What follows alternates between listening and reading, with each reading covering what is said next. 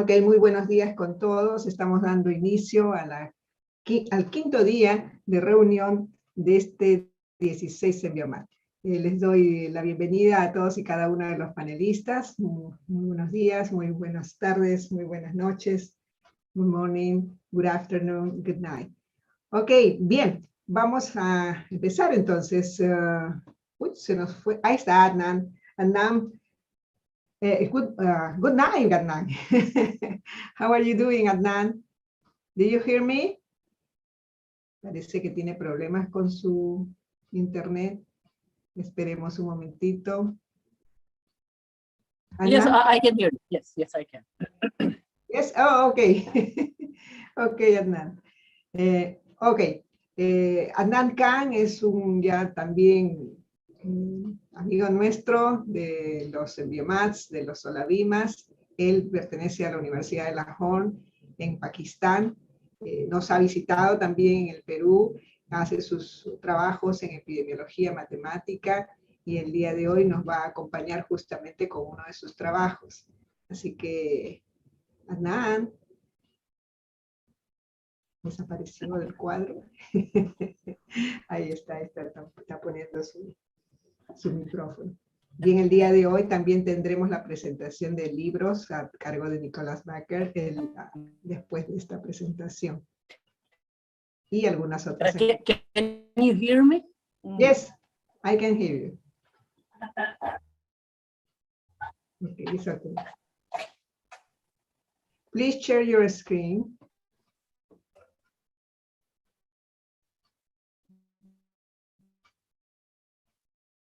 Recordar a los participantes, a los asistentes, por favor, colocar su nombre completo, no se olviden. Ya vi, el día de ayer ya lo habían hecho. Ok. No te escuchamos. I don't hear. I don't hear you. All right. Can you hear me now? Yes, please share your screen. Okay. I can hear. Yes, I can hear.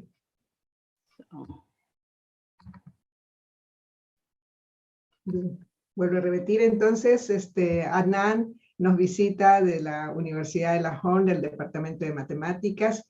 Es amigo nuestro ya, es un cotidiano dentro de los SEMBIOMATs y los Solavimas, así que el día de hoy nos vamos a dar la charla acerca del modelamiento y la transmisión del COVID-19, lo bueno, lo malo y lo feo. Ok, Adnan, you can begin. Roxana, how much time do I have? Oh, 50 minutes and 10 of questions. All right. Thank you very much. If I'm running over because I talk a lot and usually not very interesting, please stop me. Okay, I'm going but I'll try to finish early. And then, okay. Thank you very much to the organizers. I'd like to express my gratitude, and especially to Roxana for inviting me to share my thoughts on modeling of COVID. It's always a pleasure being in Peru. Hopefully next time we might just have the conference in person, and as I said, it's always nice being there. So I'm going to talk about transmission models, and I will introduce a model that we sort of proposed, and we did some estimations and projections using that model, but I'll talk about other models as well. And the idea behind the good, bad, and the ugly is that ever since COVID started in December 19, but really it hit the headlines in February 20, there has been a slew of models, lots and lots of models that have been proposed, and there have been mixed results. Some of the models have been somewhat decent, some have been very, very bad, and a lot have been sort of okay in the middle. And I'll tell you what I mean by good or bad once we get to the actual models. And so here's one example. So these are all blurbs about a model which I think not just people who work in the area are familiar with, but a lot of people who just read the news. This is the Imperial College model. And in March 2020, they predicted that 2 million Americans will die by May if a complete lockdown is not implemented. And once that didn't happen, of course, thankfully, there were deaths, but not that severe. Then they said that, well, you know what, our model predicted this, and because of that, there was a lockdown, and we saved 2 million people. That was one take on it, that when your model predictions are wrong, and they're wrong in the nice way, that you predicted lots of deaths and not that many people died, you say, well, you know, there were control measures because we predicted so. But perhaps that was being a little bit facetious on their part, and so they were wrong. The model had lots of inbuilt assumptions which were opaque for one, and then probably incorrect. And that's why it gave really, really high death rates. A lot of models that were developed early on did the same because not enough was known about COVID. So this is from the Bloomberg School of Public Health. John Ioannidis is there. He's you know, an epidemiologist and a modeler, and he was very unhappy with these predictions. It's not just this model. There was another model developed by the University of Washington. I think it's called the IHME model, after the institute it came from. And they really underpredicted mortality and stuff. And then, of course, so the point is that, did models do a good job? And were their predictions on target, or, you know, within a ballpark? That's the kind of question I'm going to ask and try to answer with a few examples. Of course, it won't be a survey of all the literature. There are perhaps around 10,000 or so papers on math models of COVID-19 out there, so I can't do that. But I'll try to give some representative models, some models which were decent, some which were not so, and some which were disastrous. By the way, if I say something which sounds suspect, or you disagree, and your disagreement is strong, do stop me in the middle and tell me that I'm not making sense. Sometimes that happens. All right, so the next few slides, I would request the professors and the grad students to bear with me. The next few slides are basically towards an undergraduate audience, if there's any, so that they sort of have an idea of what we're talking about, and people who don't work in epidemiology. But I promise after like the next 4 or 5 slides, I'll get back to the good stuff.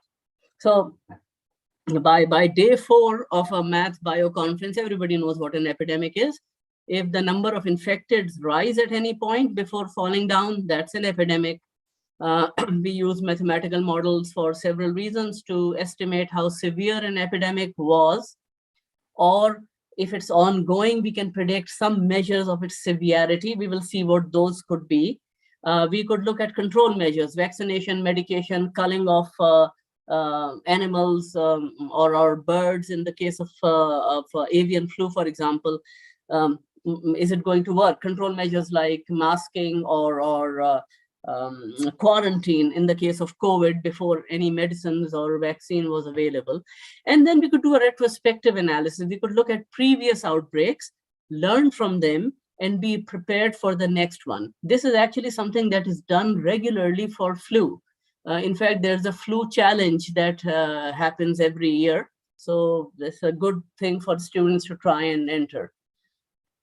Okay, so these are, so what? Why do we need epidemiological models, right? So they allow you to predict what you don't know, things like costs and benefits of control strategies, whom would you want to vaccinate, what's a good level of vaccination. By now, everybody's aware of terms, not just people who work in the area, but people in the general public are aware of terms like herd immunity, right? What kind of vaccination levels would give you herd immunity according to various models? Again, with diseases like the swine flu or the Congo virus disease, where the disease is transmitted, the Congo is transmitted through a tick to animals to humans. Maybe animals need to be culled. You want to, or the swine flu, you want to kill some pigs off unfortunately, to prevent the disease from spreading. So how much of that should happen? Vulnerable populations in COVID, we know now that there are people who are more susceptible to a severe infection. These are people with comorbidities or people who are older than 65. They are more susceptible to a severe case of COVID. And then things like what people would be infected at the peak of the illness. This is something that's very important because this would allow the public health authorities to be prepared with the number of beds, oxygen tanks, so on and so forth, having some handle on this. Of course, these numbers won't be exact, but if they are in the ballpark, they can all help. So those are some reasons to look at math models. What kind of models? There are various ways to bunch them. This is my stream of consciousness kind of answer to that. You could use time series statistical models, an example of which could be time series analysis. So here you, for example, a multiple regression model, a simple linear regression. You have a variable, say the number of infected. You want to understand how it's related to some other variable, say the number of infected in the past, or temperature variations for some diseases. That's important. So you have a variable, you want to see its dependence on one or more other variables. That's the kind of a regression model. There are more complex time series analysis that people have come up with, more informed by putting thought into it, but they do not take particular diseases into consideration.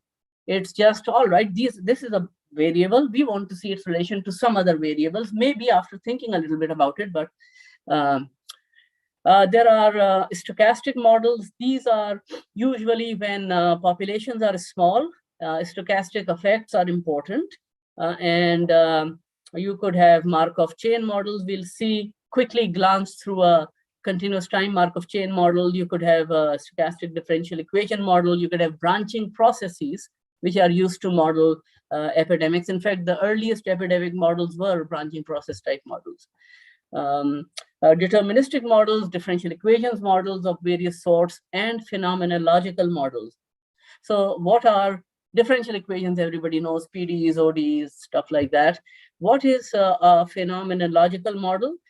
These are models in which you don't basically, you assume a form of a curve or growth curve, like the logistic curve, and you try to fit it to some data for the disease. Again, not informed by a particular disease dynamic, but you assume that for example, you could assume that all epidemics are initially exponential. You could assume that, and then try to find what's the exponential growth rate for this particular outbreak, which people did for COVID, by the way, as we will see.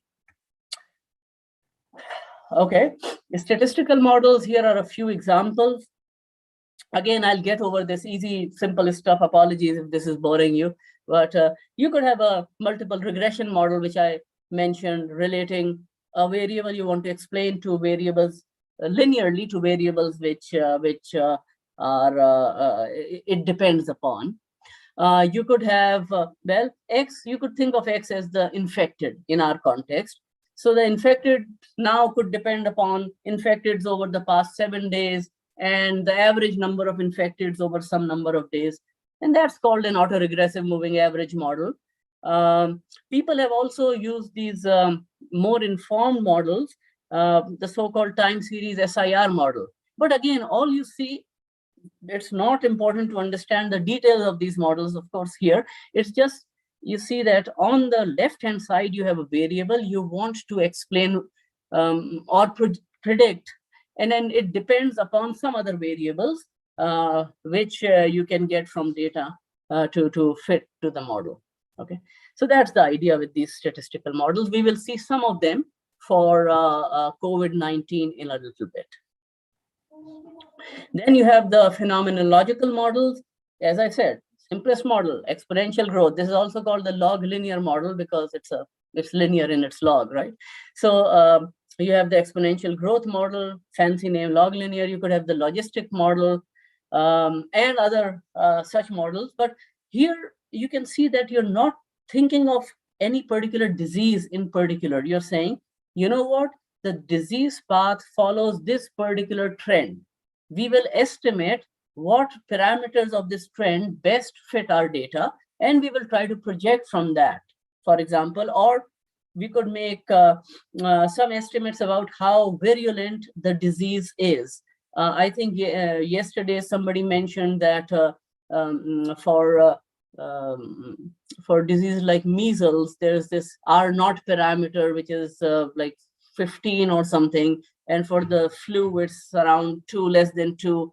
So we want to have some measure of how bad a disease is, how virulent it is, how fast it will spread. And you can do that by estimating parameters of these models. But again, no dynamics of the disease comes into play in setting these up, either this or the time series kind of analyses. And you have these models, which is how I make my living, or I have for the past few years. And these are based on the idea that you actually, these are mechanistic models. And the idea is you somehow plug in the dynamics of the disease. For example, the SIR model, by now everybody's tired of listening to this, but I'll go ahead and say it anyways. It just assumes that there's a bilinear incidence. So if a susceptible meets an infected, with some probability, the susceptible may fall ill, and then by and by infecteds would recover. Okay, it's a simple model, very, very simple idea. And there are many, many assumptions behind it. For example, we are not talking about the infectious, the incubation period of the disease. Which is okay. I mean, you know, we could incorporate it easily. The big assumption, of course, is that the population is well mixed. So the way I think of it, whenever I'm explaining it to myself or someone else, is that we take everybody, put them in a big drum, and we roll them around. And then everybody's homogeneously mixed. So there's no spatial structure.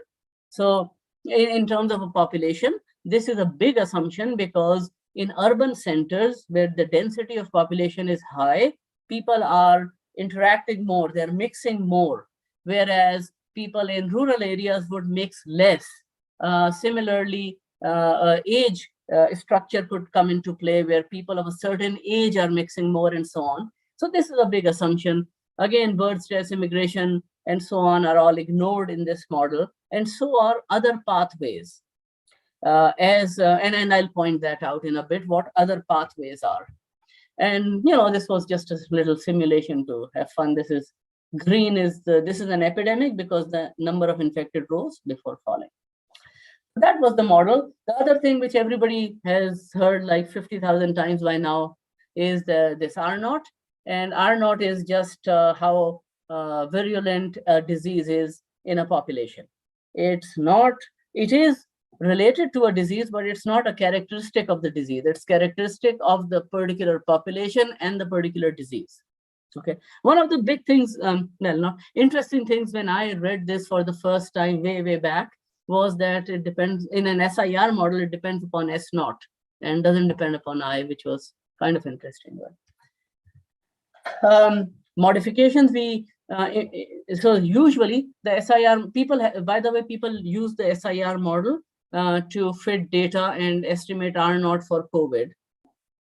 And a lot of times they were quite a bit off, because important pathways of COVID transmission were not included. The single most important pathway which should be included in any study of these mechanistic models for COVID is the asymptomatic component. So these are people who don't have disease symptoms and yet are infectious, and they are spreading COVID. And I think they played a big part in how COVID spread. Other things which in other circumstances could be important is vector dynamics. With diseases like malaria, where mosquitoes are important, you probably want to model mosquito population. Similarly, as I said, asymptomatic individuals in COVID. For Ebola, A big issue was that people in many countries where Ebola outbreak occurred, this was the 2014 outbreak, we did some models, people would touch the dead. And that was the cultural thing. But Ebola is transmitted by fluids, bodily fluids, and hence that was causing a lot of trouble. So, that funeral rites and so on, somehow you need to put that in your model. The point being that a basic SIR model is skeletal, but to model it, to make it reasonable for any particular disease, you need to add all these dynamics, which may be important for that disease. Finally, another thing which is useful to do is to inform your models with data that's available. Without data for a particular outbreak, you can say some general things about the qualitative nature of the disease if you've modeled all the important transmission pathways. But in a particular population, you really need to inform it by data. You need to understand data. So no data is clean. I mean, no data is perfect. So I remember that Richard Feynman, in surely you're joking, Mr. Feynman says that one day in a physics textbook, he read about a ball. There were data given about a ball rolling down an inclined plane, and the data was exact, right? What the equations of motion would say. And he said, no human being who's ever collected data has ever collected data that nice, right? There's always noise in the data. Noise in data for diseases would include a big thing would be case infection ratio. Not all infectious people or people who are infected are reported as cases, right? Because you might not go to the doctor. And then, so suppose, what about asymptomatics, right? You could be asymptomatic. And even if you do go and report, maybe it's a false positive. Things like that. So the data is always going to be noisy. You've got to understand the noise in your data.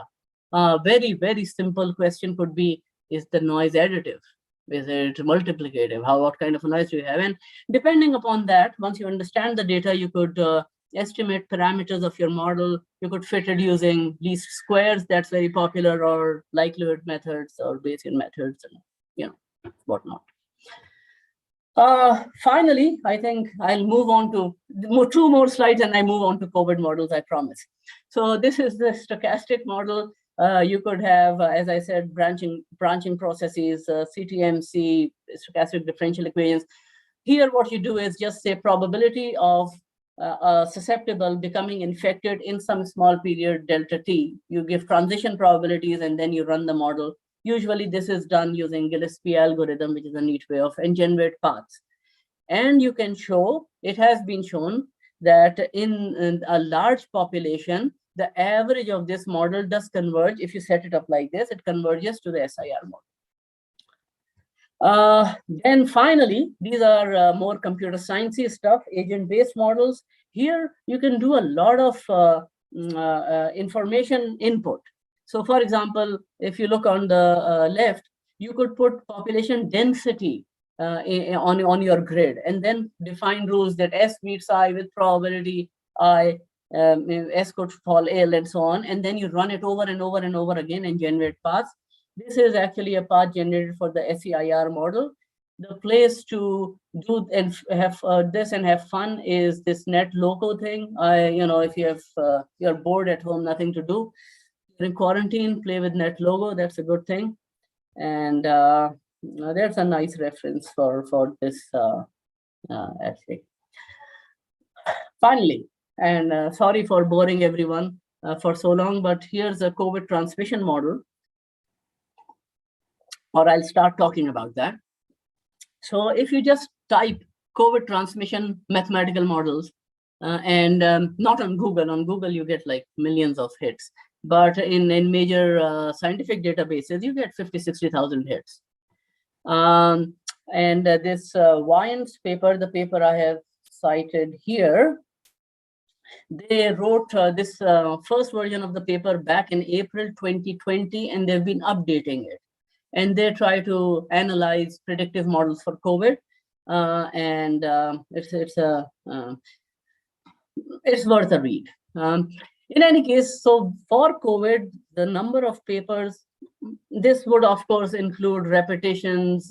You have on various databases, you have repeated hits for the same paper. You get around more than 200,000 hits now, and around 10,000 which have some modeling thing written in the title. So the bottom line is lots and lots of papers have been written on COVID. The really nice ones are, of course, few and then far in between. What kind of models were used? Early on, there was lots and lots of phenomenological models. People tried to say, this is the exponential phase of the disease. We will try to fit an exponential and see the growth rate from which we can estimate R naught given certain things. So serial interval needs to be known, but they tried to estimate R naught using these basically logistic model and its brothers and sisters, lots of similar models. Then for even some of these phenomenological models try to predict, which was something new to me. I always thought they were just used for understanding a particular outbreak, but they used in pretty clever ways. They used to predict, at least for the next 30 days, 60 days, the path of the disease of COVID. Statistical models, these were used to make predictions for, again, we will see some of these and we'll see how they fared. Were they good predictions? Were they bad predictions? And then, of course, my bad contribution to all of this was dynamic or mechanistic models. And we proposed a few of these, and I'll show you our predictions. I mean, one should embarrass one's own self before critiquing others. Some of the things we did were okay, others were like very bad. So, all right. So here's I hope there's a repository of all talks, so I can just put this online, and then you can click on, these are all clickable things. So look at the number of publications. These are in the thousands, I think, right? So huge number of publications on COVID-19. All right, so let's look at some models. So early on, as I said, a lot of the papers looked into these phenomenological models. They assumed a form, a growth form for the disease curve. They tried to fit it using data. And then they estimated R naught from that. For example, some people estimated various other disease parameters like the serial interval and so on. So how long does it take between this infected to infect someone who then becomes infected? That's the serial interval. And so, and as I said, I was amazed some of them made forecasts and not too bad. So here's an exponential model. This is the reference right here. And they fit data. And this is very early on, right? This is like March, maybe end of March type of a thing. And they did it for specific regions. So Lombardy, for example, and they did it for the entire country. And I'll talk a little bit about what makes more sense. I mean, it might be just obvious to everyone that doing it for a specific region is more sensible, because dynamics in a specific region are quite unique because of so many things, right? And here's their R naught estimate. So they had they took various estimates of serial intervals, and then based on that, from the exponential R, the growth rate, that you're able to predict R naught. And R naught for COVID is, it has all kinds of values between 2 and 4. So you could say that's all over the place, but at least it's not 15, we know that, and it's not 1.2. So they did a decent estimate. This is the kind of ballpark everybody is now getting for R naught over a certain period of time. Then there are statistical models. So this was interesting. There's a simple multiple linear regression model, very simple idea. Y is the number of infected, of course, and And as you can see that this is the reference, but oh, did I say? The forecast, so they had data up to, I think, 28th of July, and something like that. And then they wanted to make a prediction a couple of weeks, 3 weeks in advance. And their upper and lower estimate, this is, I think, their confidence interval was, their upper estimate was around 55,000, lower estimate was 48,000, their actual prediction was 52,000. And what the number came out was 63,000.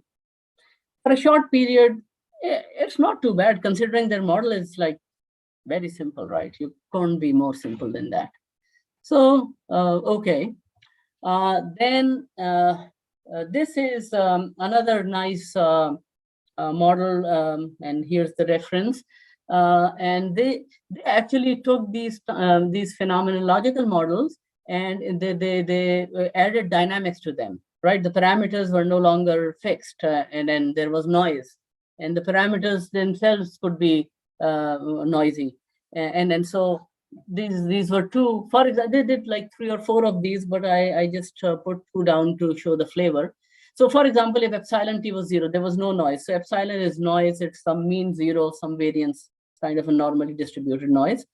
And so if you put it 0, epsilon t here, then you just get the Gompertz model, right? It's a simple Gompertz. Similarly here, if you kill all the noise, you'll get a simpler model. But they took these models and they fit the data. And, some of their models did a decent job. This is up to 12th of April. So their data was up to, I think, 13th of April, right here.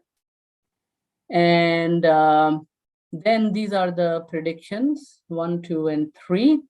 And actual cases on May 10th, which is around here, was 3,547. And, some of these, their models were undershooting by a bit. But at least this guy, the dynamic Gompertz model, it does a good job. So look at where's May 10th, right here. It's like 4,000 and so, and the number of cases were 3,500. So not a bad job, I mean. And I'll tell you the bad jobs which are coming up. So then you'll appreciate. So one of the things to note is none of these guys are making long-term predictions for now. Everything I've shown is like 2 weeks, maybe a month. And here's something I actually work in, and which was mechanistic COVID models. And again, one of the things that people wanted to add early on, there were only non-pharmaceutical measures like quarantine, isolation, masking. Masking would reduce the contact rate, and that's how it translated into the model. And social distancing, which would also reduce the contact rate, right? So these were available, and then you got remdesivir, and then somebody suggested you drink bleach, which of course I hope nobody did. But there were actually genuine medicines, antivirals, which came into the market, and now of course we have vaccines, thankfully. So could we add all of these? And we do a scenario analysis. Of course, these models after the fact are okay to understand what happened, but the real power is, could we give a few scenarios that if half the population masks, then what would happen? If the masks are this effective, then what would happen? And so on and so forth, right? So that's what a lot of these models did. This is a nice model by Eikenberry, Abba Gomel, and those guys. And it looked at masking, essentially. This came out in April 2020.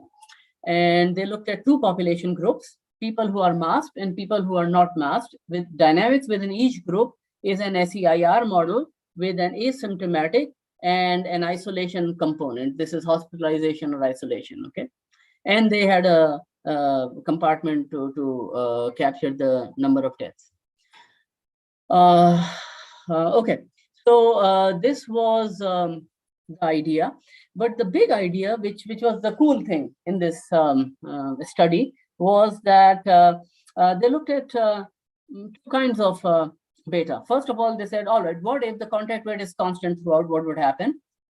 And then they said, all right, what about the contact rate? Actually, once control measures come into place, the contact rate would be some fixed rate before the measures come into place. And once you start those control measures, and then you could play around with what would happen if you started them a week from now, what would happen if you started 2 weeks from now. So you could do nice scenario analysis here. So once you have control measures, then by and by their beta would be reduced to some minimum level of contact. So that was the idea. And these were the results. And they did this for Washington State and New York State in the paper. And so they looked at, all right, what percentage of the population is masked and what is the efficacy of the masked population. And then they did, again, beta naught was some fixed beta. And then what if beta naught was variable after, as time went on. So here's the actual deaths and these are the number of deaths, right? The actual deaths in Washington as of May 2020 were around 1,000. And this is around 1,000. So 50% of the population was masked. They are within ballpark. Actually, here with the variable beta, they are within ballpark even if 20% of the population was masked. And we know that by May, especially in big urban centers, there was lots of drive to mask up, right?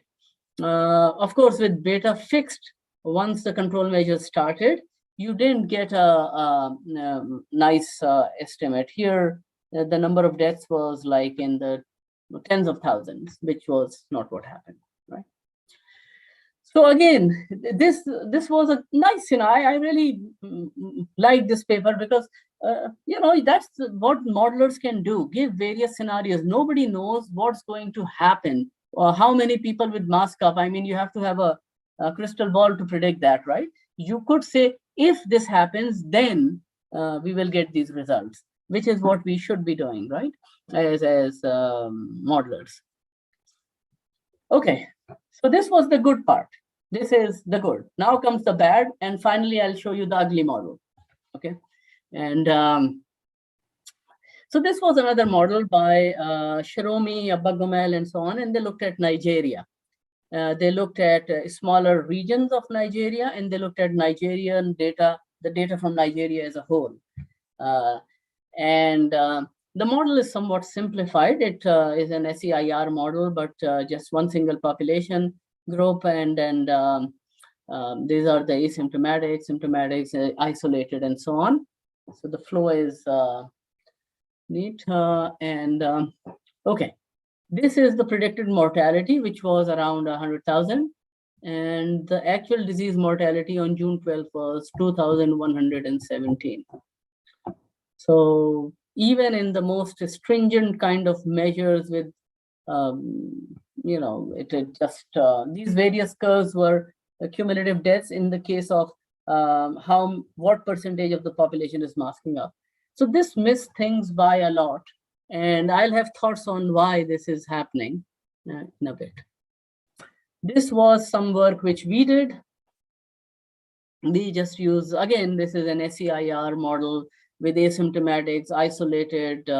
We even looked at scenarios where if antiviral was available and it reduced the duration of the disease, which is what antivirals were doing. This was the time when remdesivir had actually hit the market. Then what would happen? And these are some of the scenarios we created. This was a scenario in which very strict lockdown was imposed by the government, and the contact rate was reduced to maybe 80% of the one before these control measures were in place. So people were socially distancing as well, essentially. The actual peak in Pakistan of the first wave, by the way, happened in July 1, and the maximum number of infected was 108,000, the number of active cases essentially. And, the peak in all these scenarios we have made is happening around first week of July, early July, not too bad. It's happening, this is, 120,000, sort of, okay, you're in the ballpark, so not bad. And I'll show you bad on the next slide, okay? You could say, well, this is bad as well, but it's sort of in the ballpark is what I'm saying. These are the number of deaths we predicted, okay? Same model, we took the data till a certain point, we fit that data to estimate parameters, and then we were forecasting. That's the idea, right? And look at the forecasts up to December 28. So on December 28, 2020, the cumulative deaths in Pakistan were around 10,000. We were predicting, in the best case, if everything went right, more than 150,000 deaths. So the mortality was just way off. I mean, this is like, we were predicting doomsday, and it didn't happen. So this was very bad. This is not a good prediction. So it fell down much quicker. The disease curve fell down much quicker than we thought it would. And all right, so, and finally, I come to these phenomenological models. This is a model, this is the ICL model, the Imperial College London model. And this has been much criticized, and I'll show you why it's been criticized. And then the model was, they had some kind of a function they wanted to fit, but the parameters were sort of varying over time in some probabilistic way. So I have the reference right here, right here.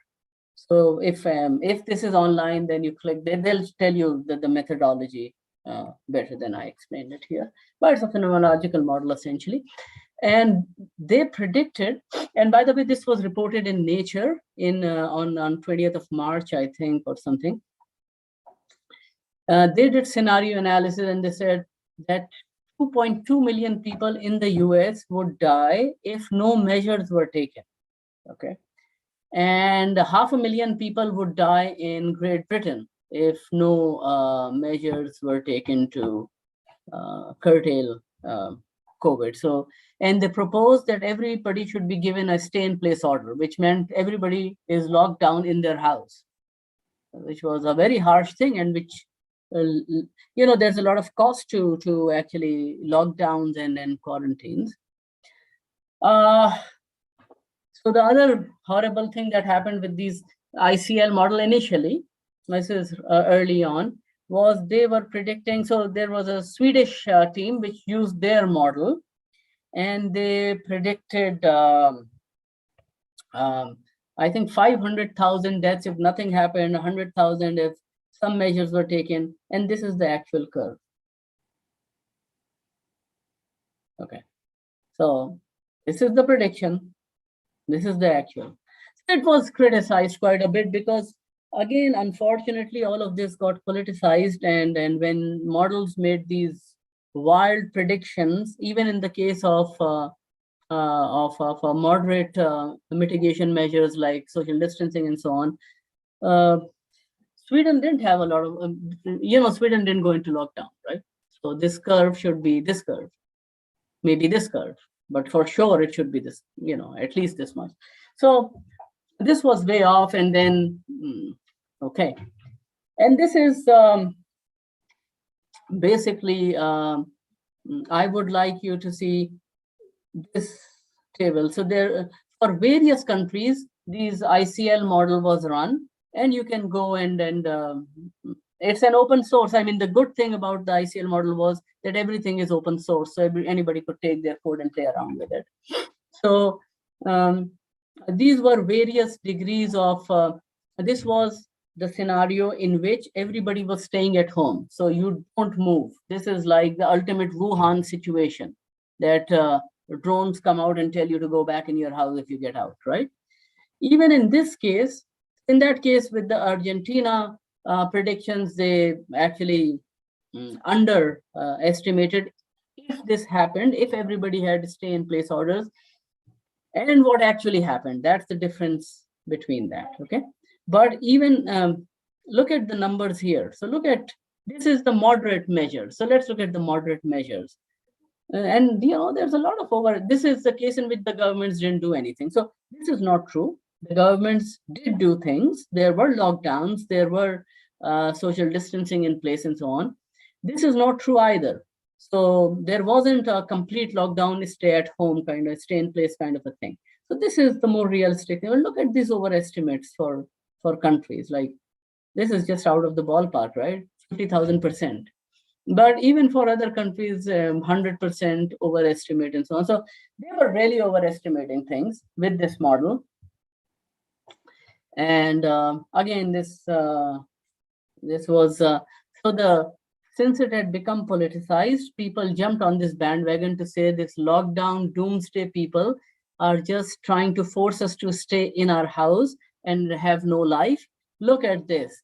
The data and the predictions are just not matching up. This is a paper by the Swedish group which used the ICL model, and this is the actual.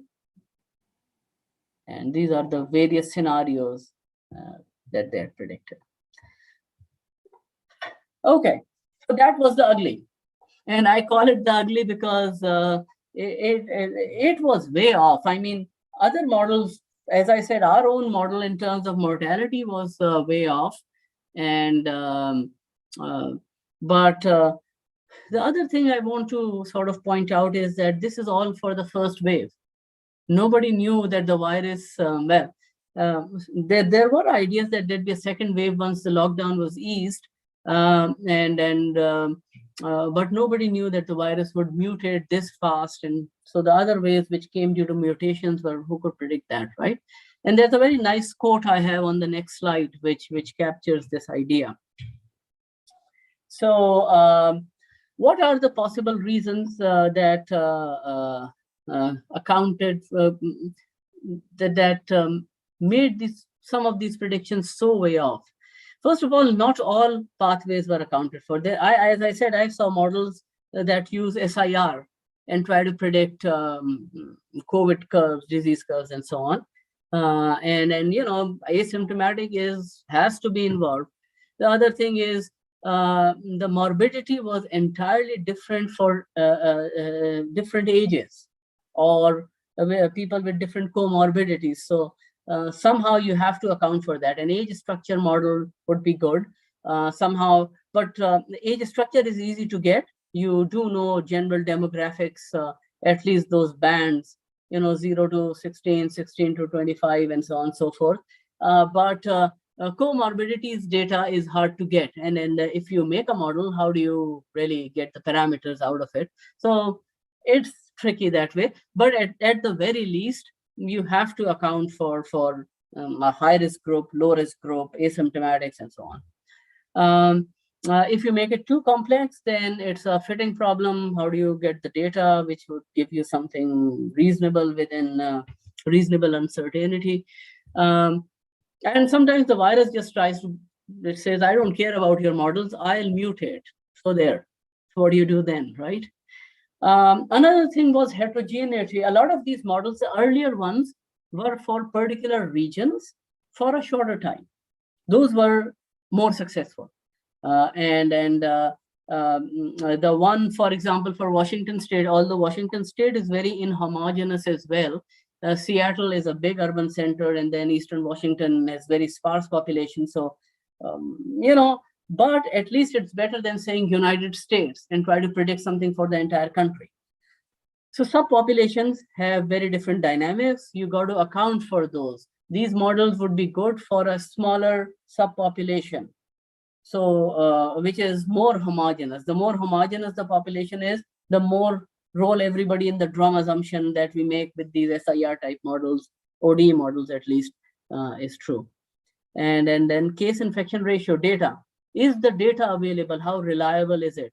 By the way, I would like to mention that our friend Anuj, who will give a talk, has also got a very nice study on why these models and his suggestions on how you can improve. So I think it's in Letters in Biomath if anybody's interested. I think so. But Anuj has that's one of his papers. It's good on this thing. Okay. So should we just check out all the models and retire, and then what do we do?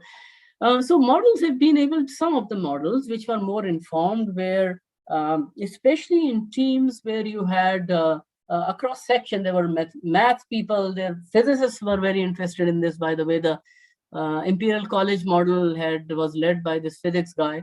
But if you have epidemiologists, and so it has to be a collaborative effort where you put in the right information in the models, where if it's a mechanistic model, the dynamics have to be coded in well.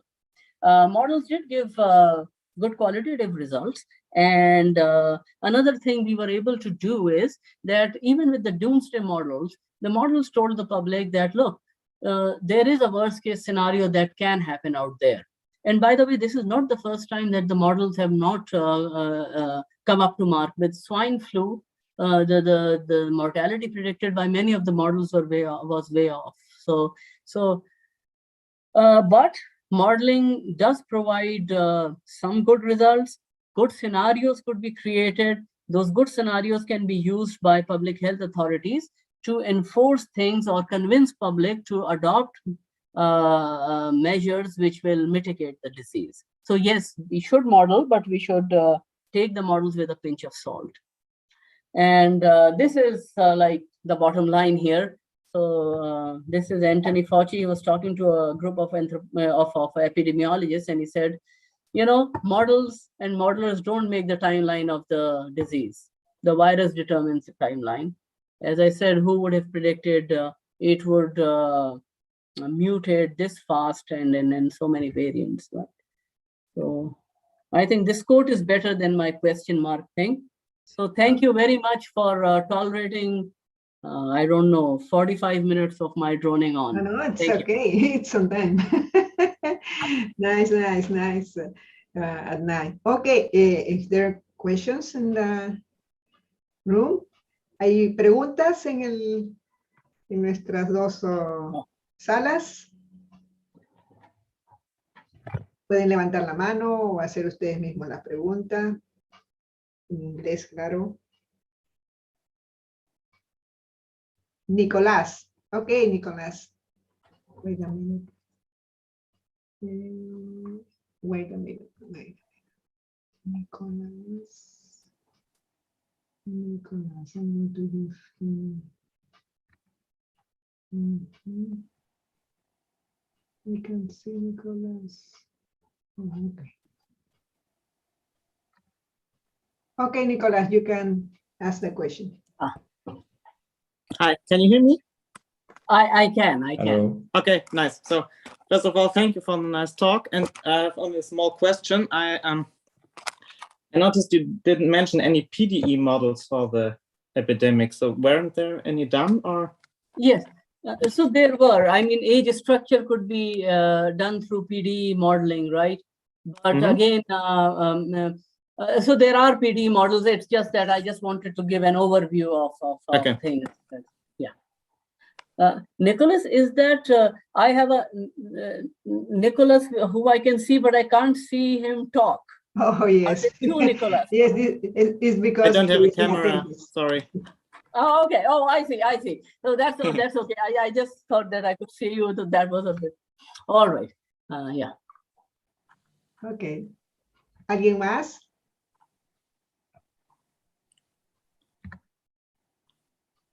It's not the same Nicholas. We have two Nicholas. One in the panelist room and the other one is in the attendist room. Yeah. Okay. There's no questions. Do you want to say something more, Adnan? No, I would just like to ask you if there's a repository of the talks. So I would like to sort of go back and look at some of those talks, and then I have links in my slides if anybody's interested. Don't know if anybody would be, but you know, just to So is there a place where you're putting all the talks Yes. up? You can send me the slides and I'm going to put in the webpage, okay? All right. All right. Déjenme ver. Ok, no hay ninguna otra pregunta. Anand, what are you doing now in your research? So I mean, I've been inspired by some work, and I've been trying to think how we can use machine learning methods and along with these SEIR type models. And so that's I'm trying to sort of get into that area. It's a challenge. That's good. Okay, Anand, thank you very much for your talk, your nice talk. I appreciate also your talks. Maybe someday you can return to Peru again. Okay. I'm very hopeful that next year we might just be at the point where we have accepted COVID as a reality, and it's also blunted in its mortality and so on. The transmission might be high, but still it's not that bad, and enough people have been vaccinated. So I'm very hopeful, and I really hope to return to Peru. Yeah. Okay, thank you very much. Say hello to your wife. Bye. I will, thank you. Okay. Bye, Roxana. Bye. Bien, nos preparamos entonces para dar la bienvenida en unos, sí, ya podemos irlo presentando. Nicolás, bacán. Ok, vamos a hacer entonces la siguiente presentación. Como les indicaba, este Sembiomat ha tenido, tiene y va teniendo diferentes tipos de actividades. Y justamente una de esas actividades coincidió con una amable invitación de Nicolás, enviando sus libros justamente para que le diéramos una promoción de ellos, sobre todo porque están en castellano y hay mucha literatura que siempre los tesistas y los mismos colegas solicitan que estén en castellano. Pues Nicolás escribe en francés, por el francés. Sin embargo, ha hecho un esfuerzo junto con otros colegas españoles justamente por lograr tener estos libros, pero es una forma muy particular que él nos va a explicar de qué se trata, cómo es la metodología de haber traducido estos libros al castellano. Entonces voy a dejar con ustedes a Nicolás. Thank you very much, Nicolás, to stay here. We are very pleased to have you. Then we want to hear you about this book that are going to be very useful for everybody. Thank you, Nicolás, and you can begin. Yes. Can you hear me first? Yes, we can hear you. Very well. But you cannot see my screen, no? Yes, your screen is not so, but we can see if you Okay, can. I put it. Full screen. Yes. Okay. Yes, affiché. Is it better like this? Let me see.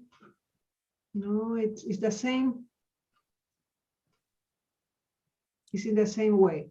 We can see it. We can see it, Nicolás. It's good. It's good? Yes, it's good.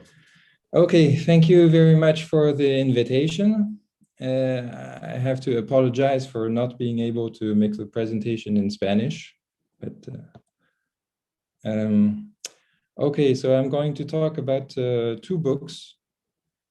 One which is available both in Spanish and in Portuguese, and the second one which is available only in Spanish.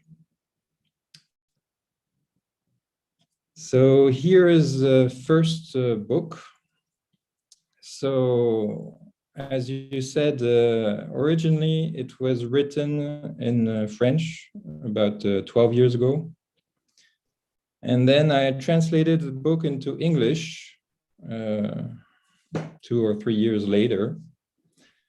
And recently, as you may have heard, machine translation has made quite a lot of progress.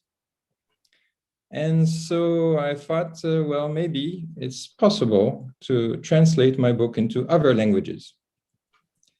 And so one of the first language I thought of was Spanish. And of course, you cannot rely only on machine translation because the result is not perfect. But if afterwards you ask some colleagues, Spanish-speaking colleagues, to correct the mistakes made by machine translation, then you get a result which is quite good. So here you can see the cover page of the book, and the two colleagues are Raphaël Bravo de la Parra. Excuse me, Nicolas, are you changing your slides? Because we don't see that. You don't see it? Are you changing your slides? I'm on the normally we you don't should see the the change book of cover. the slides. Are you in the Okay. first slide? Wait a second. Okay.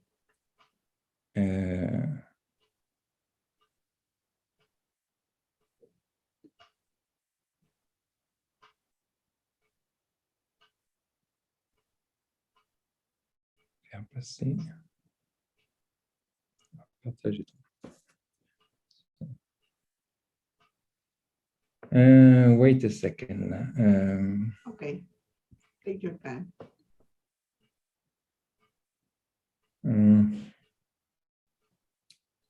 Partage est en pause, faire le passer sur le dessus votre fenêtre par un sachet. You still cannot see the book cover? No. Oh. No.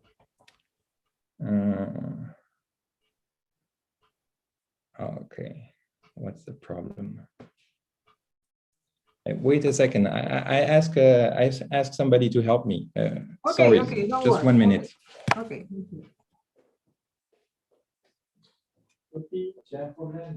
Vamos a esperar a Nicolás que haga el cambio. Fue una coincidencia muy agradable el recibir estos libros. Están también en mi Facebook. Uno de ellos, uno de los libros. Le partage est en pause. Pourquoi c'est reprendre le partage? Oui. Pourquoi ça marche pas?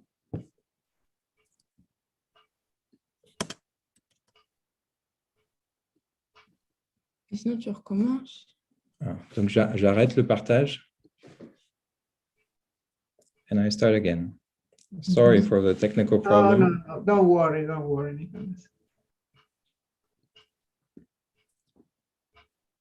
Ah, that's nice. Can you see the book cover now? Yes, it's okay. Okay. You continue. Okay, so the first colleague was Raphaël Bravo de la Parra, who is a professor of mathematics in Alcalá de Henares, near Madrid. And the second colleague is Jordi Ripoll, who is a professor of mathematics in Girona, near Barcelona. So the book is, well, the English title is A Short History of Mathematical Population Dynamics. And well, for each translation, I try to find pictures which are somewhat related to the language in which a book is translated. So what you can see in the cover, the book cover, is pictures taken in Paris. The painting is one. They're in Paris. There is an international campus, and there's a house for people coming from Mexico. So it's a painting from Mexico, and below are the three houses. The one in the middle is for Spanish students. The one on the right is for students from Argentina, and the one on the left used to be for students from Cuba. But I believe nowadays there are no more Cuban students inside. Okay.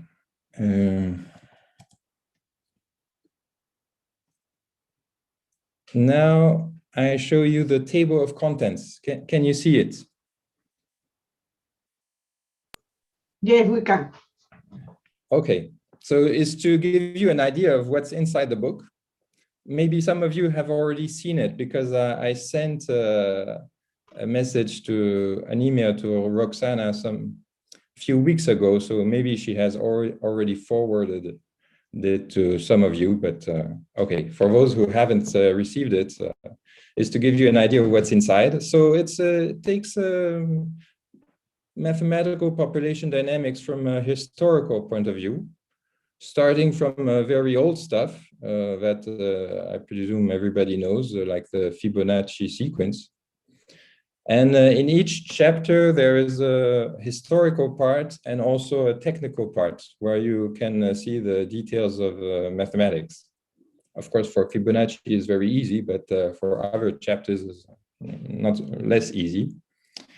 So, well, if you take of course, the choice is somewhat subjective. You know, everybody has his favorite subjects, and especially population dynamics is a subject which is quite large because it includes, well, demography, epidemiology, ecology, population genetics.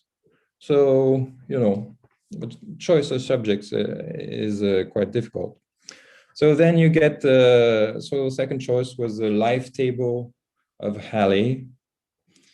And then the book goes on to discuss how Euler studied population dynamics and especially exponential growth. Then comes the famous model for the first, well, probably the oldest epidemic model, which is the one by Daniel Bernoulli for smallpox. So you get all the details about what he did in this book, in his article, I mean. Then it goes on with, to continue with exponential growth, I talk about Malthus, and then of course also Verhulst for the logistic equation. Yeah, in some sense, you can understand why I got interested in this historical stuff, because in the beginnings, several original works were in French, so it was somewhat easy for me to read them. For example, if you want to read Bernoulli or Verhulst, well, it's in French. So, but now you can have some kind of summary in Spanish. Of course, these are well known, but.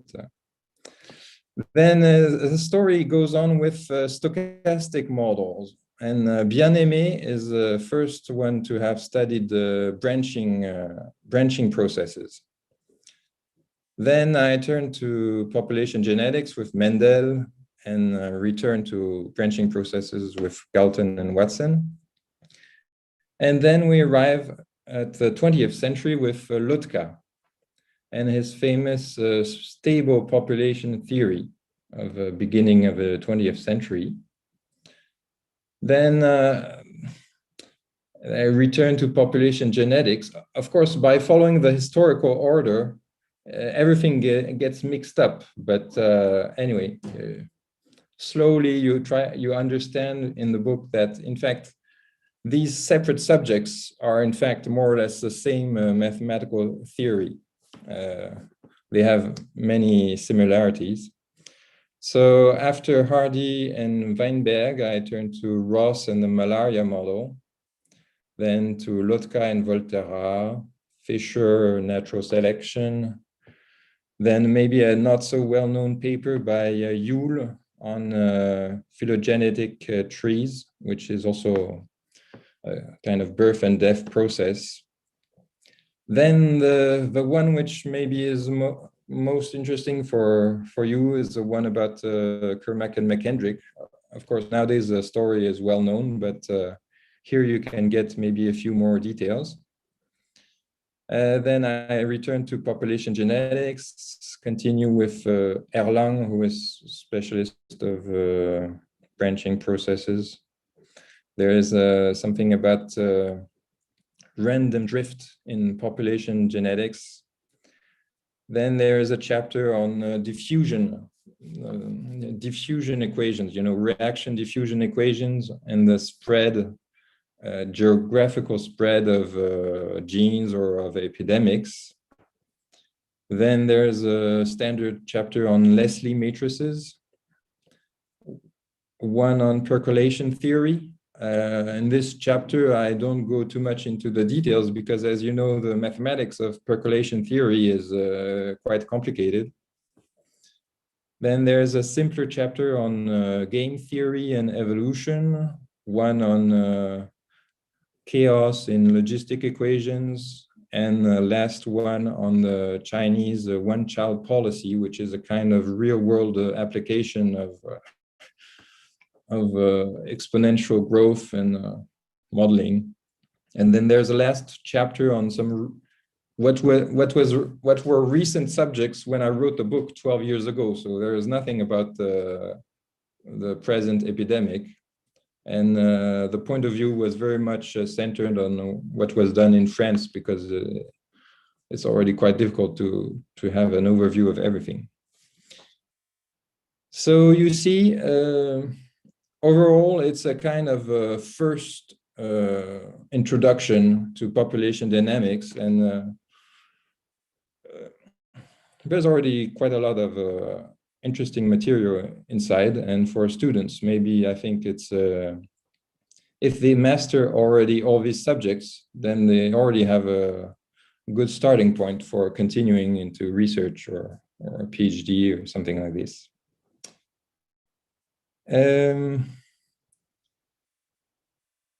You might, some people might complain that the book ends up with 1980, which is already more than 40 years ago. So it's really not really up to date, but you know, when it comes to more recent things, it's still a bit difficult to select what is important and what is not so important.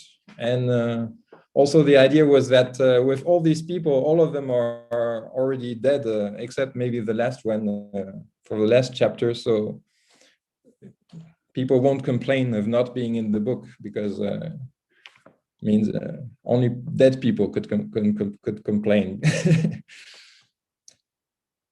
Now I show you an example of a page from the book. Can you see it, Roxana?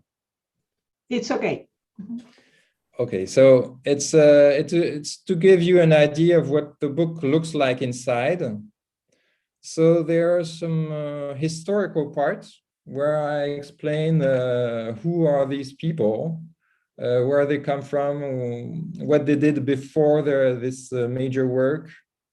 For example, here you have pictures of Kolmogorov and Petrovsky, who were famous for their model for this geographical spread of genes. But it's not just about the history, nor I tried as much as possible to include the mathematical details in the book. So you won't get the whole proof. For example, the Kolmogorov, Petrovsky, Piskunov proof of it's too long to be included into a book like this, but you will get the essential ideas behind at least their result and the results of the other people I have selected. And hopefully some of this material is not yet available in Spanish. Yeah, the problem with Spanish is more or less the same as with French or Portuguese or other languages. We have a few books, but not so much. So maybe I thought one more is maybe not a bad idea after all.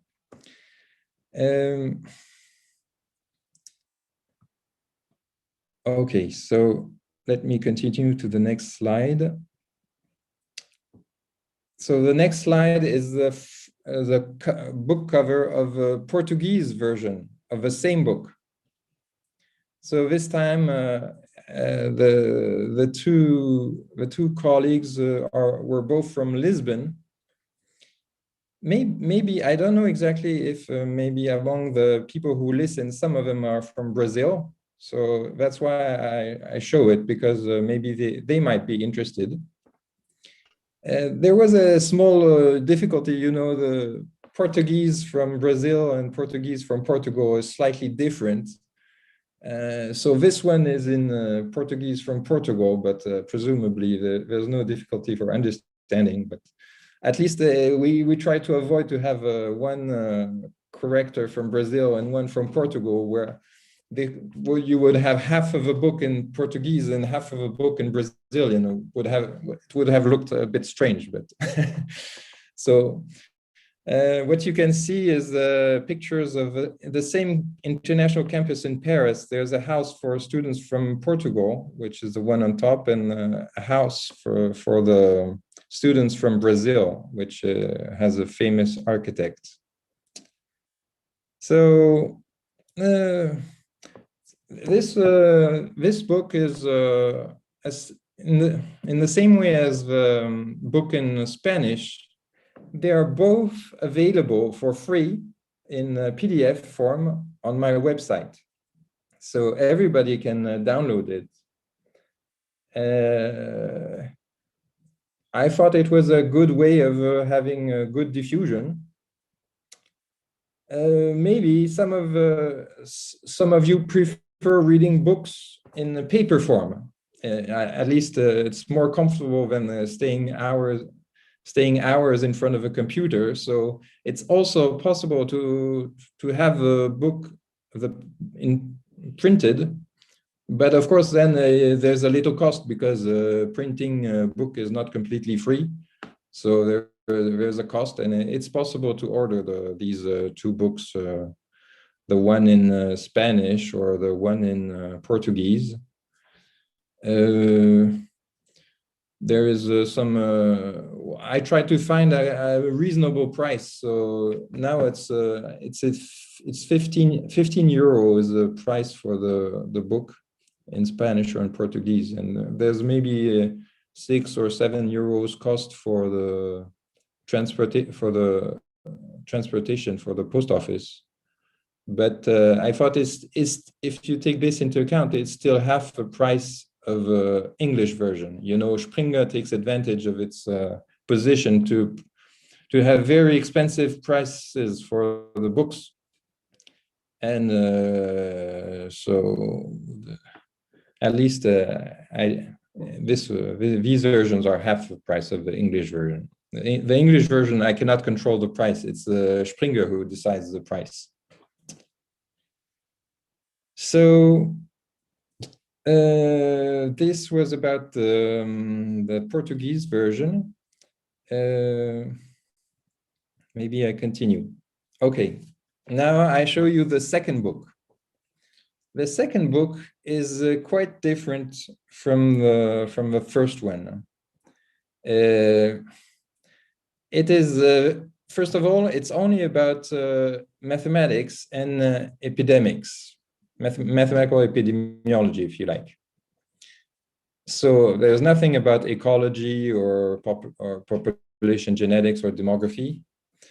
And the second point is that it is much more technical.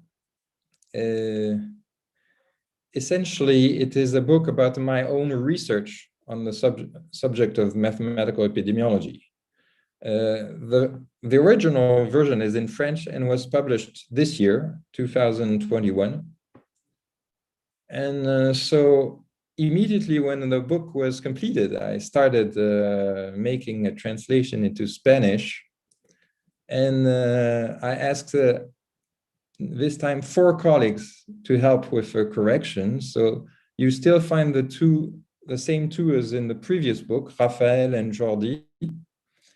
But since the book has twice more pages, we needed extra help. And this I could obtain from Javier and Silvia, who are professors in Barcelona. So with their help, it was possible to have it translated into Spanish. Okay, just for fun, the book cover has no special relationship with epidemics, but it happens to be the painting by Spanish painter who used to live in France or in Paris, so I thought it was appropriate. But so let me show you the table of contents of this second book, which is also available for free in PDF form on my webpage. So, as you can see, there is the book has 3 parts. The first part is about epidemic models with constant coefficients, which is, I would say, the standard idea of epidemic modeling. Very often in textbooks, you only find models with constant coefficients. So let me go through the details. The first chapter is about the SIR model. So you might say, well, this is quite standard, but if you have a look at the chapter, you might be a little bit surprised, because I found quite a lot of properties of the SIR model are not so well known. At least some of them I only discovered recently. I'm not talking about the general PDE model for the SIR. I mean, even for the simplified ODE model, there are still some properties that you might learn from this book. So the property which has, in my opinion, been not so well studied was the epidemic peak. We heard earlier today about the height of the epidemic peak. But how about the time of the epidemic peak? Usually in the textbooks, they forget to talk about this. They talk about the final size of the epidemic, the epidemic peak, the growth rate at the beginning, but the time when the peak happens has been understudied. More exactly, there was some work very long time ago, but in some sense it has been forgotten. And so hopefully with this book, people will learn about it again. So the second chapter is about the SEIR model. So again, this is a standard material, but since I focus again also on the epidemic peak, there is some new material, hopefully. The third chapter is an introduction to the R0. And notice that the strange word I am using for R0, reproductividad. You might say this is not the standard wording for R0 in Spanish. So maybe I can tell you why I chose this word. Where does R0 come from? It comes from the work of Lotka. But if you read the work of Lotka, then you find that Lotka calls R0 reproductivité. Lotka wrote about half his work in English, other half in French, and the word for R0 comes in the French part, and it's called reproductivité. So I thought, well, reproductivité, Spanish should be reproductividad. Maybe it sounds a bit strange. Even in French, it sounds strange, but I thought it was a good opportunity to reintroduce this word, which I found kind of better than a basic reproduction number or basic reproductive rate or things like this, or ratio. So this is a general chapter about the R0. And then there is a fourth chapter about the epidemic in France, at least the beginning of the epidemic, the current epidemic, the COVID epidemic in France. I don't know if it belongs to which category, whether it's good, bad, or ugly, but I let the colleague in Pakistan judge. Then there is a fifth chapter on stochastic models with constant coefficients, at least the early epidemic, the beginning, and then also about some SIS model. Notice that in many textbooks, it is difficult to be an expert both in stochastic models and in deterministic models. So I thought it's good to have a book where both are at least treated. I mean, even if you specialize in deterministic model, you should have at least some knowledge on stochastic models. Okay, so this was the first part, which can serve, it's approximately 60 or 70 pages. It can be an introduction to epidemic modeling for people who, for example, would have already read the first book I talked about before. The first book had only a few chapters on epidemic modeling, one about Bernoulli, one about Ronald Ross, one about Kermack and McKendrick, and also percolation. But here you will have more details. Now, the second part of the book is much more technical. It's about the question of models with periodic coefficients. You know, for many diseases, for many infectious diseases, seasonality is quite important. If the epidemic lasts more than 3 months or more than 6 months, then seasonality is likely to play a role, especially for airborne diseases or also for vector-borne diseases. You know, usually the vector-borne diseases are transmitted by insects like mosquitoes, and they're quite sensitive either to temperature or to rainfall. And so in most countries in the world, you have some kind of seasonality. And this point, of course, people have thought about it before, but since the mathematics is more technical than models with constant coefficients, the subject of models with periodic coefficients has been a little bit neglected. And in particular, there's one basic question which was not well treated, is the question of R0, the basic reproduction number. What is R0 in models with periodic coefficients? And this was the kind of subject I have been studying for a long time, maybe during 10 years.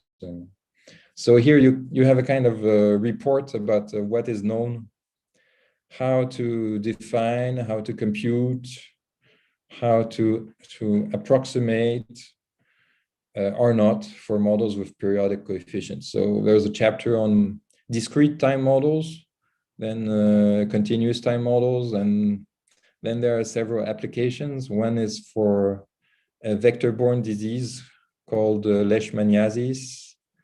There's a chapter with a focus on chikungunya. And then there's chapter 10 is a special case where the periodic function is a cosine. So, okay, so let me show you the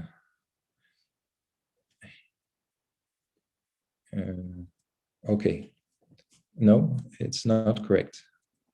Okay, so this is still the table of contents. There's a chapter on resonance, a chapter on plague in India.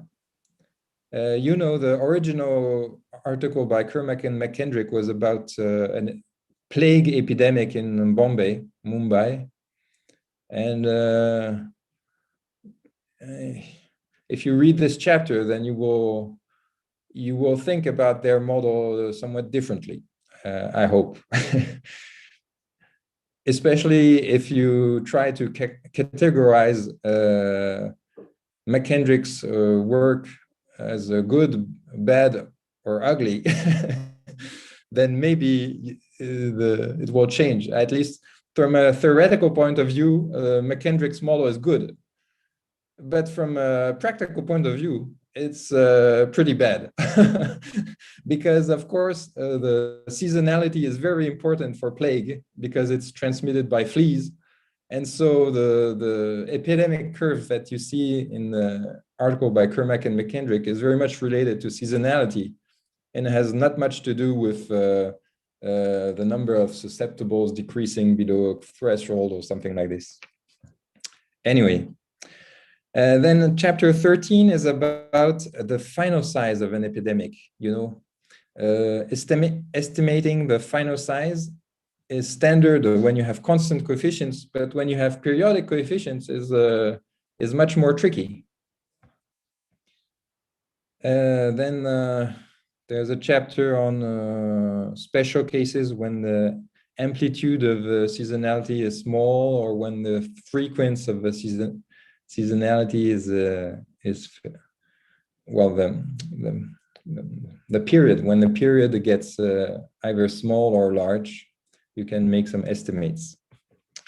And then there is a chapter for endemic diseases. Yes, the question is, you have two kinds of models which are essentially epidemic, where the epidemic ends up after some time, and you have models where the disease becomes endemic. It stays all the time, and you want to study the persistence of a disease or whether it will disappear. So this is for a case where you have seasonality. And then the third part was about stochastic epidemic models with seasonality, with periodic coefficients. So it gets more complicated, but there are still a few things that can be proved, especially with birth and death processes. And the final chapter is about an endemic disease with seasonality and with stochastic effects. So the last chapter is really the most difficult chapter in the book. Now, the next page shows you what the book looks like inside. So you see the difference with the first book. There's much more mathematics. It's a kind of technical. And the page I'm showing right now is the one which gives you the time for the epidemic peak in the SIR ODE model. So it's the formula on the left side of the page. And presumably a few of you know this formula, because it appears in very few places in the literature, even if it's the simplest epidemic model. Okay. Now, I just wanted to give you an overview of what the books look like. Now, they can be downloaded for free, so then it's up to you to read the rest of the book. It would take too long time to go into the details, but maybe I should say a few words about how I did this translation work. And I relied very much on a machine translation software, which is called DeepL, DEEPL, which maybe not so many people know. Most of you know probably the Google Translate, but it turns out that DeepL does produce a better translation than Google Translate. DeepL is a German company, and it gives very good results for translation. So if you want to translate your own work or some book or some articles, I just tell you how it works. So if you go to the web, it's a free software. There's a version which you have to pay, but for example, for my book, I didn't pay at all. I used only the free version of DeepL, so it is already good enough for an entire book.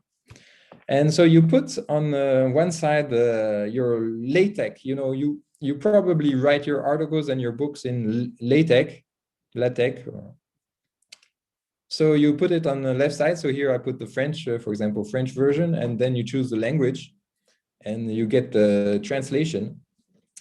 And of course, this is, I chose an example where you don't have to just put one sentence. You can put one paragraph or even 2 paragraphs or 3 paragraphs.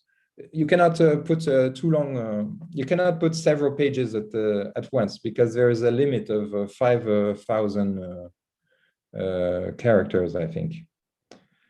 But paragraph by paragraph is already good enough. And there is one difficulty. If you write mathematics, then the mathematics appear in 2 ways. Either it's on a separate line. Then, of course, you don't ask the translation of mathematics on a separate line. Or it is inside a sentence. You can have inside an ordinary sentence, you have a few mathematical terms, not terms, no, formulas. And then you have to avoid translation because you don't want the machine to translate you don't want them to translate some formulas. They should stay as they are. So you have to pay attention. Sometimes the machine does translate the formulas, and then you have to correct this. But anyway, it works. And if somebody wants to try and has some difficulties, anyway, I can help you with some tricks.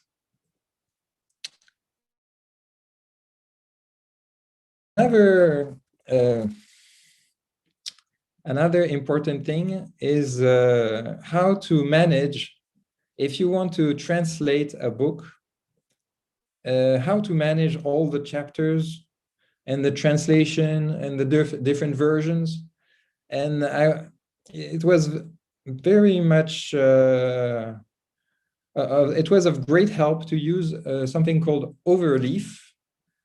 Maybe some of you have heard about it, but probably not everybody.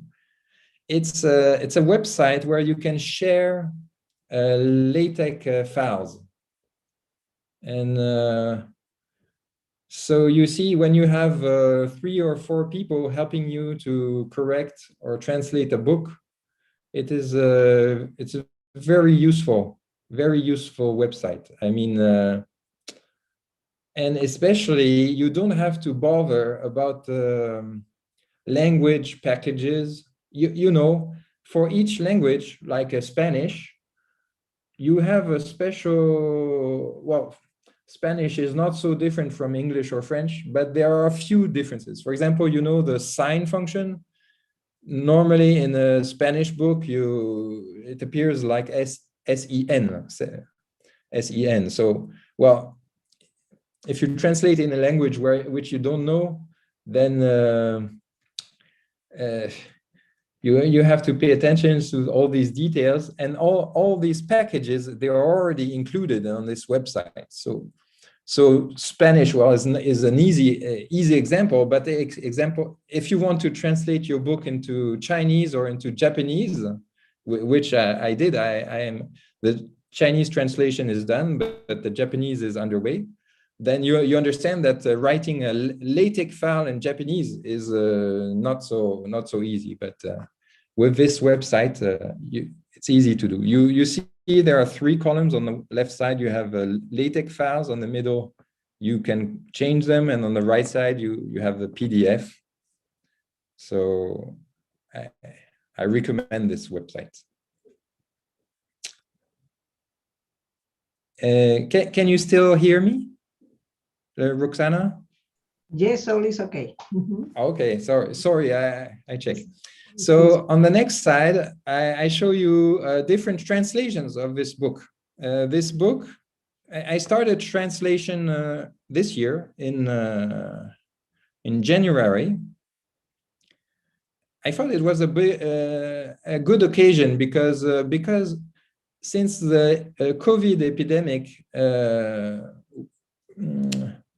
was a concern for almost all countries in the world, there was a strange thing about this epidemic. I don't know how it is exactly in Peru, but in many countries, people write about the epidemic in their own country in English. They worry more about whether their article can be read by somebody on the other side of the planet than whether their article can be read by people in their own country.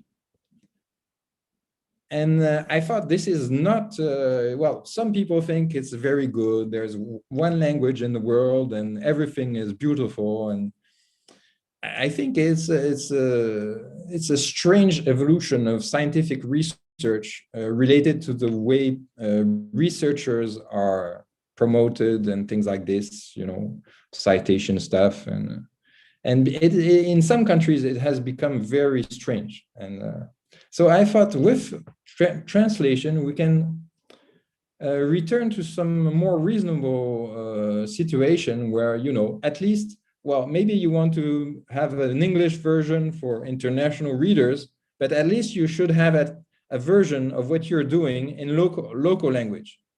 I think the minimum reasonable situation would be where you have at least the work written in local language and maybe one other language for international. Okay, so let me return to these examples. I don't know if you can recognize, the first one is in Italian and has many, I asked many people to contribute to the correction of this translation because I had some difficulties to find people who had a lot of time for this. And so, you know, if you have 20, I don't know, 20 chapters, well, you ask 10 people to correct 2 chapters, which is not a big effort, and it works. Most people have enough time to correct, to read 2 small chapters and correct in their own language. It's not a big difficulty. So this was what I did for the Italian version. The one in the middle and on the top is in German, and this was completely different. Only one, well, maybe two people contributed to the correction of the book. The one on the right is Chinese. The Chinese version is online, but is not printed yet. It will probably be printed in January. So you see, it's even possible to translate a book into Chinese. You understand the difficulty. So if we can translate into Chinese, you know, translating into Spanish or Portuguese or English or at least from European languages has become very easy. The line below is a translation in Slavic languages. You have Russian. The second one is Ukrainian. The third one is Polish, and the fourth one is Bulgarian. And in fact, these three last translations, they needed only one professor was enough for correcting the whole book. If people are motivated, it's not a difficulty. It's not difficult. You just read, and from time to time, there's a word which is not correct, and you just replace it. And sometimes it's really bad, so you have to look at the original version. Notice that for many of the correctors, I sent them the English version because many people can read the English version. But at the end, you get a translation in the local language. So you, just for fun, you can see the different pictures I chose for the different languages. And so some of them are still from the international campus in Paris. This is the Italian house, and there's a German and Swiss house in Paris. The Chinese artifact is from a museum in Paris, and there are paintings either from a Russian painter, a Ukrainian painter, and And the last one is you know, in Paris there's a arch, triumph, how to say, triumph arch. And this year there was a Bulgarian artist who did some special thing on this arch. So I thought it was reasonable to show this on the book cover for a Bulgarian. Okay, so as I said, these books are available on my web page, and also on the web page of some colleagues. For example, the Spanish version, so ES1 means the first book in Spanish. You can also find it on the webpage of Raphaël Bravo, De La Parra, and Jordi Ripoll. They also put it on their webpage. And so if I send to Roxana this slide, you can even just click. If you click there, it will. If you click on the slide, it will bring you directly to the book. But anyway, if they are not difficult to find, if you type my name on the internet, I have a strange name, so it's you will easily find it. Maybe a small remark concerning the Spanish version. When I printed the book, in the first version I printed, I did not pay attention too much to the number of pages, and so it turned out that the book was more than 250 grams, which is a kind of a threshold, you know, for the post office. So what you later I compressed a little bit the book, you know, removing some empty spaces, and so what you can find on my webpage is has less pages, but in fact it's the same book. The content is the same, but I just pushed it to have less pages and to weigh less than 250 grams. The Portuguese version can also be downloaded, and the second book in Spanish is also on my webpage. And finally, if you're interested in a printed version, okay, maybe not you, but maybe your university, the library of your university is maybe interested of having a printed copy of the book, then it's possible to get it on the last website I'm showing at the bottom, which is the editor of a French version of a book. In fact, the editor of a French version helped me putting the book on his own website, so that anybody in the world more or less can order the book if you have a credit card, I think. And okay, I understand that for some countries maybe there's some difficulties, but anyway, it's possible. And if really the credit card thing is too difficult, then you just send me an email, and maybe we can find some other way, like a bank transfer, thing like this. And also we thought about with the French editor, if you order several books, for example, maybe in a city, maybe you have several universities, or maybe several people want to have a copy of the book, then the cost for several books, I mean the cost for the post office is the same for one book or for several books. So it encourages people to maybe to buy 2 or 3 books at the same time. It costs less. Okay, so I forgot to say one thing about the Portuguese version. You notice the Portuguese version is only for the first book. The second book, the one on mathematical epidemiology, I am preparing it right now in Portuguese. And so if anybody is who is listening is interested in helping me correct some chapters, I mean, the machine translation is already done.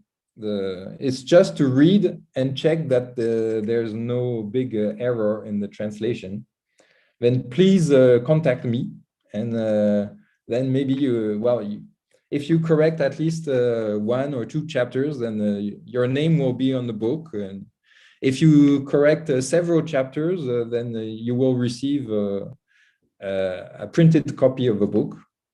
So, and anyway, so if of course you should be well, Portuguese or Brazilian should be your native language. We thought for the Portuguese, there's for this technical book, there's not much difference between Portuguese and Brazilian for a technical book. For the first book, it was a bit different because there was a lot of history, and so maybe it would have been more complicated to have a unified thing between Portuguese people and Brazilian people. But for the second book, normally there should be no difference. Well, no difficulty of having a mix of Brazilian and Portuguese correctors. But, we know, for example, maybe eigenvalue is maybe valor proprio in Portugal and auto valor in Brazil, but we know this. We know these kind of details. Okay, one last slide, I think, is about articles. So far, I have only talked about books. Well, articles exist in 2 forms, PDF or HTML. And many people do not pay attention to the difference between PDF and HTML. But there is a big difference, because it is possible to translate by machine an article if it is in HTML, but not if it is in PDF. Machine translation of PDF still doesn't work well. Whereas machine translation of HTML article works pretty well. And for this, well, DeepL is of no use here, but you can use Chrome, the browser, Google's browser. If you look at an article in HTML on Chrome, and you just ask machine translation, translate this automatically in French or Portuguese or Spanish or English or as you like, then it works. The equations are not changed. This is a big advantage in this system with Chrome. Equations are not stay the same, and it translates the rest. And you might say, well, it's a machine translation. Nobody is correcting afterwards. But in fact, for an article which you read just for yourself and which is not printed and for a library, then it's not a big problem if from time to time there's a word which is not correctly translated. I think I have tried for many articles, and for example, translating from English to French is helpful. Makes very few mistakes, and you can. And since anyway the article is in the subject that usually you understand more or less what is going on. So the idea is that people should pay more attention between this difference between HTML and PDF, and especially everybody knows how to write mathematics with LaTeX, but not so many people know how to write an article, a mathematics article in HTML, because you need some extra package which is called MathJax, JAX, and it's not difficult, but if you have never seen it before, normally you don't know how to write an article in HTML. And I think it would be a big advantage. So for the example that you see on the screen is an article which is the original is in French, and I just ask a machine translation from Google Translate on a Chrome browser. And some parts, for example, if you don't want some parts, for example, my address, if you don't want the address to be translated, it's easy to block it. But otherwise, the rest of the article, I'm quite sure that the translation is good enough for being able to translate the whole, to read the whole article without any problem. And hopefully, in the next few years, people will start to understand that these new possibilities make a change, at least for people like Spanish-speaking people, Portuguese-speaking people, French-speaking people, who, you know, tend to be kind of ignored by the monopoly of English in scientific literature. Nowadays, there is no real need of writing in English. You can write in Spanish or in Portuguese or in French, and then just by one click with the mouse, the reader can read more or less in his own language. So I think this is big progress. Okay, this is just a slide for recalling the people who helped me with these translations in Spain and in Portugal. And thank you for your attention. And if you have questions, either now or later, don't hesitate to ask. It's okay. Thank you very much, Nicholas, because your contribution with the Spanish language, and this is very important for us to have these two books.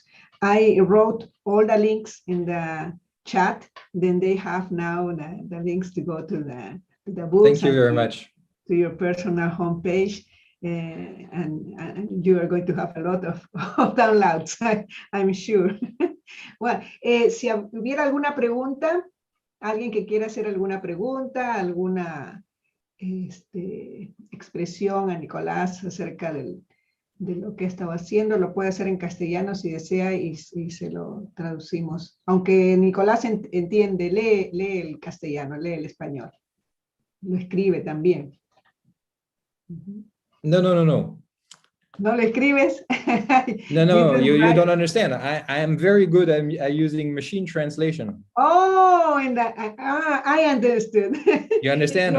In your emails. I studied German at school. I studied German, for English and German. So I don't know Spanish, but even for slides, you see, there's no difficulty in translating slides in a local language.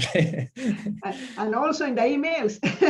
Yeah, of course, emails. You know, all the translations, even in Bulgarian or Chinese or Japanese, all the emails are written in Japanese. I communicate in Japanese with Japanese people. Wow. No problem. Oh, that's nice. Yes, now I understand all of the contribution with all the books. That's nice. I don't know about that. Now I know. Well, ¿alguna pregunta? ¿Alguien que quiera preguntar algo?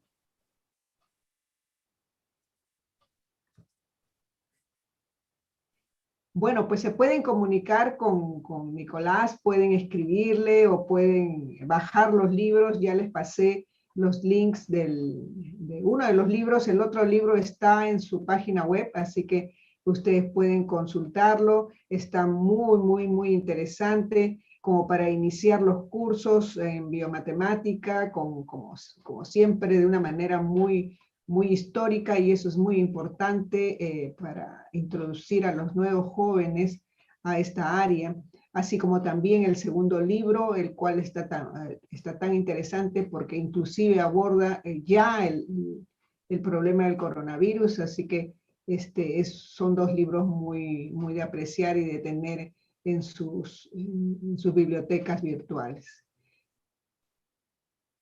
Yeah, there is no questions, Nicolás, but I want to thank you. I want Thank you too.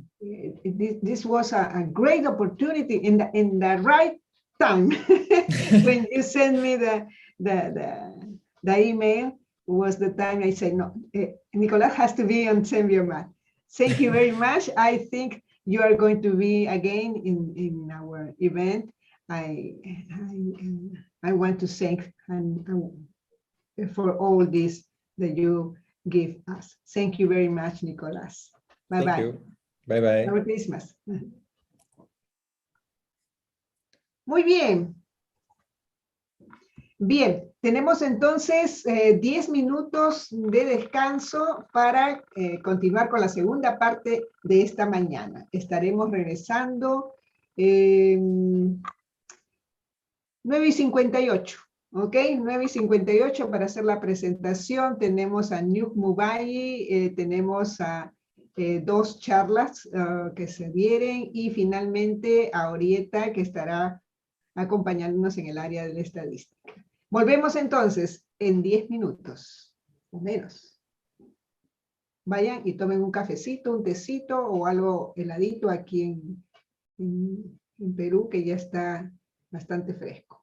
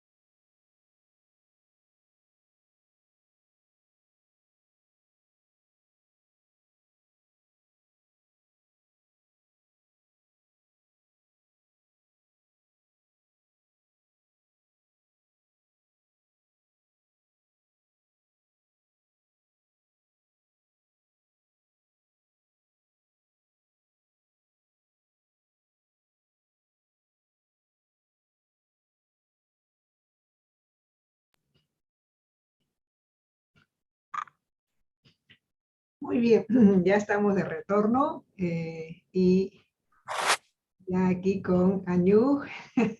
Hello, Añu. Hello, Roxana. Hola, Greetings. amigo, ¿cómo estás? Muy bien, gracias. Ok, me asustaste. Ok, bien.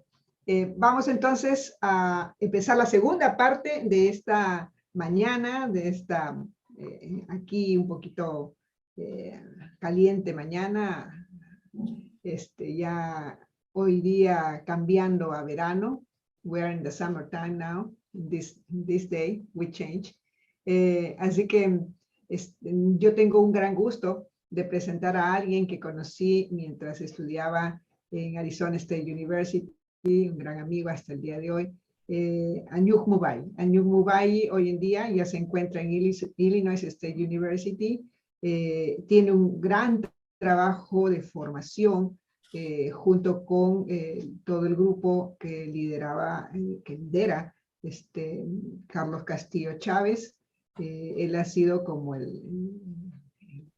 una extremidad, la derecha, como decimos nosotros aquí en el Perú, de él, y pues sigue y sigue dando cada vez más y más investigaciones y formación de nuevas generaciones en el área de la biomatemática y en particular de la epidemiología matemática.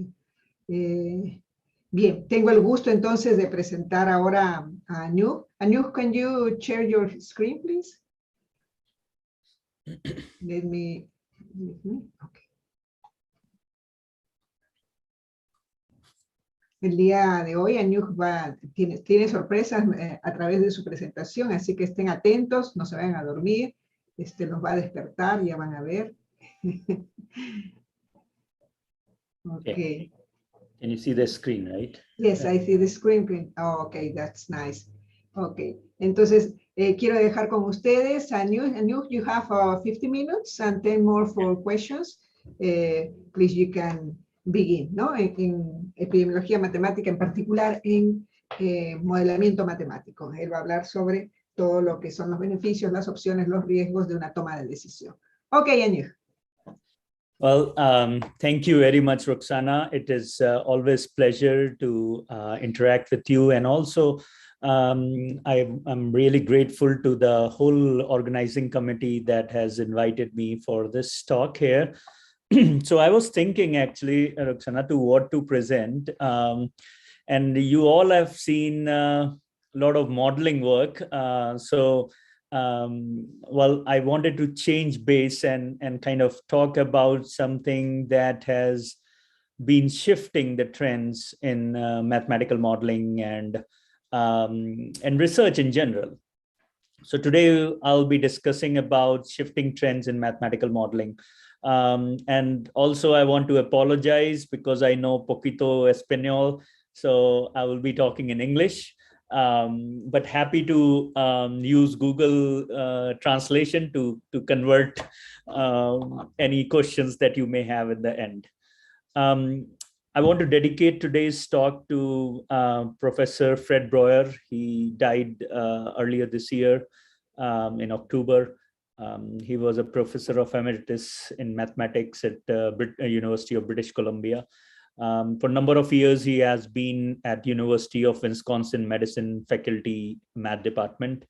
Amazing mentor, amazing person, human being, humble, and he cared about his students, always been in touch.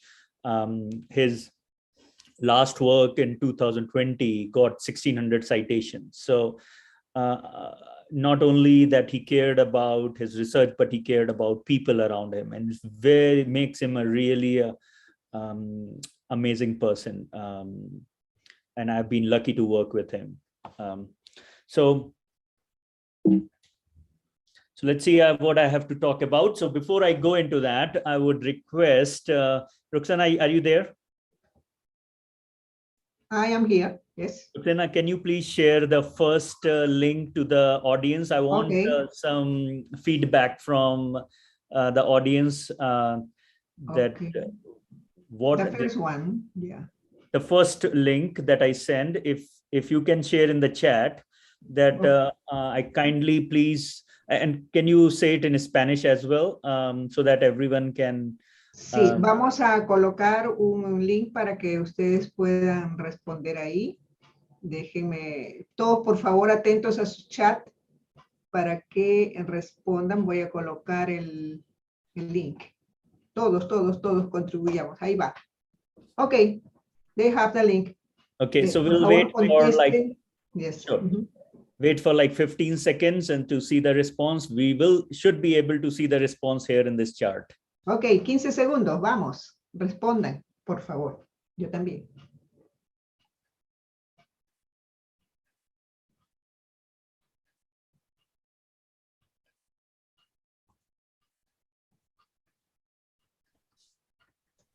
Okay, so there's some respondents, so good. Oops. Only one time we have to respond, only uno time. Ok, solo una vez, por favor, respondan. Solo una vez. No respondan varias veces. Okay.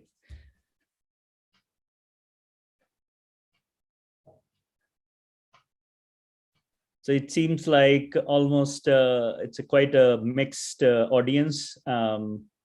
Is this changing as people are kind of inputting, but how come it is all of a sudden? So I think you have to respond only one time. If you are responding more time, then you are seeing the, but there are 45% roughly faculty, but then there are lots of students and early career researchers. So thank you for feeding this thing to me. That gives me an idea about the audience that I'm presenting to. There's another question that, can you share, Roxana, the second question as well? Let me check. Second one. So this is about what makes you more interested in mathematical modeling work. Ok, vamos a soltar otra encuesta rápida. Por favor, atentos al chat. Ahí va. ¿Listo? I'll give like 30 seconds again. Sí. 15 segundos, por favor. El segundo.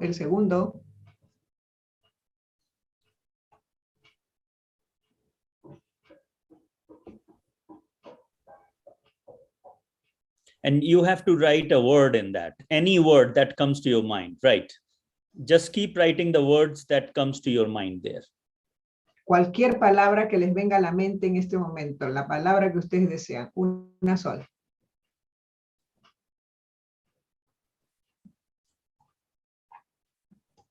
Very nice. So I can see. Beautiful. Puede ser en inglés, en español, lo que ustedes deseen. Yeah, English, Spanish, anything would be fine. Sí.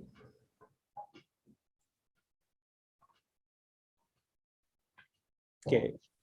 15 seconds more and then I'll 15 segundos más. Hay aquí 60, así que ahí faltan respuestas. Vamos.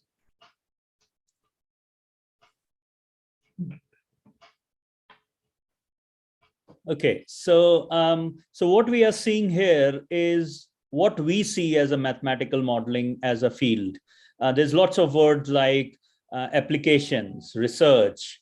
So these are things that is there in our mind and we want to pursue in the future. We want to make our future look something in that area. Epidemiology, finance, yes, that is about that. About a career path.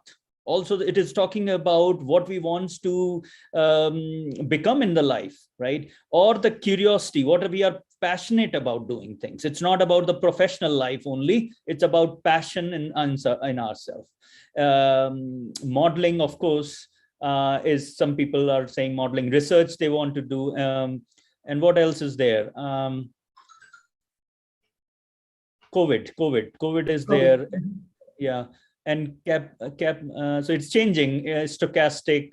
I think some people are still entering it.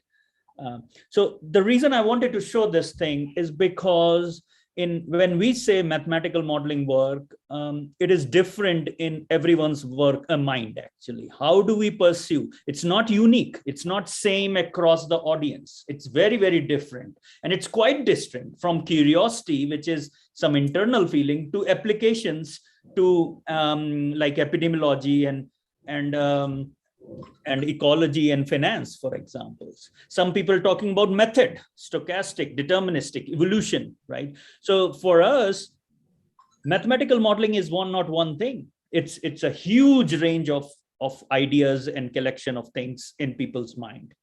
This is very, very, very important point that I want to make across at the end of my talk. I think I would be able to make some of this thing more clearer. Let's see, my screen is kind of, okay. It's moving, but I think because of this thing, it's kind of stopped. So okay, so this is about this, and I'll come back to these slides, why I talked about it in a few minutes. But let me say what my milestone has been, my own personal experience have been in professional journey.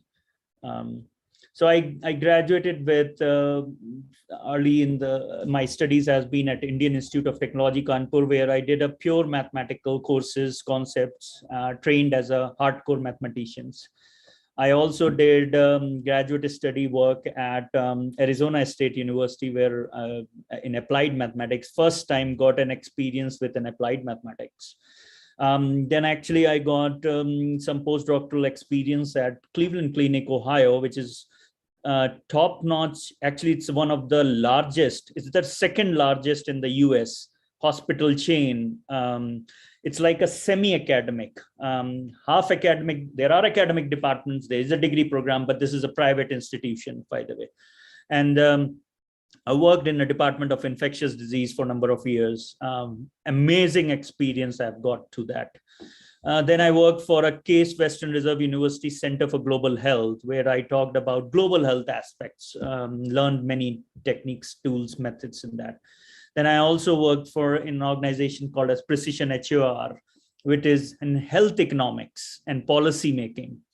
And I'll explain all these things. These are all connected, and a mathematical modeling for me, when someone says mathematical model, it is all these things that is coming into that. Now I am a fellow at Kalam Institute of Health Technology, which is a government of India undertaking in medical technologies, which is different than health economics, different than global health, different than infectious disease. And now also I've been collaborating with this Intercollegiate Biomathematical Alliance at Illinois State University. Amazing mentorship and program for training a new generation of scientists. Now, when you see these things, you see the things, skills I've learned. I've been fortunate, I see, that I got an experience in these different institutions and different skill set. That I see, my vision of seeing mathematical modeling is quite different today than when I was in my undergraduate or graduate student. And you will see from my projects that I will talk about in a few minutes. Some facts about from NSF, they do the surveys on a regular basis. In 2017, 23% of the PhDs held a tenure track and academic position, basically. As compared to 1997, it was 33% of the PhD who held the academic. So there's a drop in 20 years. There has been drop of 10 points from 33% in 97 to 23% in 2017. In math and computer science, it was 50%, but now it is 1/3, 33%, almost 15% drop in academia. So people who are getting PhD today, not everyone is going in academia. Actually, very few of them are going in academia. This is a very important fact that we have seen from the survey. What are the challenges that we are facing in our today's current programs? I was a faculty at Arizona State University for a number of years, at Northeastern Illinois University in US. And I have seen there are certain challenges in the current, some of the current, not all I'm talking about, but some of the current programs. There's no to limited experience in scientific writing and professional presentation. We don't do it as a classes. We are expected, when we join the faculty, we are expected to write, and we do a best of it in a scientific writing, but we are never trained as a formal training in scientific writing and professional presentation. Okay.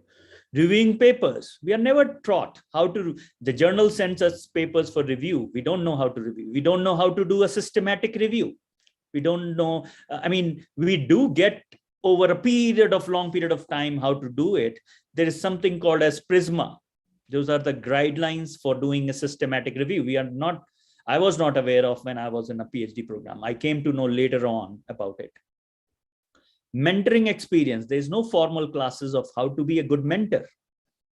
We learned it by trial and error over a period of time, which takes a lot of time. And we do a lot of mistake and train in sometimes not really a good methods, the new generation of scientists.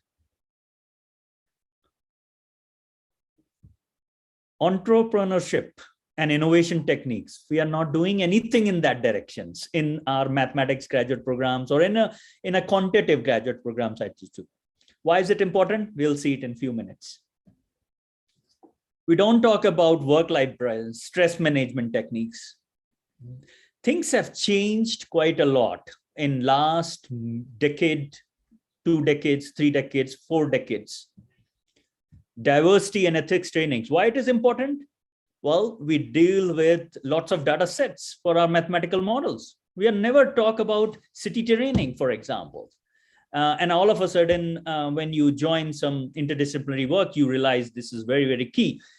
It is very important to know these things in order to really do a good job in mathematical modeling. Are we making, the question that today we are asking is, are we making new generation of math scientists, or we are still making those 40 years old techniques and making those old traditional ways of pedagogical techniques? Okay, so what I think personally is a 21st century thinkers and hidden figures look like. Let's see that. Who has made a tremendous impact to the society. The first person that I want to share with you is Dr. O.J. Akman. He's an executive director and a professor at Illinois State University. Why I see him as a hidden figure, or why he's making a tremendous impact? Because he's doing tremendous amount of things unselfishly for the society. He's a full professor about to retire, but he's sacrificing things for the society. He's running a journals. He's running a consortium, a unique consortium of universities for resource limited students and the universities. Now we don't see it. Why? Because Illinois State University is not like Princeton and Harvard. So we don't recognize that important things, important people in the life. He's running international symposiums. He's a community leader. He's building a community. He's making us aware of things. If these organizations would not have been there, I would have not known many things in the life. So that this person, I feel like, is making a tremendous impact to the community, society, and to my life and to my professional growth. There are others also, but this is in my life I'm trying to point. Second person, of course, you know her, Dr. Roxana Lopez Cruz. She's an amazing community mentor. She's sacrificing her social life. It's a Christmas time. She's carrying out conference. Who does Christmas during Christmas time, Christmas holiday conference professional? She has to, behind the scene, there is lots of works for it. Of course, we want to get attached to it, but we don't see the time, commitment, the sacrifice that she's doing behind the scenes. And I see her as an amazing impact to the community. I'm not saying it just because I know her. I'm seeing it in the Facebook and social media, regular posting of books, of things that I would not know myself if I would be not in her friend circles, or I would not be in social media with her. So I'm learning a lot from her. Of course, she's running the SEMBOMAT along with others people behind the scene, which we don't know. They are sacrificing their time and commitments to the development of our development to the community. So this is what is very important for mathematical modeling, community building.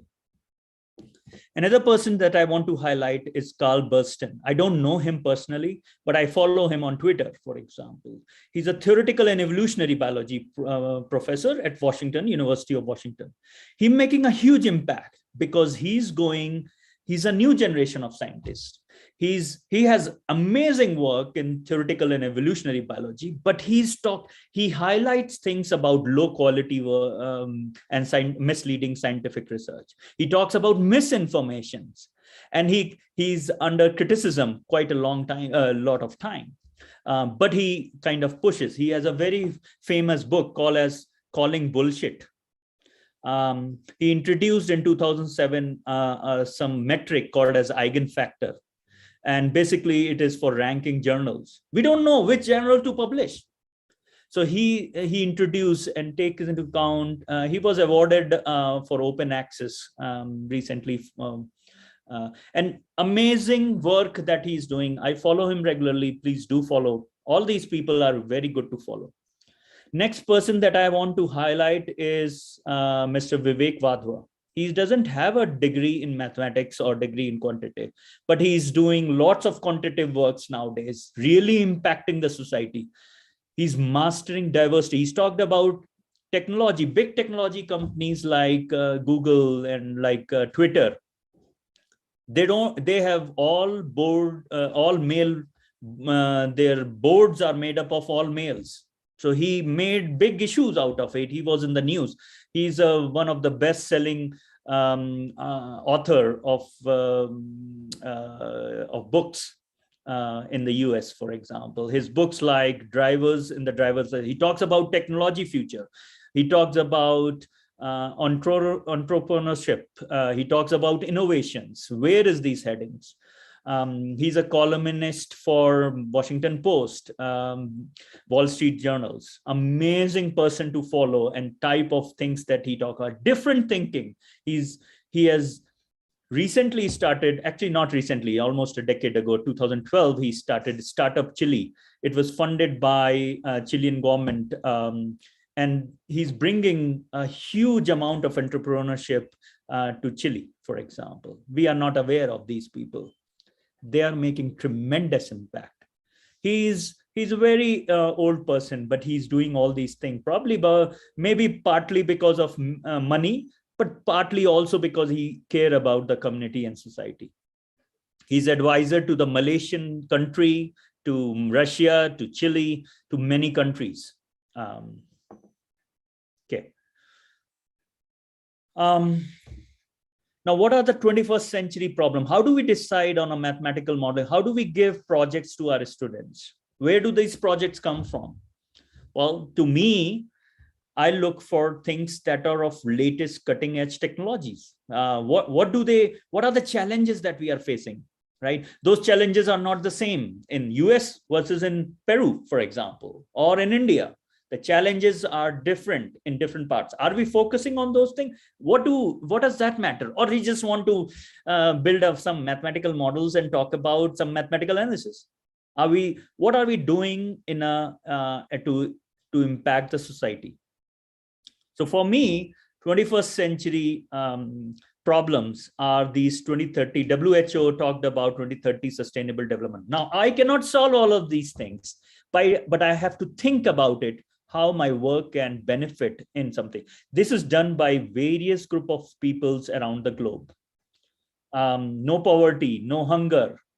We all know, we are all trying this thing. We don't know how to do it.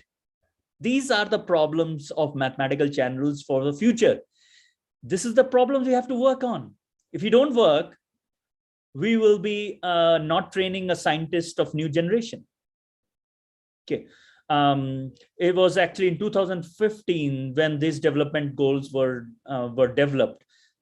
And this was developed not by these big executives of 193 countries in UN, but also there were non-government organizations, civil society groups were involved in that.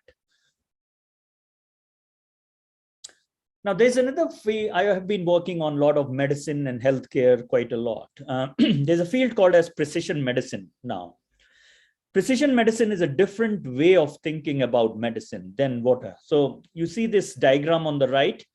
It is showing without precision medicine, you are giving a same treatment to all the patients who are following a certain types of symptoms. So some people will benefit from because we know in a clinical trials, never a treatment is 100% effective. It will be 100% effective means it will affect very good in some proportion of people. Some it will not work at all. Some it will cause more problems, basically. Adverse event are the more problem, like side effects, basically. So modern medicines have been working like precision medicine. But with precision medicine, you patient tailored. It is towards what is the characteristic of a patient, his genetic background, his environmental, where he's living, for example, his socioeconomic history, how he was born and brought up. Those things becomes part of the precision medicine. And you tailor the medicine to that individual. That's where the trend of medicine is going nowadays. This is where we have to think about from modeling perspective. Now, when we do about precision medicine, we using different sets of data now. Now, data is not always that you go to the clinic and get tested of the blood sample. That is one set of data. But then there is other sets of data that are needed. Like, for examples, like where do you live? How long you take to come to the clinic? How many people are in your family? What do you eat in the family? These are all becoming part of the big data sets, and managing that data sets is becoming part of the mathematical modeling, for example. Now, why I'm talking about precision medicine? Because we are entering into 21st century of the new challenges, and precision education, precision training, precision modeling is now becoming the trend. Not the 40-year-old aspects of the modeling that is part of the thing. So what does the 21st century training look like? I mean, are there any examples for it? Of course there are. There are characteristics and examples of the 21st century. First of all, I want to also say, this is very, very important side. I talk to some of my students, they want to say, oh, data science is becoming, big data is becoming a good field. I want to change the field from mathematics to data science.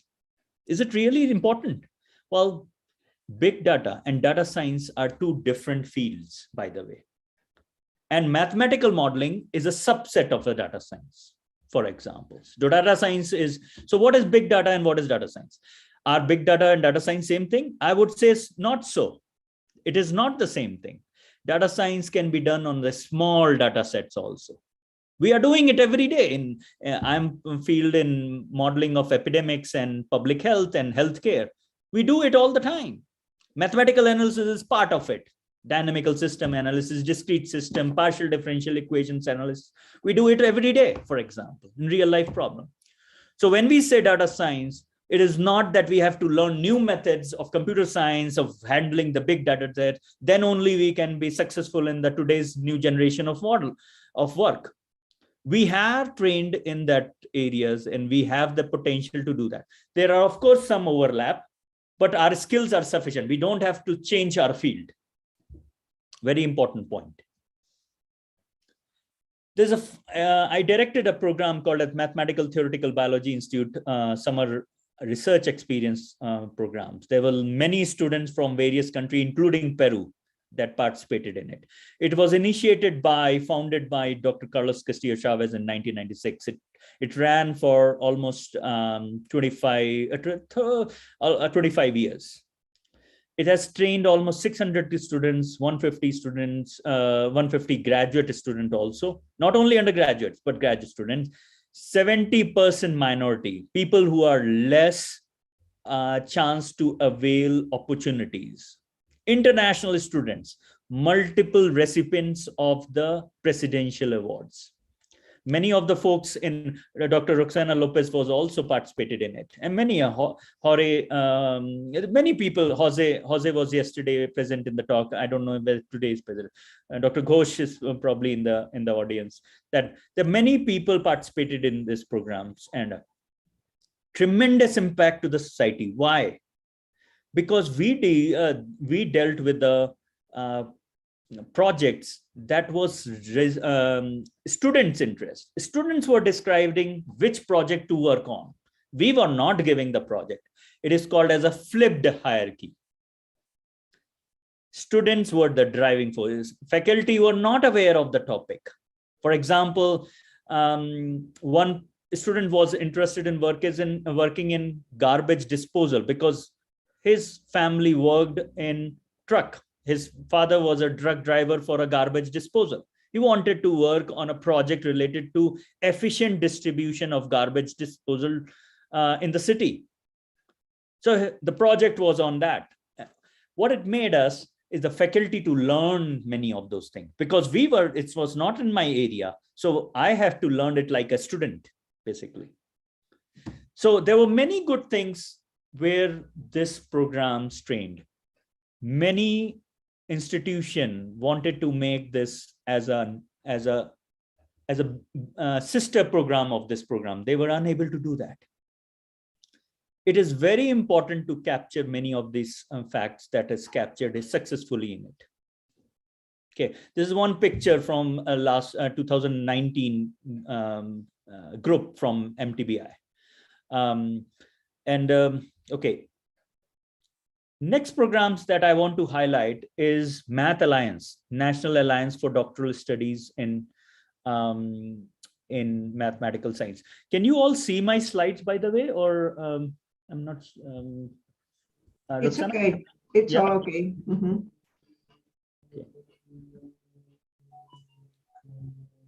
So Math Alliance is making a huge impact in the society. It's building community of mentors and scholars, not done before. How they are doing it, what is difference in that? When you go there, then you realize it. I cannot give it everything in one talk, but I want to show that these are the huge impact. It is started in 2001 by Philip Kutzko. He started in University of Iowa, but now the program is at Purdue University. Indigenous community, African-American communities, those are minority, have done tremendous amount. How do you prepare an application for a graduate programs? They train them. How do you, what is a good for academic job versus industry job? All these questions comes to us when we go in the field, in the job markets, but we don't know who to ask. How do we get an answer to that? In the mathematics field, in mathematical sciences, for example, this program is talking about. Recipient of American Mathematical Society gave this program an award. It's called Making a Difference Award. Okay, many different graduate students. By the way, both these programs are also training students in mentorship. Remember, I told that there's no program in mentorship in the formal in the education program.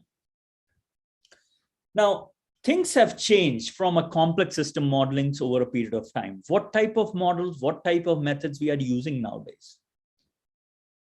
Well, they have originated in 60s, 50s, dynamical system, probability theories, game theory. Their methods are very old and they have been using, now we are using, but in a different way we are using it. Those are called as multi-agent systems nowadays, and social network, evolutionary models. All these things are coming as helpful tools for latest problems. Now, should we not worry about dynamical system because it is very old? No, I'm not saying that. I'm saying we have to also train in these areas new generation of scientists, because the new problems cannot be solved solely by those hardcore dynamical system methods. There are new methods which are using computational methods that are needed to train the people in that area. Also important is a metaphor, the language that we use in our studies, in our modeling work. So for example, I worked quite a lot in epidemics, different metaphor people use for different aspects of complex. For example, model. The word model engineering means a design of certain real life problems. In social science, the word model means it's a flow chart of something. In biology, it's a mouse that they do the experiments. If you read the biology paper, they talk about mouse models in their research. In mathematics, it is the equations that we are talking. So if we are doing interdisciplinary work and we are working with biologists, if we say model, sometimes they may not understand exactly the model means if we do not specify clearly. So learning people's language and using it at the right place is very, very key to interdisciplinary mathematical modeling work. For example, many studies talks about fires spread. The diseases are spreading like a fires. Well, the word fire has a different meaning than waves, for example, or tsunami. It has a very differently used, technical meaning is very, very different. Forest fires is flare up in some times and then kind of subside. It's very volatile. All of a sudden it does and then subside. Waves are smooth and run and kind of settle down to this over some period of time. Word transmission, we use the terms many times loosely, epidemiological terms like pre-symptomatic, asymptomatic, latent. These have a very precise definition in epidemiology. And so choice of words is very key to delivering the message to the community. Usefulness of our mathematical modeling work. That is what I'm trying to say. Now, one thing that is very important also is to understand what models have been used for. The purpose of modeling is not to fit a data, but to sharpen the questions that we have. If we see the rise in number of cases for, let's say, COVID, the questions are, is the next wave, rather the second peak is stretched? When will be the next wave? How many cases will be there? These are predictions. These are less, of course, people are doing it, but they are less important questions from a mathematical modeling perspective.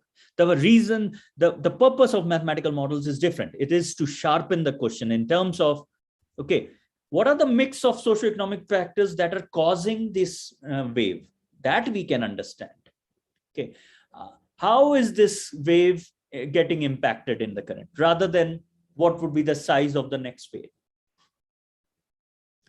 The language that scientists use, their metaphor and rhetoric, influence how the member of the society at large and implement, how the society takes it, how the society behave depends on what we publish, what we say in our scientific work. So it's not only that we are people are learning from it and responding to the interventions or treatment in a similar way. So we have to be careful what we use in that thing.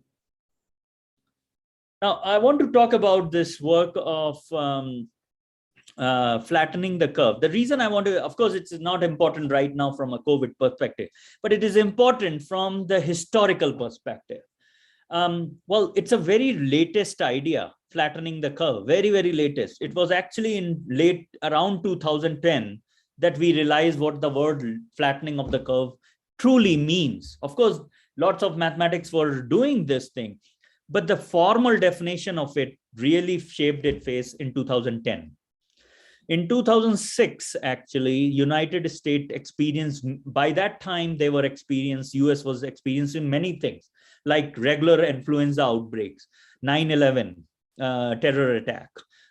There was anthrax attacks in 2001. There was SARS epidemic in 2000. That time, US government developed a preparedness team. For the first time, that was meant to be prepared in advance to these catastrophic events. There was not only policymakers, but there was historians, there were history people were there. There were epidemiologists were there. There were mathematicians were there. There were physicists were there. There was a wide variety of disciplines that were present in that team. And it was very well funded. at that time. That was done by George Bush. And they started at that time, they started to bring the stockpile for medicines, stockpile for vaccines, they were preparing themselves for future smallpox attacks. They were preparing for new outbreak. But that funding resulted in many good research, especially in influenza. The influenza, 1918 was the influenza pandemic that impacted the society. We did not study so much. We studied after this preparedness team came established itself. 2010 on around that time, that many of the things were developed. Many models were developed for influenza. Many techniques were developed. Flattening of the curve was defined during that time. Okay, so that was the point I wanted to make, that it is a new methods, when the resources of multidisciplinary teams that comes in, then only the latest technology questions are addressed. And they were able to, like vaccines impact. Many vaccine papers came in this 2007-8 onwards because of this funding, extra funding in the US. But later on, this funding got reduced because the new presidents comes and their priority was different. And therefore we saw like Ebola outbreak afterwards. We also saw the impact of the COVID outbreak. We were not prepared because the funding kept coming down, the publication kept coming down after that. Okay, so I want to quickly go because my time is limited. I want to motivate here rather than give the models things. Now in 20th century, basically early 20th century, there was this family car that came into, first car came in 1886. It became a mode of, the transportation definition was, freedom of mode of transportation was this car. Everyone, not until the kind of middle century that everyone family was having a car, and the people, in fact, nowadays also not many families are having it in developing countries, but in developed country, that's the definition of the mode of transportation. It is changing now. 21st century, it is not, the space is less. So we have changed it. We have now shared a car that goes in the domestic neighborhood and collect people and take it to the bus stop or train stop. And it is running and there's no driver in it. It is run by solar. That's the mode of definition of transportation is changed now. The definition is changed in the 21st century. The future generation is changing more rapidly. It is saying the multi-purpose utility. It is wisely using the same transportation machine is using as a truck for transportation of the goods, and also using as a bus. The top portion gets removed.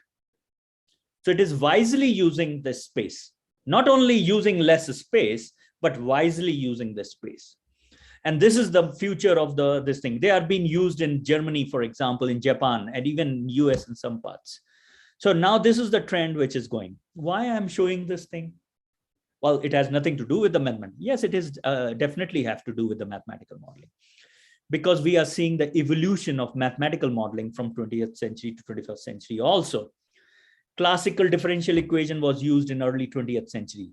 Uniqueness, existence, stability formula.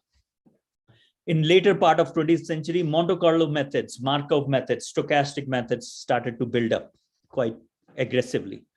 In 21st century, multi-agent, that is what I was showing before in the slide, multi-agent methods, more different types of data sets. People are using apps now.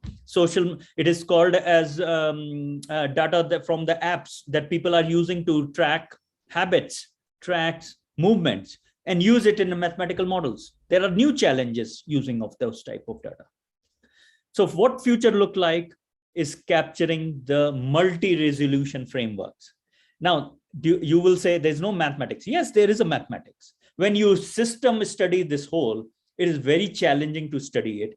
So you study rigorous mathematical analysis in the component wise, not as a whole, but a component wise, which is called as validations and verifications.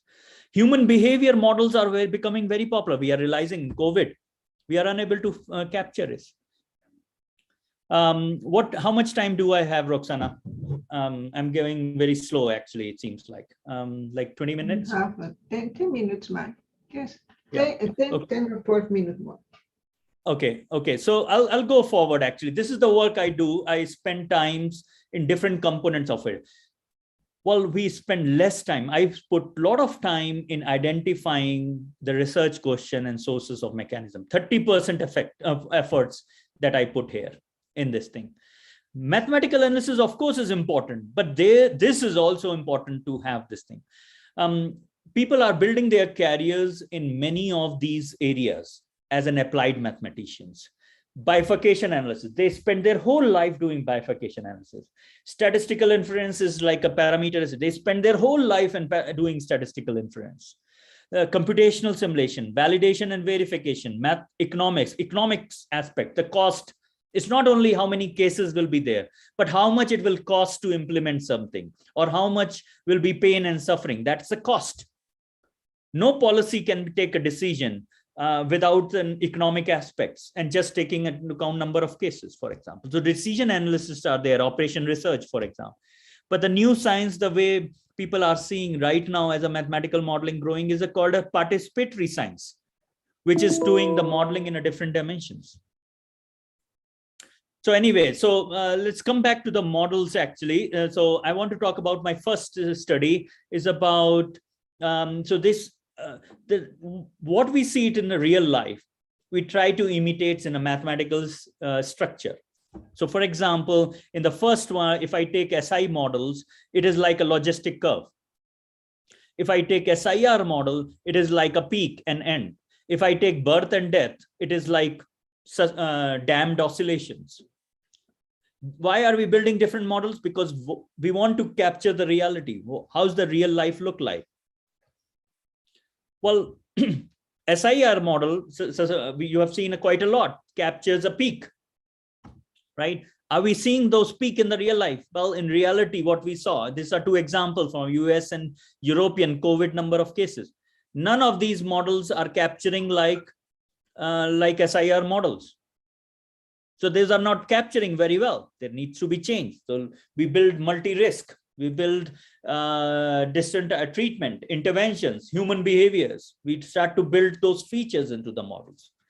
One of the early questions that we looked at is, how is the epidemic growing? So simple exponential growth in the first, so you can divide an epidemic into many parts. Simple exponential growth. And then it is a polynomial growth. It is not, it's a power law, basically, at this time. Then it is a linear growth. And then it is a constant flat. That's how epidemic grows. It doesn't grow as a SIR model always. Okay. So we are interested in the rate of growth initially, because interventions are done according to that. We don't have humongous amount of resources. So these models are very helpful. Okay. When we talk about new wave, so we want to use these type of models. We don't want to always stick to the SIR type models, for example. This is a paper we worked on Zika virus in 2015. And we talked about, we didn't know when the epidemic started, how long epidemic has been. So this type of growth models can take epidemic, tell us when the epidemic started. And how long the epidemic is rising and exponential. Why is it important? Because we have to put the resources. If it is growing exponential, we want to put the resources, as much resources as possible. But if it is going as a linear rate, then we don't want to put 100% resources. Because if we put everything in COVID, for example, or in Zika, then what will happen to the cancer patient? What will happen to the other patients? So we have to balance that thing. This study is important. Second study, recently, there was two major airlines in US, American Airlines and Southwest. They say there's no need for mask. Well, there was this study by this National Research Council Canada, which says the average number of infection see, this is saying 14/4. That means April to 11, 2021. So 11th is November. How many cases are generated in a single flight? So in flight frequency. These are number of flights, and these are number of infected people, that infection generated in the flight. That is what it is talking about. So for example, so one person was infected in more than 600 flights coming to only Hong Kong in this 6 months, 7 months period. Does that make sense? So there were even 6 to 10 number of infected that were generated during the flight in at least 30-50 flights coming to only Hong Kong. So the flights are causing infection also. They are rare, but it is happening. So when these executives says there are no masks needed for flights, I don't know what is mathematical modeling studies that they're talking about. Okay, so we studied in our research, we studied the effectiveness of the different masks, cloth mask. People can't use these N95. Many reasons. It is not easily available. It is expensive. It is very tight. It is suffocating. So which one is good? And when to use it? So we use distribution of size particle. We use wind speed. We use distance between person, duration of contact. And our work was published in September of 2020 in a journal called as Letter in Biomathematics. Never taken by the New York Times or other studies. Now there are papers are publishing about these mask, effectiveness of mask. We use dose response function in a complex way. And you look at N95, surgical mask, homemade mask. And we looked at infective person using mask and susceptible person mask. So we talked about different types of, if it is a leak, then what happens? If it is not a leak, then what happens? Study 3, we talked about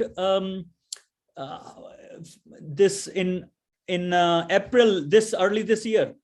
Delta Airlines all of a sudden changed the policy that to board the people, we remember that in US, actually in everywhere, airlines board the people zone wise, zone 1, zone 2, zone 3. But Delta Airlines changed it in April, saying because COVID is spreading, therefore back to front, different policy. Well, we ran the models. We used the different type of models called as social force model, which capture human behavior, which capture physical properties of the systems. And these were my co-authors in that. It's called, we have a group that has been working for a number of years.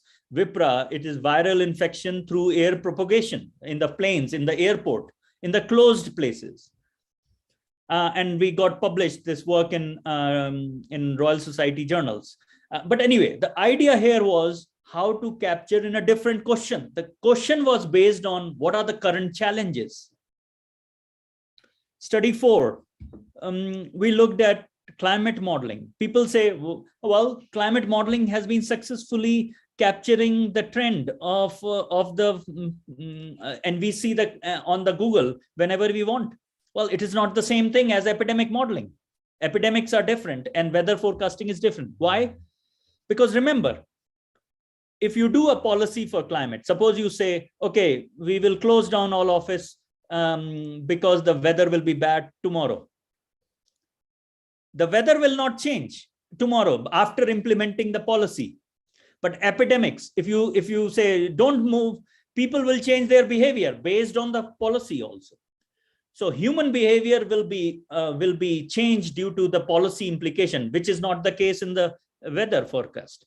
So we cannot really use the same ideas of weather and climate into the disease modeling. So what can we use then? Well, there is lots of work that is done, like ensemble of modeling work. Ensemble, not one model. Why is the one model right for the capturing any research question? So they do ensemble, collection of models. But when you do collection of model, which one to take? So multi-model ensembles. So we talked about multi-model ensembles in Colombia. We worked with folks here on modeling for COVID using multi-model ensembles, using many different type of known epidemic models. Structural uncertainty captured. Study 5, we talked about economics aspects. It is talking about new tests were coming to diagnose COVID, rapid test, which takes 30 minutes. PCR, all of you might have done PCR, for example, for COVID. PCR takes 5 days, 2 to 5 days, a lot of time. In those 2 to 5 days, patients are going in the community, spreading infection. How do you capture that thing? So we took into account different type of cost, nurse time, unit cost of the test, patient loss productivity, treatment cost, secondary infection, people infecting others and the cost of the other person. All these things are cost on which the economics decisions are taken on. And this is where, when you say whether the new rapid test is really beneficial to apply in the community or not beneficial. Anyway, so this last work that I want to end with is the recent book chapter that I wrote with Dr. Ghosh. And here we talked about threshold quantity in the nature, different type of threshold quantity, critical mass, smallpox, Arab Springs. Why is some of the problems in the society becomes very big, whereas some other doesn't become very big? Okay. So anyway, so I'll stop here. I know it's time, but with some contacts and I'm very active on the social media. And I thank you all for taking time in organizing and inviting me for it, actually. I hope it will be useful for you all. Oh no, yes, it's so useful. And you have more time for the next time because you have a lot to talk with for us, for our students, for our colleagues. Yes. Thank you very much, Anyuj. En la sala hay alguien que quiera expresarse. Okay, interesting ideas of research. Thank you. Okay, sí. Muy interesantes temas. Well, I want to thank you for those lovely comments that you guys are saying. I think it is important to see how we can adapt some of these things in our day-to-day activities. That was the whole idea of the talk.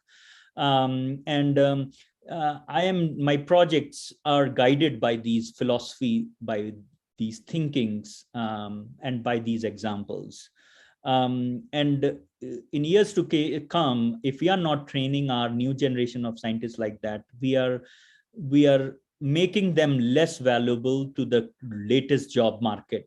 Remember that only 1/3 of the population, that is almost 1/4 actually of the PhDs, are going into academia, and that too academia is also changing. A lot of interdisciplinary work. It's not I'm saying only industry is changing and the latest point, but academia is also changing, and we have to look on those. Yes, you are right. You are right. You are right. ¿Alguien que quiera hacer alguna pregunta? Yeah, well, there was not much of mathematical analysis, so I hope I have not bored you all. No. So. No, it's very important to have this kind of talks, because we can see our future. And sometimes, well, we need more money for research, but you are doing all of these things sometimes without money. No, it depends on the government. Sometimes that's true. This is bad, but our research, we used to do not thinking in the economic deals, and then this is good. This is something that I love from you and from all my friends who are working in this area of biomathematics. Thank you very much, friend. Thank you very much, Anyuj. Muchas gracias, Anyuj. Ha sido un muy interesante recorrido. And thanks for your mention. Thank you. I don't think so.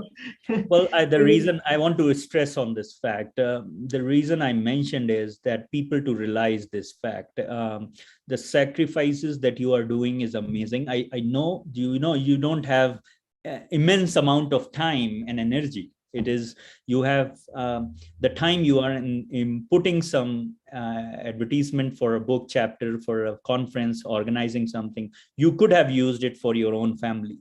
It is very, very important for everyone to realize this fact. There are some leaders that are not selfishly doing things, but also doing things for the community as a whole.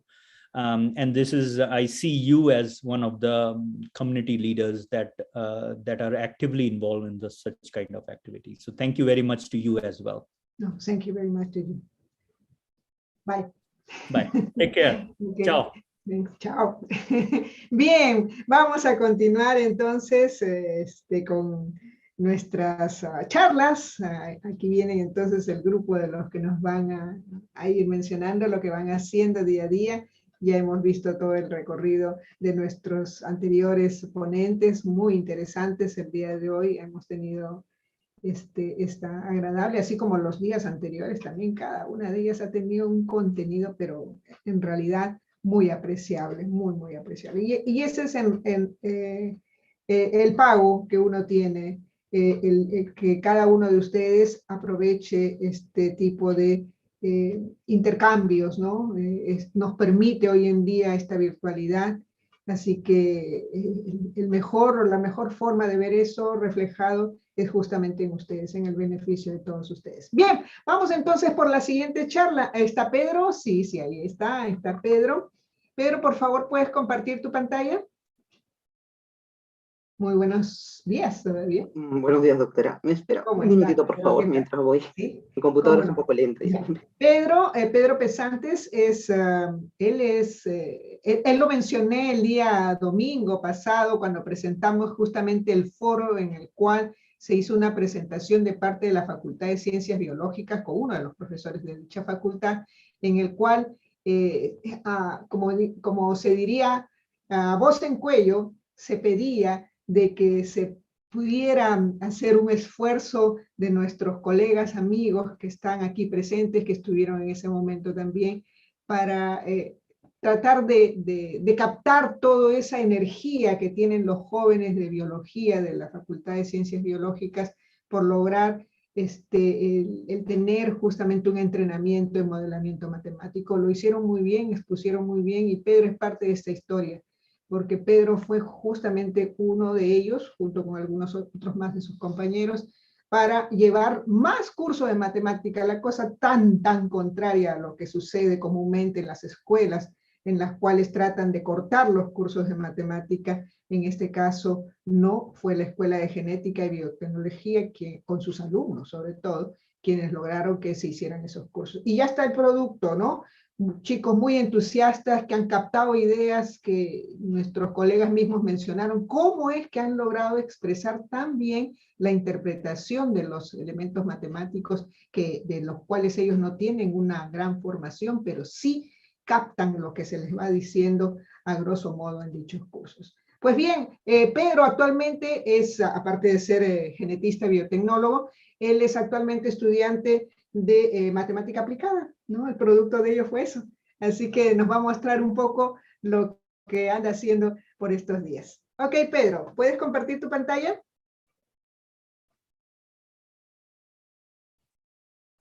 Sí, a ver, un momento, disculpen. Sino que tengo un problema con el... A ver, voy a abrir bien con el Adobe Reader, he tenido un problema. A ver, un momento, por favor. Ya, no te preocupes. Aún estamos dentro del tiempo. Bien, en la tarde vamos a tener una sesión de ofertas académicas. Estén atentos, nos van a presentar ahí maestrías, doctorados en esta área, nuestros colegas y amigos que promueven justamente estos programas van a estar presentes para hacerles una comunicación a todos aquellos interesados, ¿no?, en estos tipos de programas fuera de nuestro país. Igualmente, de alguna manera, también les informaré sobre las maestrías que tenemos nosotros en la Facultad de Ciencias Matemáticas, en la Universidad Nacional Mayor de San Marcos. Entonces, todos aquellos interesados, llamen a sus amigos, escuchen, estén atentos. También lo pueden ver por YouTube. Tenemos muchas oportunidades de apreciarlo. Lo pueden apreciar luego también. Están todas en 16 SEMBIOMAT. Lo ubican en YouTube y ahí van a encontrar todas las sesiones, ¿no? Hasta el momento tenemos 3, 5, 6 con esta. Sí, 6 con esta. Así que ahí van a poder chequear todo. Ahí veo a Catherine, que es nuestra siguiente expositora. Son 2 charlas y luego vamos a tener una charla de estadística. Vamos a darle la bienvenida a una nueva colega que va a aportar aquí en el SEMBIOMAT. Tenemos mucho gusto de tenerla dentro de unos momentos, dentro de una hora, Orieta Nicolis, quien estará a cargo justamente de la conferencia magistral. Entonces a todos ustedes reitero mi eterno agradecimiento por ese esfuerzo que hacen para estar aquí presentes. ¿Qué pasó, Pedro? ¿Me lo puedes enviar? Yo puedo pasarlo. Buenas tardes, doctora. Sí, ¿se me ve bien? Voy a Ahora comenzar a sí, se te ve compartir. bien. Sí, sino Ya que puedes compartir. se ha desconfigurado, pero no se preocupen. Voy a exponer con 2 documentos a la vez. ¿Sí? A ver. Ok.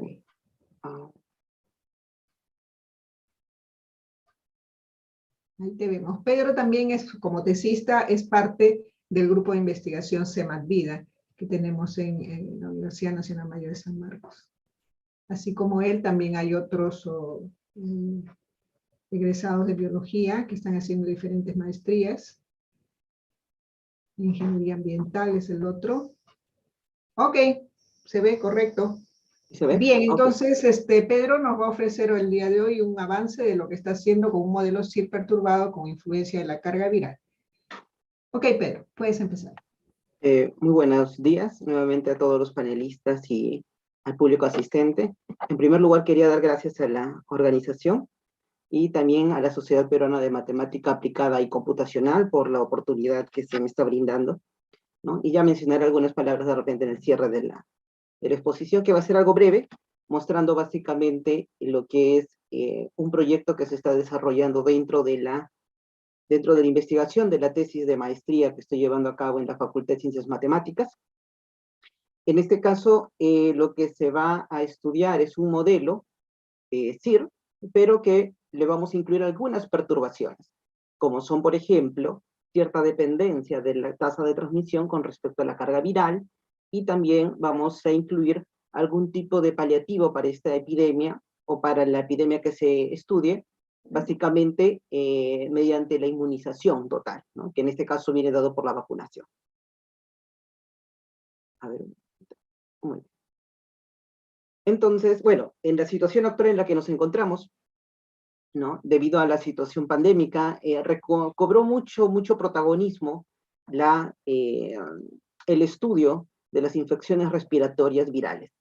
Sin embargo, estas enfermedades respiratorias han venido siendo estudiadas desde hace bastante tiempo, ¿no? Por mencionar algo nada más, ¿no? Tenemos que recordar que las pandemias, o mejor dicho, las epidemias, brotes epidémicos causados por virus de tipo respiratorio, ya nos acompañan desde alrededor de más de 100 años, y en las últimas 2 décadas han sido bastante prominentes, ¿no? Estamos hablando en el caso del SARS-CoV-1, ahora denominado así, ¿no? La famosa influenza, también la influenza tipo A, la influenza tipo H1N1, estaríamos hablando también posteriormente, entre el año 2012 y 2015, el brote epidémico que se dio con el MERS, ¿no? En todo lo que es Oriente Medio y también el Asia, específicamente en Corea del Sur, parte de Corea del Norte, Singapur, Vietnam. Entonces nos hemos dado cuenta, o nos percatamos, que estas enfermedades nos acompañan realmente durante todo nuestro desarrollo. Estas enfermedades también comparten ciertas características comunes, y justamente vamos a tratar de enfocarnos en caracterizar dichas características y poder formalizarlos matemáticamente. Sin dejar de lado que hay algunos hechos biológicos bastante relevantes, ¿no?, que hay que tener en cuenta. Uno de ellos es, por ejemplo, la existencia de un cuadro clínico bastante interesante, que es los casos de personas asintomáticas. Por ejemplo, en este artículo, ya de hace más de una década, estamos hablando de influenza H1N1, donde nosotros podemos precisar clínicamente la existencia de este cuadro o de esta población asintomática, es decir, aquella que tiene la enfermedad pero que clínicamente no es detectable. ¿qué otro hecho biológico nosotros podemos relacionar a este conjunto de enfermedades respiratorias? No solamente el COVID, ¿no? Sino también causadas por el virus sincitial respiratorio, o por SARS-1, o por MERS, o por el virus de la gripe, ¿no? También podemos observar que el desarrollo del cuadro clínico de estas enfermedades está comúnmente asociado con lo que se denomina la carga viral. Es decir, que existe una relación entre ellas. Y estudios experimentales, ¿no?, de medición de carga viral con respecto a los síntomas nos permiten observar esa relación que hay entre ambas características epidemiológicas. Por un lado, observamos en este gráfico, ¿sí?, cómo es el avance de los síntomas, al cual se le ha asignado cierto score. A mayor score, mayor gravedad, mayor agudeza en los síntomas, y la carga viral, que es la que se observa en líneas segmentadas, las más cortas y las de mayor tamaño, que han sido medidas básicamente observando la cantidad de ARN que se encontraba en una muestra de tejido epitelial. Básicamente se hace como lo conocen ahora comúnmente, ¿no?, el hisopado. Entonces, estudios de este tipo existen experimentalmente. Al observar todos estos hechos biológicos, entonces eso nos permite plantearnos la necesidad, o mejor dicho, el objetivo de modelar ello, ¿no?, de modelar esta dinámica epidémica, considerando también estos factores. Volviendo a la parte de la carga viral, no solamente se ha visto en el caso del virus sincitial respiratorio, sino también en la actual pandemia ocasionada por la COVID-19. Estudios recientes, de hace no mucho tiempo, el año pasado, muestran también que hay cierta sincronía, ¿no?, entre la carga viral y la gravedad de los síntomas. Eso nos permite entonces tener hechos biológicos suficientes como para poder intentar relacionar y estudiar esa relación cualitativamente hablando. Uy, disculpen. Aquí ha salido mal la gráfica. Entonces, teniendo estos hechos en cuenta, nosotros, en mi caso, y bajo la asesoría de la doctora Roxana, justamente, se planteó, ¿no?, un modelo básico. Es el que observan aquí. ¿Me pueden, doctora, se observa ahí? Disculpe, ¿sí? Sí, sí, se observa. Ah, ok, correcto. Entonces, es el que observan ahí. En este caso se considera una estratificación, y esta estratificación está basada en la gravedad de los síntomas. El compartimento comúnmente conocido como infectados se ha estratificado en 4 categorías. Por un lado, los infectados con síntomas leves, los infectados con síntomas moderados, los infectados con síntomas severos y los asintomáticos. Esta situación de la clasificación en leve, moderado y severo se ha visto comúnmente ya adoptada por todos los ministerios de salud, al menos latinoamericanos, en una primera instancia, ¿no? En el Perú, por ejemplo, contamos ya con reportes e informes técnicos, que permiten clasificar a los pacientes que llegan, ya sea por COVID o por influenza, en alguno de estos casos. Entonces, estos datos están disponibles, esta clasificación es utilizada médicamente, entonces tenemos cierto respaldo para poder estratificarlo de esta manera. A su vez, tanto los virus sincitial respiratorio, el SARS o el MERS, necesitan cierto tiempo para poder ser transmitido de una persona a otra una vez que contraemos la enfermedad. A ese tiempo, entonces, lo hemos llamado nosotros tiempo de incubación. Y ello nos lleva a que existe una categoría de infectados, el cual posee el virus, pero aún no puede transmitirlo. Es por eso que se consideró pertinente la existencia de un compartimento de latente. Como observarán también en este diagrama de flujo, tenemos los recuperados y también existe un compartimento de muertes por la infección. Todo el sistema está también posee dinámica vital, donde observamos una tasa de reclutamiento de entrada lambda y observamos tasas de muerte natural dadas por μ. Si observan bien, también observamos que hay conexiones entre los diversos compartimentos de infectados. Ello se debe básicamente a que un enfermo con síntomas leves, conforme exprese mayor carga viral, entonces podría aumentar su gravedad. Y a ello se deben estas tasas de transición delta. Y las tasas de transición inversa o reversa, por así decir, epsilon, se deben a la acción de algún tipo de tratamiento, ya sea farmacológico o biológico.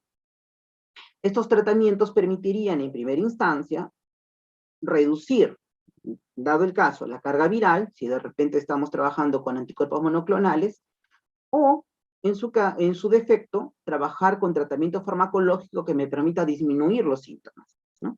Y ello también se ve beneficiado en que al pasar de un compartimento a otro, tengo tasas de letalidad o muertes por la infección diferenciadas. Entonces, pasar de un compartimento a otro me asegura una mejor prognosis. Este es el modelo básico que se consideró. Existe un estudio preliminar de este modelo básico, ¿no?, que está en ciernes, y este sistema puede ser formalizado, ¿no? En este caso, la tasa de incidencia está dada por una tasa de transmisión constante, beta, y es directamente proporcional, o mejor dicho, está relacionado con las diferentes categorías de infectados. Aquí se está asumiendo que los infectados pueden contagiar con una misma intensidad, los infectados sintomáticos, mientras que los asintomáticos, ¿no?, también transmiten la enfermedad, pero de una forma atenuada, es decir, en menor medida. Muy bien.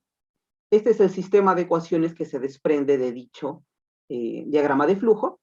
Como observarán, es un sistema de ecuaciones diferenciales no lineales, en este caso con parámetros constantes y condiciones iniciales positivas.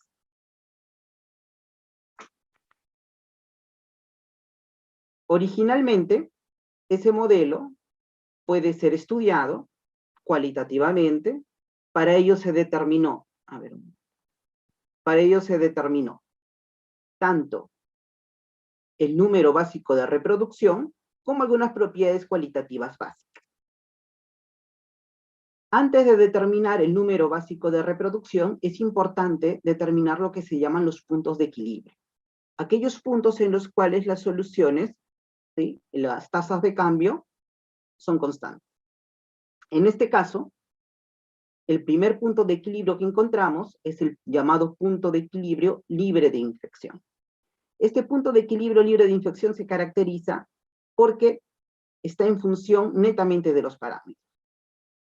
Ahora bien, mediante este punto de equilibrio libre de infección nos va a permitir a posteriori, mediante la aproximación con la técnica de la utilización de la materia de la próxima generación, hallar lo que se conoce como el número básico de reproducción, o número básico reproductivo R0.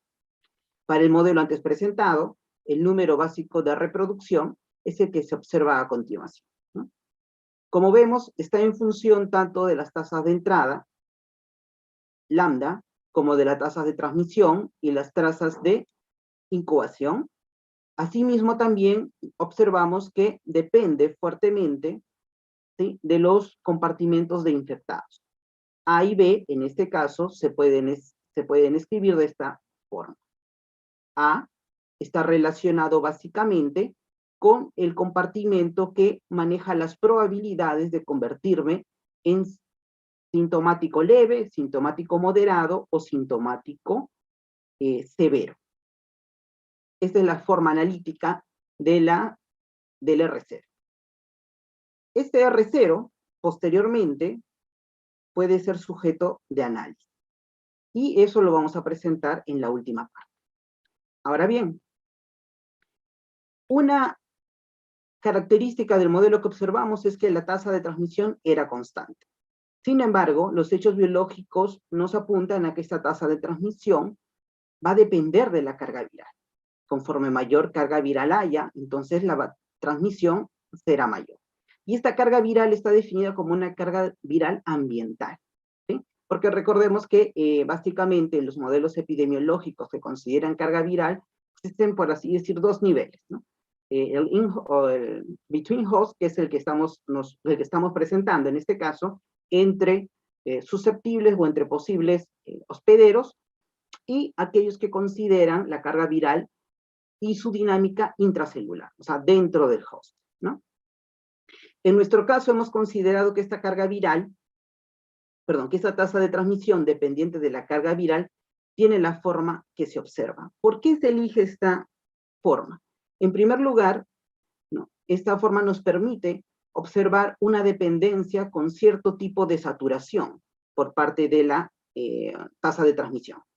Y eso es biológicamente aceptable debido a que pese a que el cuerpo puede replicar internamente una cantidad de virus determinada, ¿sí?, esta tiene un límite fisiológico.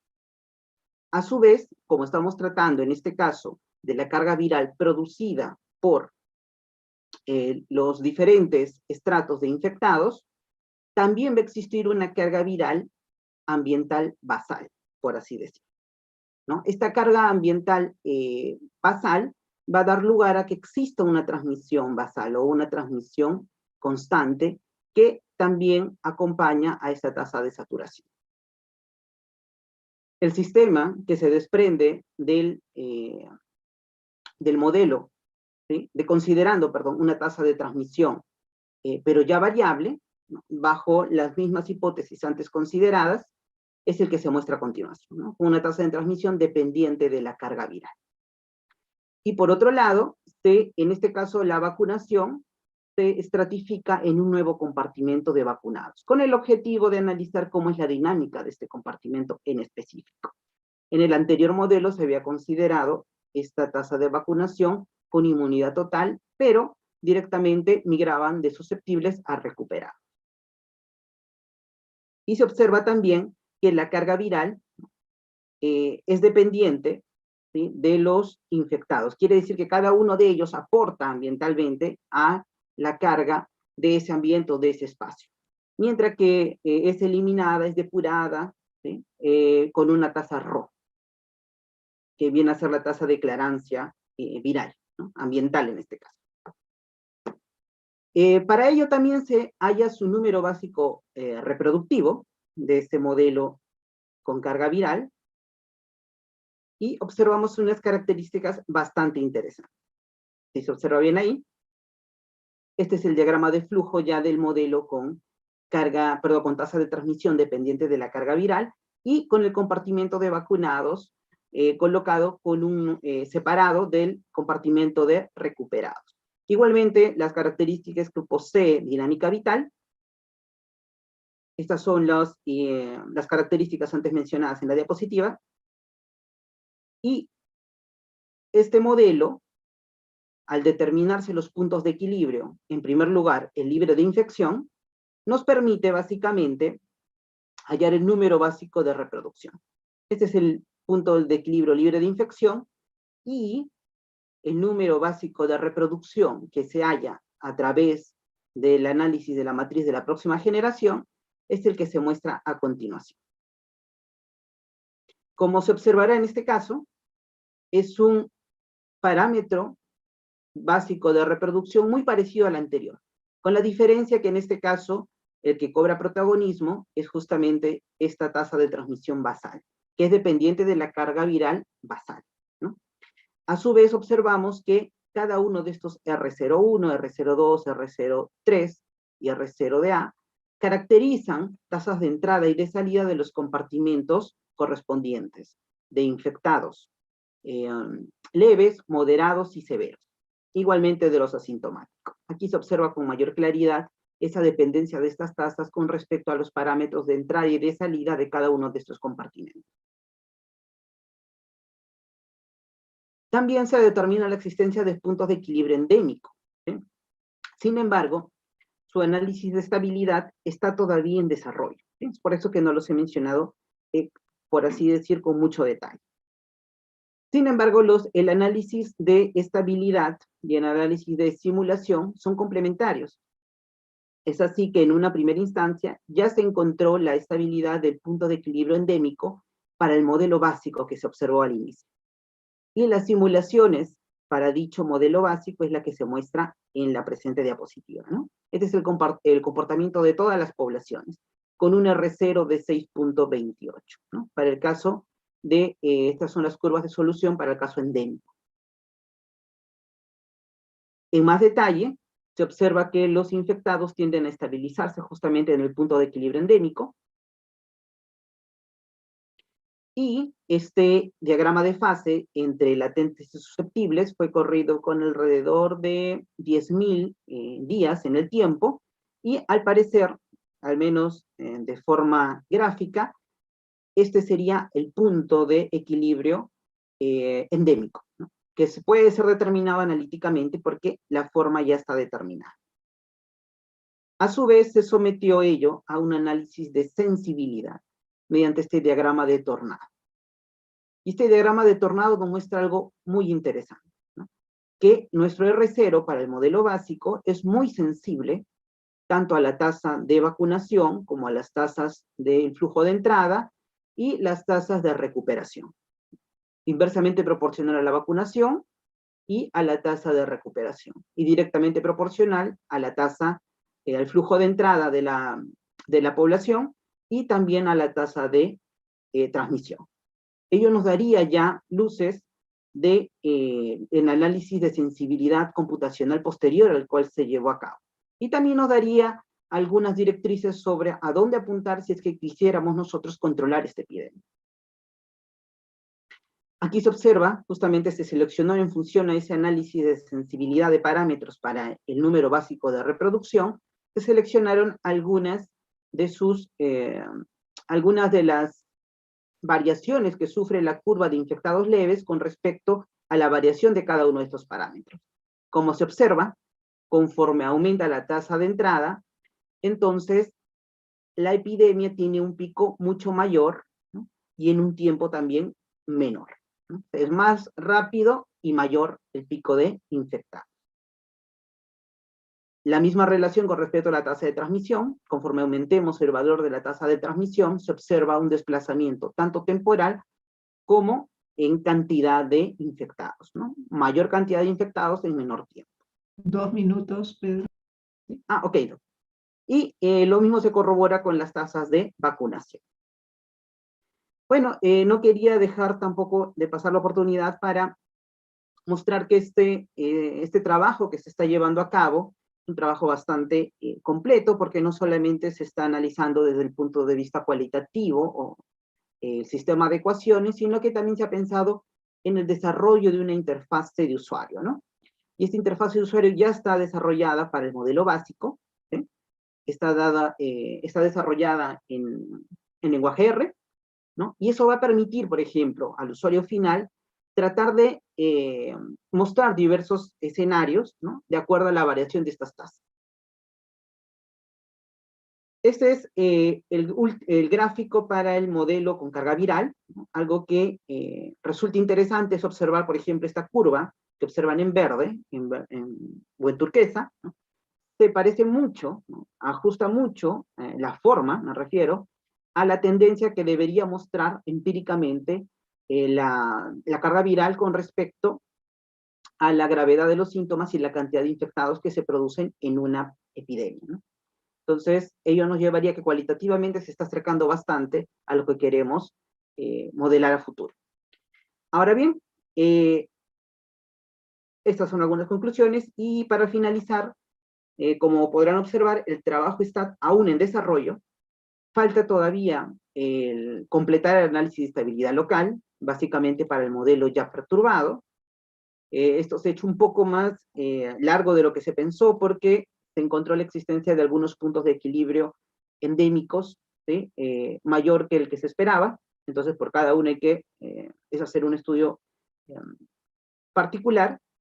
El análisis de estabilidad global también está aún en desarrollo, el análisis de bifurcaciones, y a posterior, ya como trabajos futuros, que se puedan desprender de este primer trabajo, sería la identificación de parámetros, ¿no? Si es que queremos nosotros ajustar o identificar nuestros parámetros en función a datos reales, y se puede considerar también algunos otros fenómenos como la inmunidad parcial, la eficiencia, el costo, ¿no? O la pérdida de inmunidad, ¿no? Porque en el modelo, como se habrán dado cuenta, tanto en el básico como en lo que considera carga viral, se considera la inmunidad total, ¿no? Se pensó en un momento en una inmunidad total y no parcial, como es la que actualmente se observa en esta pandemia. Bueno, estas son las referencias y quisiera agradecer nuevamente a la organización y resaltar, ¿no?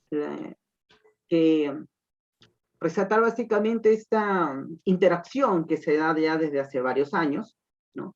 He sido testigo cómo ha ido creciendo el evento y cómo cada vez más se vuelve un evento inter y multidisciplinario, ¿no? Y eso me da bastante gusto, porque creo que a eso apunta la ciencia en general, ¿no? Muchas gracias y estoy presto a responder cualquier tipo de pregunta. Muchas gracias, Pedro. Si alguien del público quisiera hacer alguna pregunta, puede levantar la mano, los que están como asistentes y los que están aquí como panelistas, poder hacer alguna sugerencia o alguna pregunta, lo que ustedes deseen. Este es un avance de Pedro, ya él sacó su primer artículo en el área de la biomatemática, tienen otros, pero ahora acaban de aprobar uno de ellos, que es también como parte de su tesis, ¿no? Ahora ya está en este trabajo. Bien, creo yo que no van a perder la oportunidad de comunicarse con él para sugerir o conversar. Lo bueno de tener a Pedro dentro del grupo es que es la sinergia con la biología, con la parte epidemiológica, los términos como ustedes lo ven, los domina muy bien, aunque no ha dicho muchos de acá, pero él lo domina muy bien y se apoyan entre ellos justamente para llevar a cabo estos trabajos. Muchas gracias, Pedro. Estaremos entonces de repente recibiendo en tu correo algunas sugerencias. Felicitaciones, dice Juan Gabriel Vergaño, tu amigo, muy buen trabajo. Muchas gracias, Juan Gabriel. Muchas gracias a los presentes y a los panelistas. Gracias, Juan Gabriel. Bien, entonces vamos a llamar a la siguiente charla tenemos aquí a Evelyn Catherine González. Evelyn Catherine González es egresada de Matemática de la Universidad Nacional de Piura y actualmente es estudiante de la maestría en Matemática Aplicada en la Universidad Nacional Mayor de San Marcos. Evelyn, si pudieras compartir tu pantalla. Sí, doctora, buenos días. Buenos días a todos. ¿Qué tal, Catherine? Ella también se encuentra haciendo su trabajo de tesis y también hoy le avisaron de la aceptación de su primer artículo dentro de esta área. Muy bien. Ahí estoy compartiendo. Correcto, lo pones en pantalla completa y listo. Hoy día Catherine nos va a hablar sobre el modelo matemático del VIH-Sida, considerando control de la incidencia y tratamiento. Tienes 25 minutos más 5 de preguntas, Catherine. Ok. A ver, voy a colocar.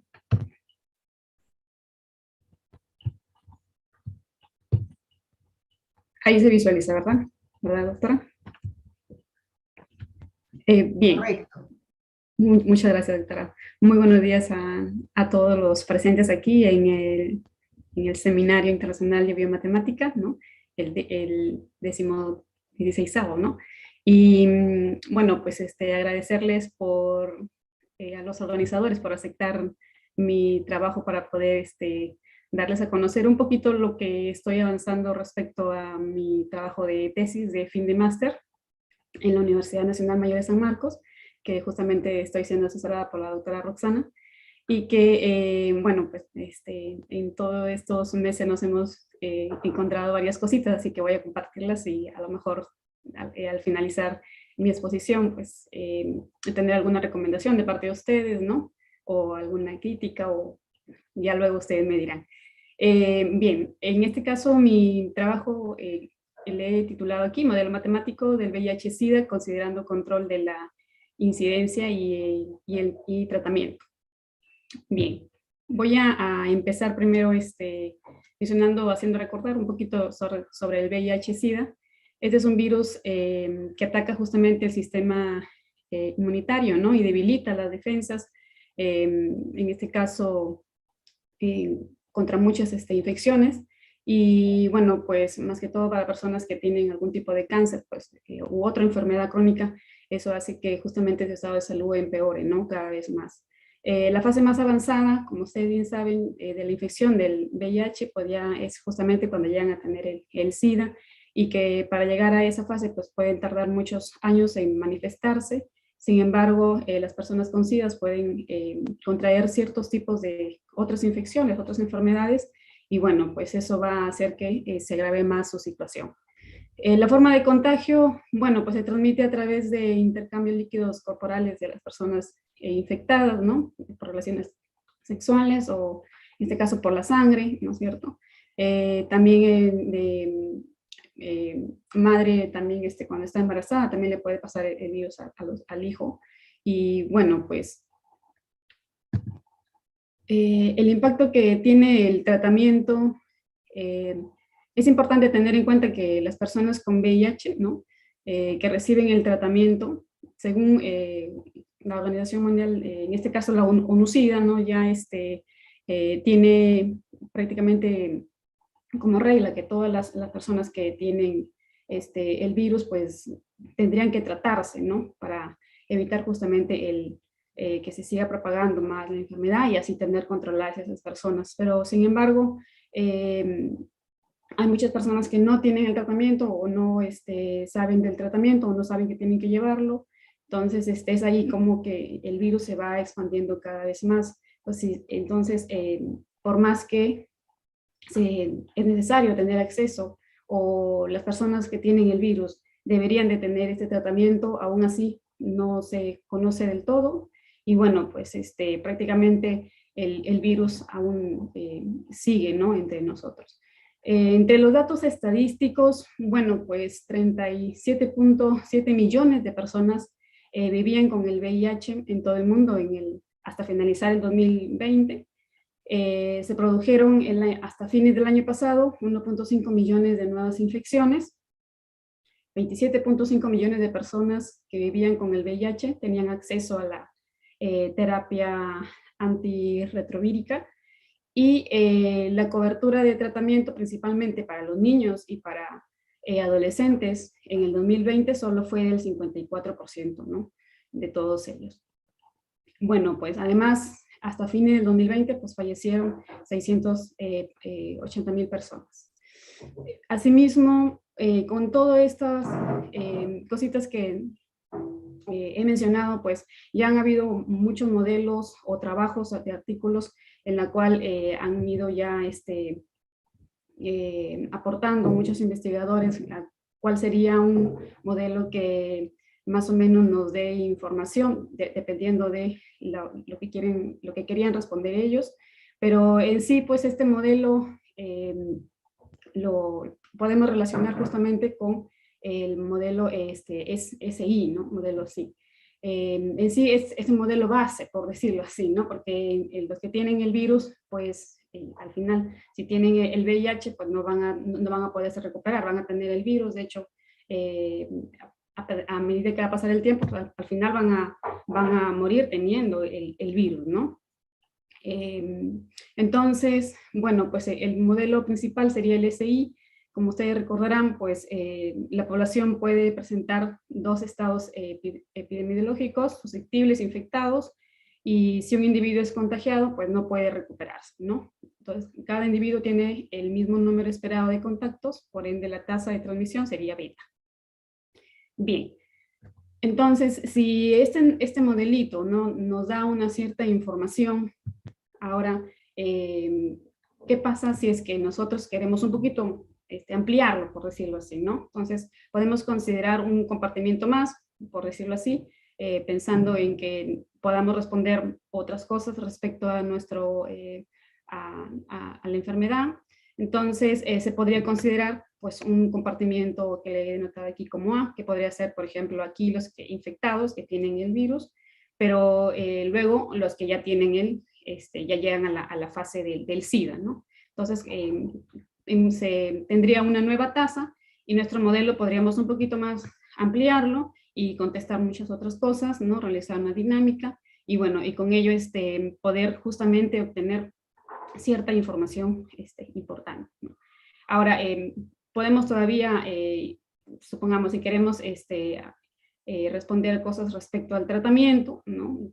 ¿Qué personas tendrían el virus y con tratamiento antes de que lleguen a la fase del SIDA? Entonces, podríamos tener la idea de quizás ese modelito, todavía ampliarlo más, y tener en este caso un compartimiento J, ¿no? Que serían, por ejemplo, personas que están con el virus y que tienen tratamiento antes de pasar a tener el SIDA. Entonces, sin embargo, nuestro modelo, pues, podríamos complicarlo un poquito más todavía, responder más cosas, y como ven, aquí está, pues, sin dinámica vital, ¿no? Entonces, pensando en ello, nosotros luego teníamos la idea de que, por ejemplo, aquí en los infectados, leyendo respecto a la enfermedad, habían infectados, por ejemplo, que tenían el virus, pero que estaban en parte de latencia, ¿no? Y bueno, pues también habían infectados que no presentaban síntomas, por ejemplo, ¿no? Entonces eran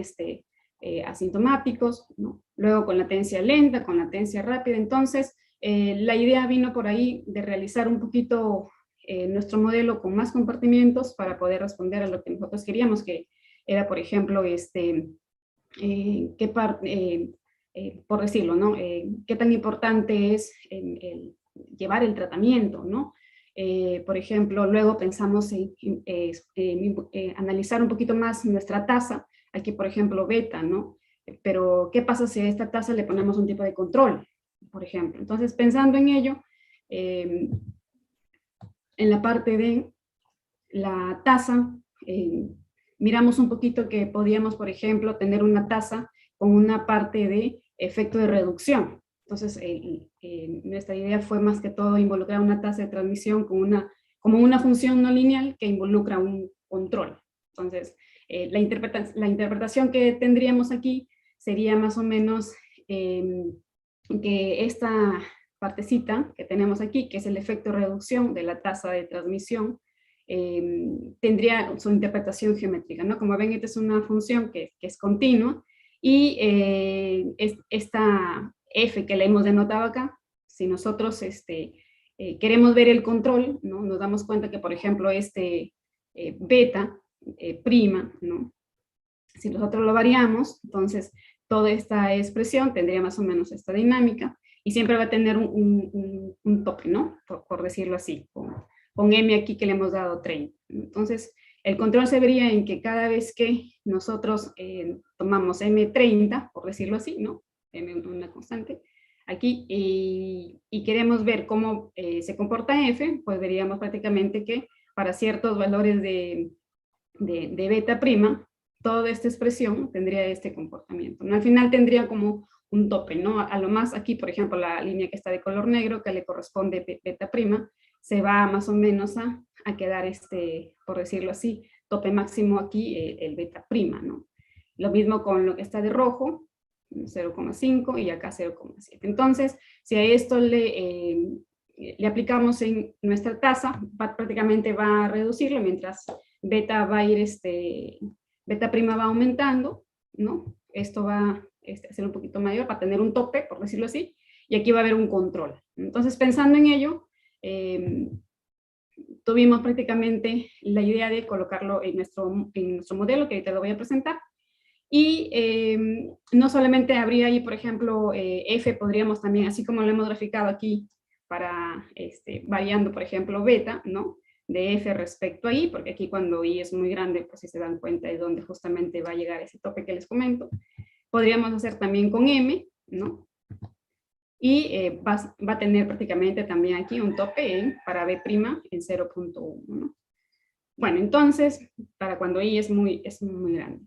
Entonces, SI, si nosotros lo miramos como si fuera nuestra población de infectados, aquí a M ya luego le voy a explicar qué significa en nuestro modelo. Entonces, habría ahí algo interesante, ¿no? Que rescatar. Entonces, eso vino más o menos, esa idea de colocar ese tipo de tasa, porque justamente encontramos también trabajos en los cuales involucran la cobertura mediática. Entonces, M representaría como la cobertura mediática, que dependiendo de los valores que tome, pues va a haber ahí un cierto control en nuestra tasa, y eso va a hacer que un poco el efecto de que nuestra tasa pues vaya disminuyendo, y así pues evitar que se lleguen a más contactos, ¿no?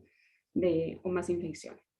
Bueno, pues aquí hay unos trabajitos en los cuales ya se han aplicado ese tipo de cobertura, el impacto que tiene la cobertura mediática, no solamente para el VIH, también para otras enfermedades. Entonces, lo que proponemos aquí más o menos es considerar un modelo con aquí 5 poblaciones, ¿no? De acuerdo a lo que les he ido mostrando al inicio, que empezamos con el SI, entonces podríamos tener algo como que la población de los susceptibles, ¿no? Infectados, por ejemplo, aquí se están considerando 2 compartimientos, sub 1 y sub 2, teniendo en cuenta que ISO1 podría considerarse como la población de individuos con latencia lenta, tienen el virus, pero con latencia lenta. Estos no van a contagiar, no infectan. Esto según el artículo en el cual nosotros nos hemos basado, que es el de Unifen. Luego ISUB2, pues es la población de individuos con latencia rápida, ¿no? Esto por el motivo de que la diferencia entre los dos, según el Unifen, indican que podría ser que ISUB2 tenga, por ejemplo, individuos que estén con enfermedades crónicas, ¿no? Entonces, eso haría un poco que su sistema inmunológico, pues, no esté del todo bien, y haría que prácticamente el virus, pues, debilite más su organismo, ¿no? J, aquí se está considerando como la población de individuos que tienen el VIH, son sintomáticos y con tratamiento, ¿no? Y estos 2 anteriores son asintomáticos. Aquí, al final, los que infectan, pues, según el artículo que tomamos, son justamente los que tienen latencia rápida y los que están en tratamiento y son sintomáticos, ¿no? Y posteriormente una población, pues, ADT, que vendría a ser la población ahora sí, que ya tiene el SIDA, que ya ha pasado cierto tiempo y que ya llegaron a la parte, digamos, en la cual final de la enfermedad, ¿no? Bueno, igual nuestro diagrama sería más o menos el que estoy mostrando aquí en pantalla. Entonces, prácticamente, pues los que tienen el virus serían todos estos, ¿no? Entonces, teniendo en cuenta que tiene latencia lenta, rápida, infectaría, y estos tendrían los que tienen SIDA. Igual, en todos los compartimientos, digamos, un modelito en la cual tiene dinámica vital, y bueno, todos los compartimientos aquí pues también tienen una tasa por muerte natural. Acá, por ejemplo, puede morir por la enfermedad en sí o por otra, ¿no? Y bueno, los parámetros que se muestran, por ejemplo, aquí es justamente la tasa que les comentaba, ¿no? Este beta sub 1 y sub 2 y este beta sub 2 de J nos indicarían como que las tasas de incidencia, ¿no? Que tienen forma saturada, que es justamente las que les explicaba anteriormente. Pero aquí, dado que estos 2 son los que contagian, entonces podríamos tener las tasas de esta forma, ¿no? Donde M representaría la cobertura mediática, que ya les voy a mostrar una dinámica más o menos para explicar. Aquí, por ejemplo, se ve el control, ¿no? Este beta sub 1 de I sería como nuestra tasa de transmisión, ¿no? Después de que se haya informado de los individuos que tienen, por ejemplo, el virus, ¿no? Donde la cobertura mediática ya influye ahí, ¿no? Aquí. También, ¿no? Es la tasa de transmisión originada por individuos de J, ¿no? Después de que ya se ha tenido en cuenta aquí la cobertura mediática, ¿no? Beta sub 1 y beta sub 2 pues vendrían a ser nuestra tasa de transmisión sin involucrar la cobertura mediática. Y esta vendría a ser el efecto que tiene la cobertura mediática y que hace que se reduzcan nuestras tasas de transmisión, en este caso para cada una de las expresiones que tenemos. Bueno, los otros parámetros que ahorita lo voy a mostrar por acá. Estas son algunas las consideraciones que les he mencionado, ¿no? Justamente hace ratito. Nuestros parámetros, ¿no? Aquí algunos valores de los parámetros se han sacado justamente del artículo de Feng y Hyun. Algunos otros los hemos asumido por ahora para hacer nuestras dinámicas. Ya hemos revisado una bibliografía para poder más o menos para adecuarnos un poquito más a la realidad, pero estamos justamente tratando de completar esa información. Pero en sí, los datos que tenemos ahí ya se han tenido del artículo de Fenigium, ¿no? En caso del artículo de Fenigium, ellos no consideran esta tasa, no solamente, es decir, no de la forma que lo estoy mostrando aquí. Entonces, esa ha sido una perturbación, digamos, que hemos tenido. Nuestro aporte es justamente considerar este control, ¿no? Este control. Ellos nada más consideran beta 1, beta sub 2, ¿sí? Sin considerar I sub 2 y J. Bien. Bueno, entonces, en nuestras ecuaciones, pues serían las que les estoy mostrando ahí a continuación. En este caso, se ha tomado algunas consideraciones para poder abreviar un poquito nuestra notación y así poder completar nuestro análisis, ¿no? Bien, bueno, pues se hizo también la parte de la positividad y la invarianza, ¿no? Para garantizar que nuestro sistema pues tiene soluciones positivas y que, en una cierta región.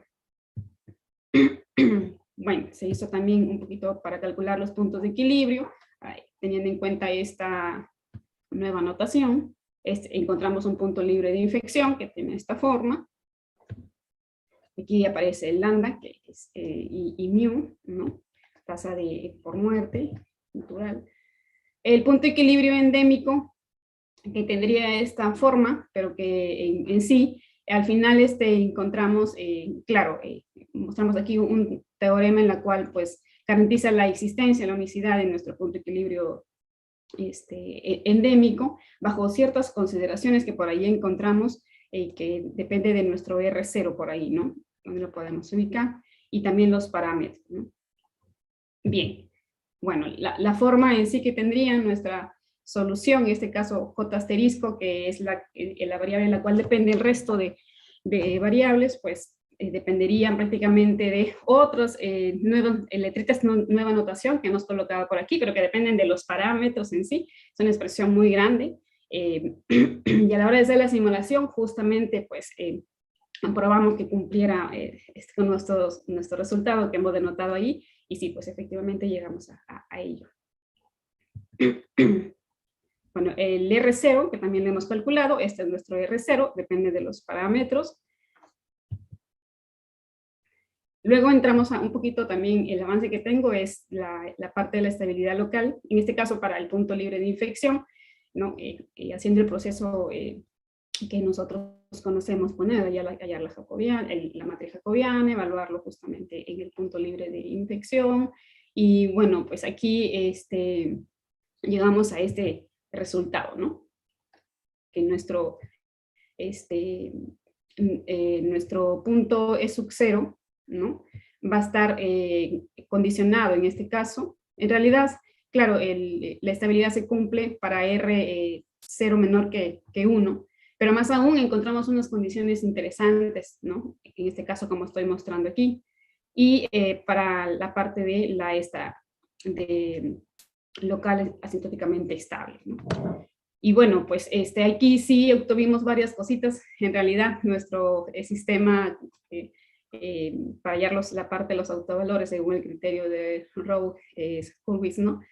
Fue un poquito laborioso, pero bueno, al final llegamos a ello. Luego hicimos simulaciones y se comprobó que efectivamente estaba cumpliendo con nuestro teorema. En la parte de la estabilidad local del endémico, aquí sí ha sido un poco más trabajo, pero hasta ahora hemos tenido este resultado. Todavía estoy en proceso de verificar que estén cumpliendo todas esas condiciones para poder garantizar todo lo que hemos hallado, ¿no? Bueno, esas son algunas simulaciones para la parte del punto libre de infección. Ajá. Aquí justamente vemos cómo la parte de los susceptibles, ¿no? Se estabiliza. Luego acá las otras poblaciones pues incrementan, pero luego decrecen, ¿no? Estas son los que tienen el virus, ¿no? Igual se van a cero, ¿no? Es decir, se estabilizan, ¿no? A medida que pasa el tiempo. El R0 aquí es pequeño, ¿no? 0.006 menor que 1. Se comprobó con los datos de los parámetros que cumplan las condiciones del teorema que les he mostrado. Ahí están los resultados. Y bueno, pues eso nos da ya prácticamente la tranquilidad de que sí, se está cumpliendo lo que hemos hecho analíticamente. Luego vimos unas gráficas también aquí para la parte del punto de equilibrio endémico, ¿no? Con ciertos cambiamos un poco nuestras tasas que están involucradas en la parte de transmisión, ¿no? Es decir, nuestros parámetros que están involucrados en la parte de la transmisión. Aquí hay un R0 de 5.3, ¿no? Vemos que los susceptibles pues incrementan, luego llega un pico y decrece, ¿no? Estabilizarse. Y la que está de azul es I1, que son los que tienen latencia lenta, y estos rápidos, ¿no? Y acá J, J y A, que tienen SIA. Bien, luego aquí ya para culminar con esta partecita, también quería ver el R0, ¿no? Bajo qué parámetros era sensibles, en realidad haciendo una dinámica un poco, tomando el R0, manteniendo algunos parámetros constantes y otros parámetros, irlos variando, dado que hice unas simulaciones con varios parámetros, ¿no? Y vi que había unos un poco más que hacían el R0 y se notaba, ¿no? Ampliamente. Entonces, tomé esos dos parámetros, digamos, que hacen que el R0 varíe, y al hacer una gráfica, digamos, en el espacio, ¿no? R0, que depende de estos dos parámetros, que vi un poco la sensibilidad, pues se muestra esta gráfica, que, por ejemplo, cuando C1 y C2, que son las tasas en las cuales justamente permiten salir, por ejemplo, el C1, que está involucrando el comportamiento de los que tienen tratamiento y los que regresan hacia I1, o sea, salen del tratamiento y van hacia los que tienen latencia lenta, también, esto sale más bien de los que tienen tratamiento y regresan hacia latencia rápida. Vemos que cuando estos pues son pequeños, van a 0, nuestro R0 pues supera, ¿no? Podría superar al 1, ¿no? Este planito de verde es el que justamente es cuando R0 es igual a 1. Entonces, haría que nuestro R0 como que incrementa, eso pues tendríamos ahí que analizar un poco lo que está pasando con la variación de esos dos parámetros, manteniendo constante el resto, ¿no? Y luego otra sensibilidad que vi así, tomando esta forma, por decirlo, la sensibilidad en sí con el PRCC, pero por ejemplo aquí tomando delta, que es el parámetro que me permite, o la tasa de transición, que pasa de los que tienen latencia rápida de frente a los que tienen SIA, o sea, los que no pasan por tratamiento, ¿no?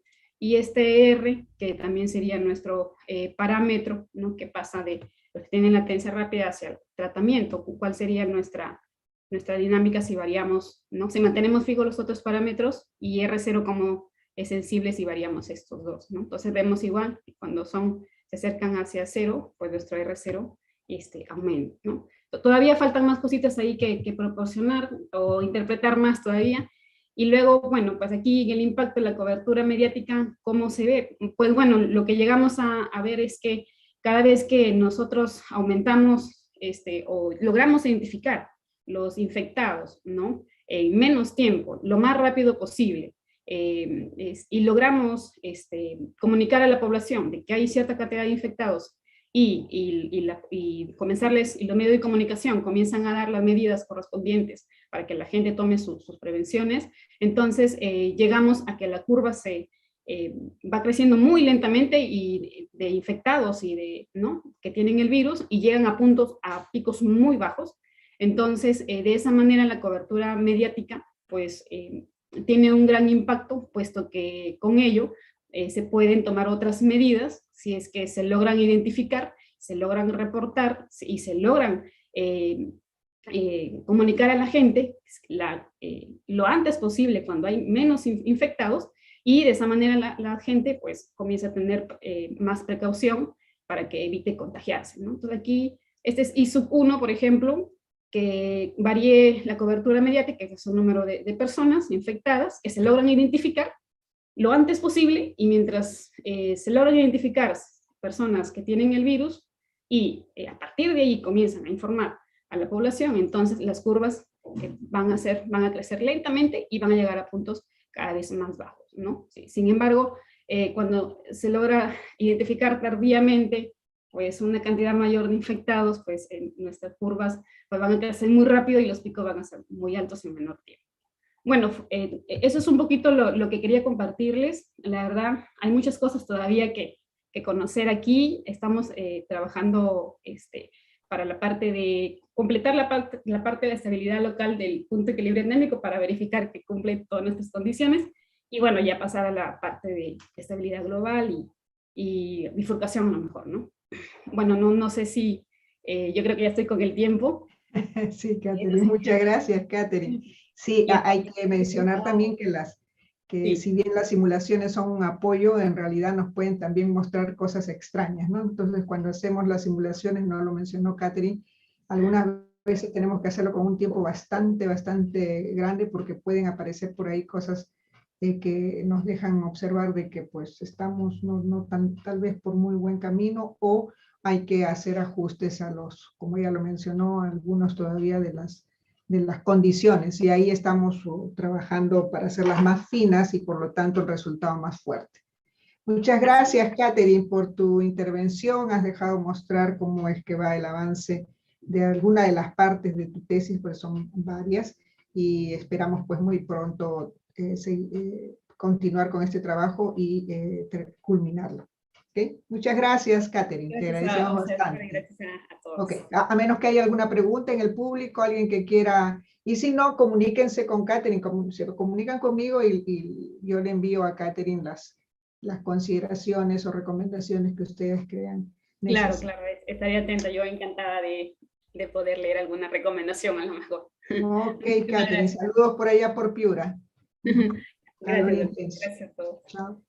Ok, bien, entonces ahora vamos a culminar nuestra mañana de la forma tan simpática como la iniciamos, también en esta oportunidad con una intervención, una conferencia magistral a cargo de una invitada de nuestra querida Emma Cambillo, la profesora que apoya y que organiza conmigo este evento. Le doy el pase entonces a Emma para que presente a la siguiente invitada. Emma. Bien, buenas tardes. Bueno, voy a tener el placer de presentar a la doctora Orieta Nicolis, ¿no?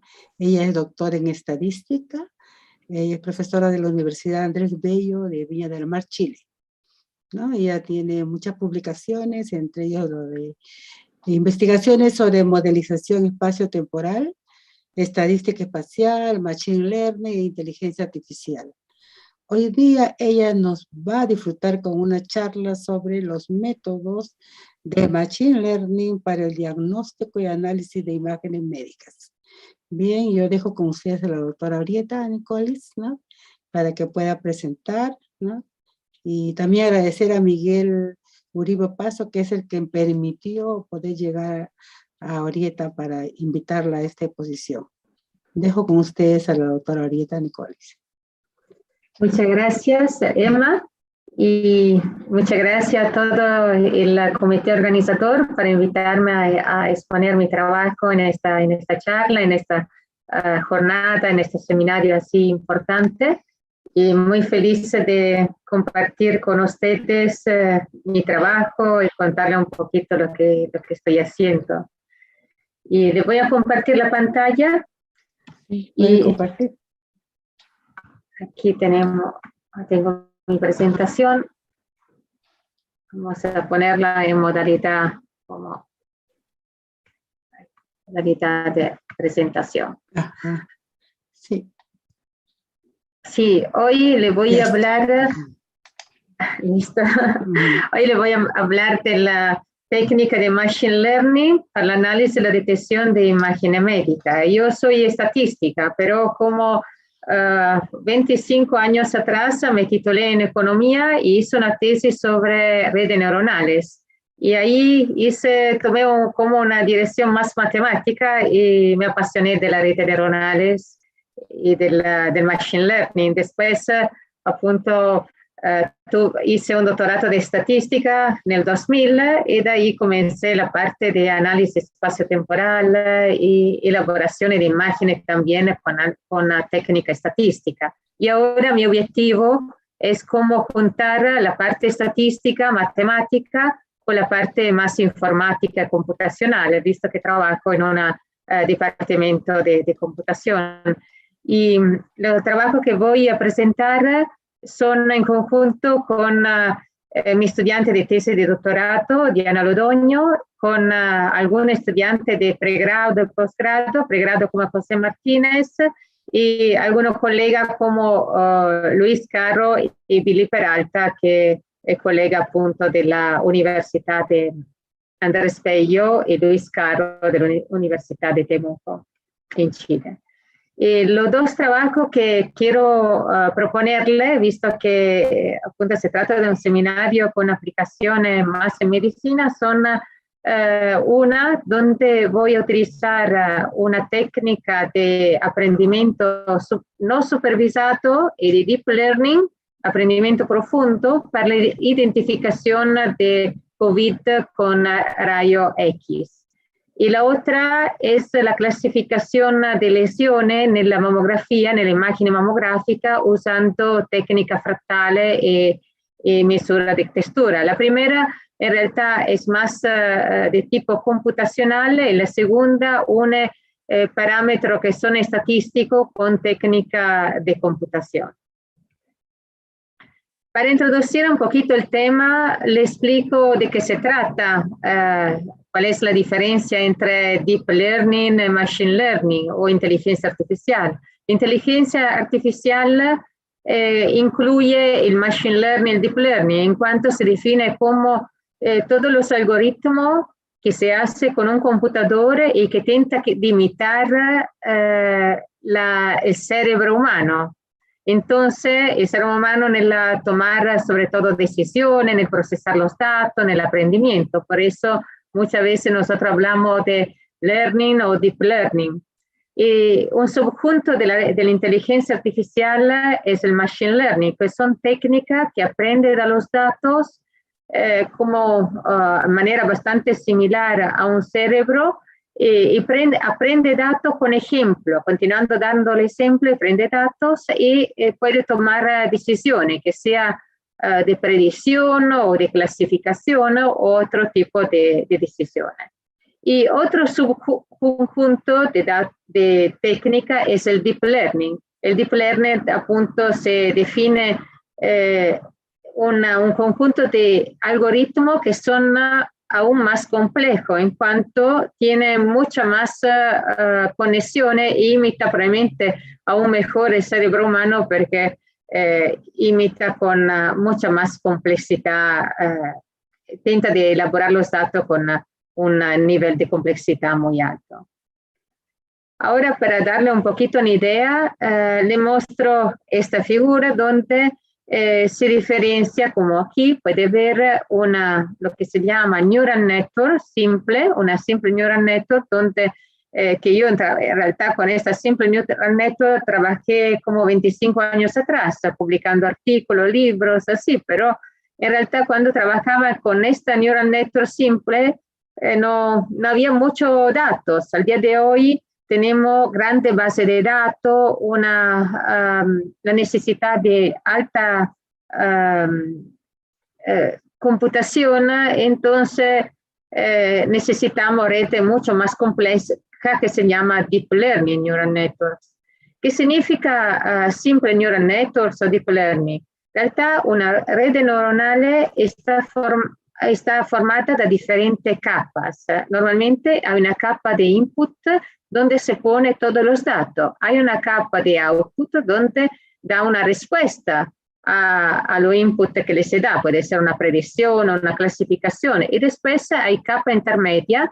Y esto círculo que yo dibujé aquí se llama neurones, porque appunto imitan el procesamiento. Aquí donde pasa todo el procesamiento matemático. Una simple red neuronal, por ejemplo, con una variable x1 que entra en esta parte, x2, x3, x4, llega a cada uno de estos neurones tramite conexiones. En el cerebro humano estas conexiones son las sinapsis. Aquí son pesos, entonces todo este input viene pesado en una primera iteración probablemente de manera aleatoria, Y después aquí hay funciones no lineales que da un output y entra en otra unidad de procesamiento que es appunto la capa de output. Como se puede ver, todo lo input puede ser conectado entre ellos o puede tener diferentes conexiones. Pero la cosa importante es que yo dándole mucho ejemplo, al final produce un output. Y la red supervisada, por ejemplo, puede tomar el valor verdadero del output, compararlo y corregir todo este peso de la red. Y así se puede ver el entrenamiento. Hay también red no supervisada, donde appunto aprende patrones o correlaciones que se genera al interior de la red. La diferencia con el deep learning es que tenemos siempre una capa de input y una capa de output, pero tenemos mucha capa intermedia. La capa intermedia formada da cada neurone, y normalmente son muchos neurones, permite el procesamiento de datos tramite funciones no lineares. Cada uno de estos neurones elabora los datos con funciones no lineares. Entonces, se llama profunda, aprendizaje profundo, porque pasa a través una, antes de llegar al output, tiene appunto diferentes capas. Y en este trabajo le voy a presentar cómo se puede aplicar una red de neuronales para detectar COVID utilizando rayos X. Sabemos que COVID es una pandemia a nivel mundial y que afectó a muchas personas. Y uno de los problemas que tuvimos con el COVID era que el test PCR no siempre era capaz de detectar en tiempo real la presencia de COVID. Entonces muchas veces se demoraban, sobre todo en los primeros meses de la pandemia, se demoraba de 3 a 5 días. Ahora se está demorando como un día y medio, pero siempre hay un tiempo antes de tener la respuesta. Y muchas veces los componentes que se necesita para contrastes, todo los componentes que se necesita médico no siempre son disponibles al momento para hacer este tipo de test. Entonces nosotros propusimos un método basado en rayos X. Diferentes papers appunto fueron publicados recién sobre la diagnosis de COVID tramite rayos X. Pero en nuestro caso tentamos no solo de ver si una persona tiene COVID o no tiene COVID, pero aplicar una red de neuronales con un emprendimiento de muchas imágenes y que pueda localizar la zona dañada por el COVID. Entonces, la idea es tomar muchas imágenes de rayos X y en una primera etapa se hace un entrenamiento para ver lo que tiene COVID y no COVID en manera supervisada, dándole appunto la información, lo que tiene y lo que no tiene. Y después la red neuronal en manera no supervisada, porque no sabemos exactamente dónde se encuentra la posición, la zona dañada, va a encontrar la zona que tiene este daño. ¿Cómo se hace esto? Normalmente se utiliza redes convolucionales que se basan en filtro. Por ejemplo, si nosotros aplicamos un filtro a una imagen, por ejemplo, esto es un filtro que se llama emboss, que va a ver los contrastes entre los píxeles, se puede ver, por ejemplo, en una imagen de COVID y una imagen normal que puede como poner en resalto más la característica de anomalía respecto de cada imagen. Hay diferentes filtros que se puede utilizar. Por ejemplo, el Top Sobel utiliza un filtro donde el resultado es esto para la imagen COVID y esto para la imagen normal. Naturalmente, hay muchísimos filtros que se utilizan junto a redes neuronales, pero la idea es continuar a probar y ver cuáles son los filtros que mejor pone en resalto la imagen.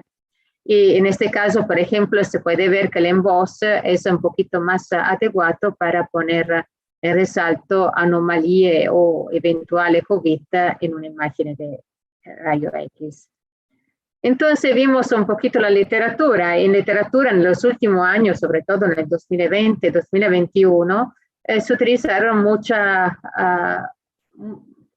fueron propuestas muchas redes neuronales. Por ejemplo, una muy famosa es la COVIDNet, Neural Network, donde appunto se utiliza datos de rayo X de COVID, de personas con COVID y personas sin COVID. Y en este trabajo logran tener una accuracy significa una precisión de clasificación del 93%, y mucho más alto de lo que hacen otro trabajo. Appunto, aquí hay trabajo, los trabajos en realidad que están siendo publicados son muy recién, pero tipo Magul y Nanni que concluyen que la red neuronal puede identificar, en realidad esto hace una discusión diciendo que la red neuronal, si uno le pone marca, identifica muy bien la marca, pero no necesariamente puede identificar un COVID.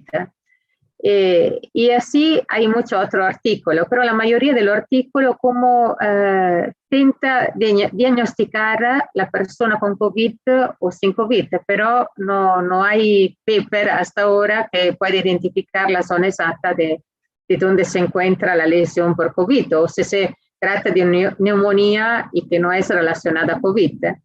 Entonces, nosotros para hacer este trabajo utilizamos una red neuronal que se llama YOLO-V4. Y esta YOLO-V4 es una red especializada para reconocimiento de objetos. En realidad, lo que se hace es tomar un área que es inicialmente aleatoria o fija de una imagen, y de ahí, a través de diferentes iteraciones, la red neuronal alcanza a definir el área donde se encuentra el objeto. En este caso, por ejemplo, donde se encuentra el perro, donde se encuentra la bicicleta, donde se encuentra este camión. Y esto lo hace con la forma, con contraste, con filtro y con colores también. Entonces, como se puede ver, hay diferentes etapas donde se aplica diferentes filtros, y de ahí, en manera jerárquica, se puede appunto localizar toda la forma que incluye la figura, y puede como cortar subimágenes de diferente amplitud. Por ejemplo, toda esta tecnología algoritmos fueron aplicados sobre todo en el reconocimiento de animales, objetos, tipo en esta imagen donde se aplicó para el reconocimiento del perro. Naturalmente, reconocer un perro es bastante simple, por ejemplo, en un paisaje donde no hay ningún otro objeto. Y puede appunto comenzar, normalmente el algoritmo comienza con iteración en diferentes puntos y tiende a localizarse donde hay el perro. Pero en el caso de la imagen de radiografía es mucho más difícil localizar donde hay appunto una anomalía debida al COVID. Entonces, hicimos diferentes experimentos, y el experimento incluye diferentes iteraciones. La primera iteración consiste en darle a la red neuronal mucha imágenes, y la red en una primera etapa hace una detección de toda la imagen y identifica la que tiene COVID o la que no tiene COVID en manera supervisada. Y al interior de esta misma red se puede aplicar otro tipo de algoritmo donde va a identificar el área, y donde se puede appunto posicionar, comenzar da una parte aleatoria, y después diferentes iteraciones puede converger a través de la aplicación de diferentes filtros o convoluciones, puede converger a la parte donde hay más anomalía. Y de ahí se va a etiquetar, se va a dar una etiqueta a la anomalía. Y esta técnica es de tipo no supervisada, en cuanto no se conoce hasta el momento de la evaluación de la performance, no se conoce cuál es la coordenada de donde se encuentra la locación exacta de la enfermedad. Entonces, aquí tomamos 3.886 imágenes y donde 1.345 en realtà, con Covid 1.200, con normale 1.341 y con neumonía 1.345, pero que resultaron negativo al COVID. Entonces, estos son los que son positivos. Y este dataset es un database público que se encuentra disponible en Internet y donde, apunto, hay mucho también trabajo sobre que utilizaron esto. Para nuestro experimento utilizamos diferentes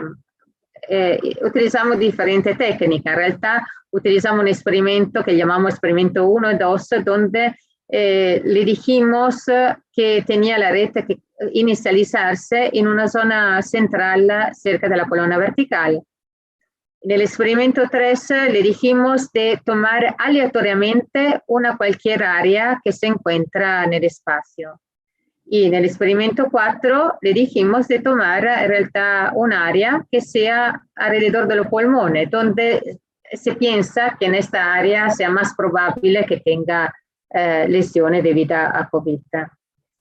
Y después utilizamos la cross entropy, que es una medida de dispersión apunto entre dos distribuciones de probabilidad como métrica de evaluación. La precisión, que es la relación entre lo verdadero positivo dividido lo verdadero positivo con lo falso positivo, lo que clasifica exactamente respecto a lo que clasifica exactamente más lo que no hace exactamente. Y así como recall definido en esta manera y dal F1 score definido en esta manera. Los resultados dieron esto. Normalmente cuando se aplica una red neuronales se pone un porcentaje de datos para que la red pueda aprender y corregirse. Y un conjunto de datos para que la red pueda hacer predicciones. Entonces, normalmente el dataset está dividido en train y en test. El ideal es que después el número de iteraciones los dos tendan a converger, porque así no significa que haya overfitting en la red, que la red se adegua muy bien en el training, pero no es capaz de hacer testing. Y aquí hay alguna métrica que pusimos para cada iteración que se llama la logit loss, que es appunto la pérdida de logística de la entropía que se obtiene respecto a un experimento completamente aleatorio. Y aquí podemos ver appunto el experimento 2, que tiene donde se comenzaba dal centro, el experimento 1 y 2 comenzaba dal centro, el experimento 2 como se daba más informaciones respecto al experimento 1.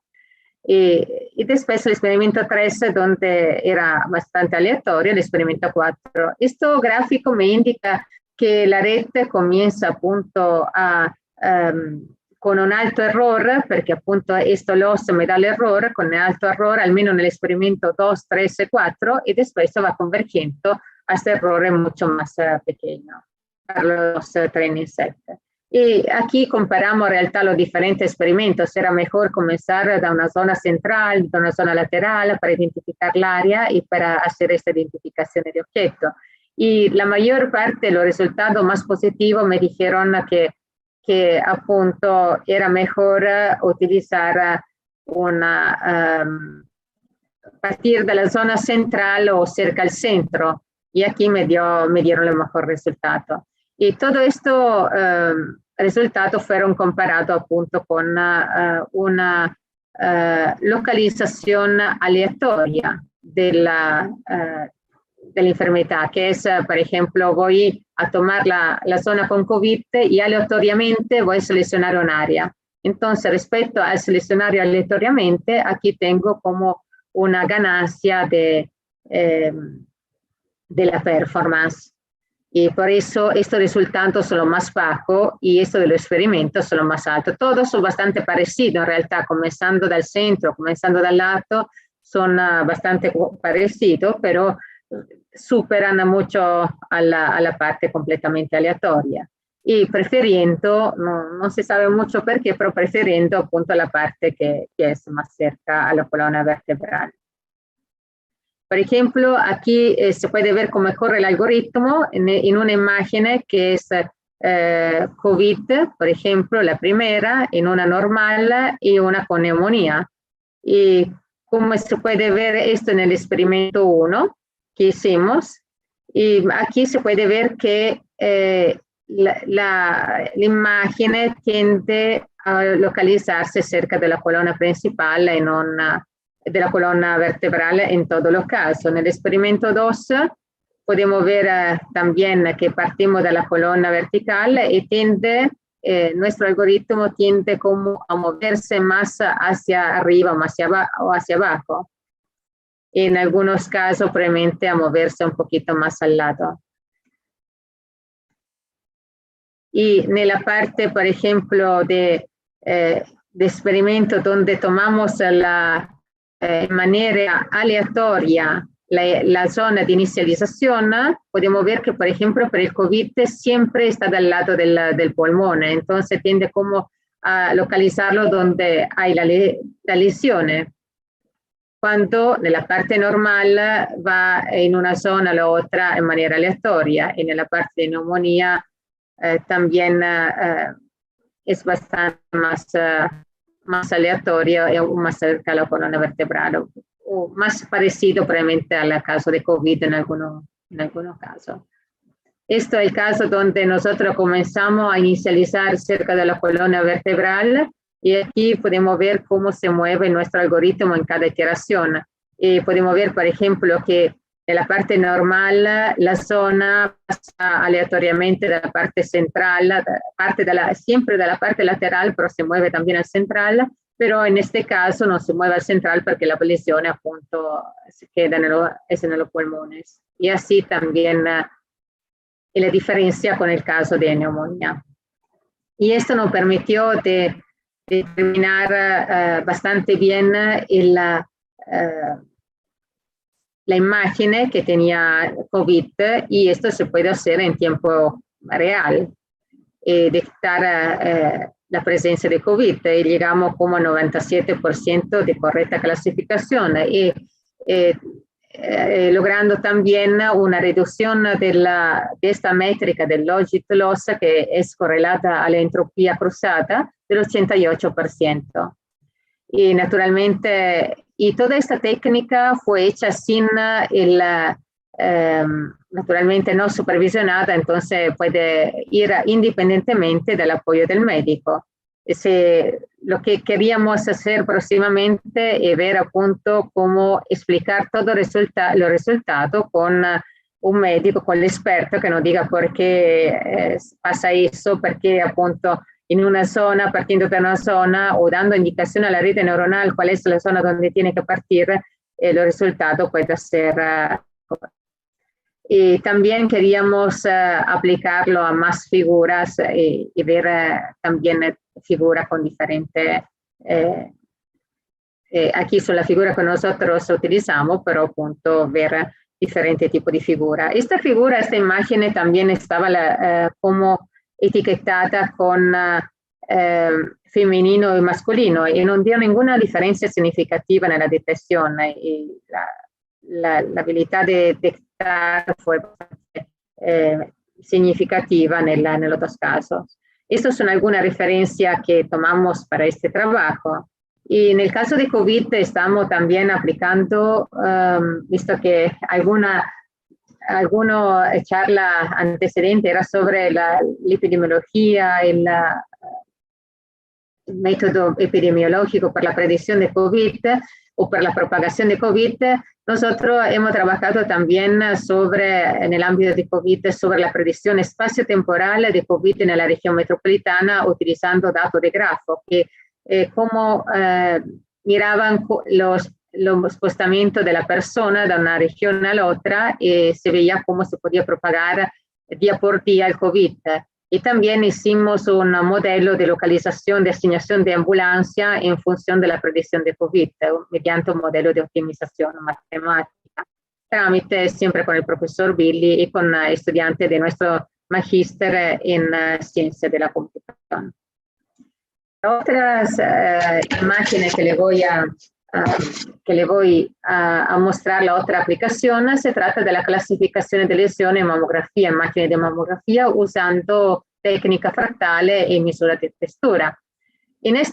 A diferencia del otro trabajo, en este trabajo le voy un poquito a introducir cómo la predicción o la clasificación puede ser mejorada si nosotros damos a la red como input no la imagen original, pero algunos indicadores de esta imagen, como indicadores fractales o indicadores de contraste o variabilidad de los píxeles de la imagen, así. Entonces, lo que hicimos en este tipo de trabajo es tomar imágenes digitalizadas, aplicar técnicas de preprocessing, extraer una región de interés, en este caso, en cambio de hacer como la otra vez que hicimos un algoritmo automático que me extraía la región de interés, en este caso ya conocíamos la región de interés. Y después aplicábamos análisis fractales de textura para la clasificación.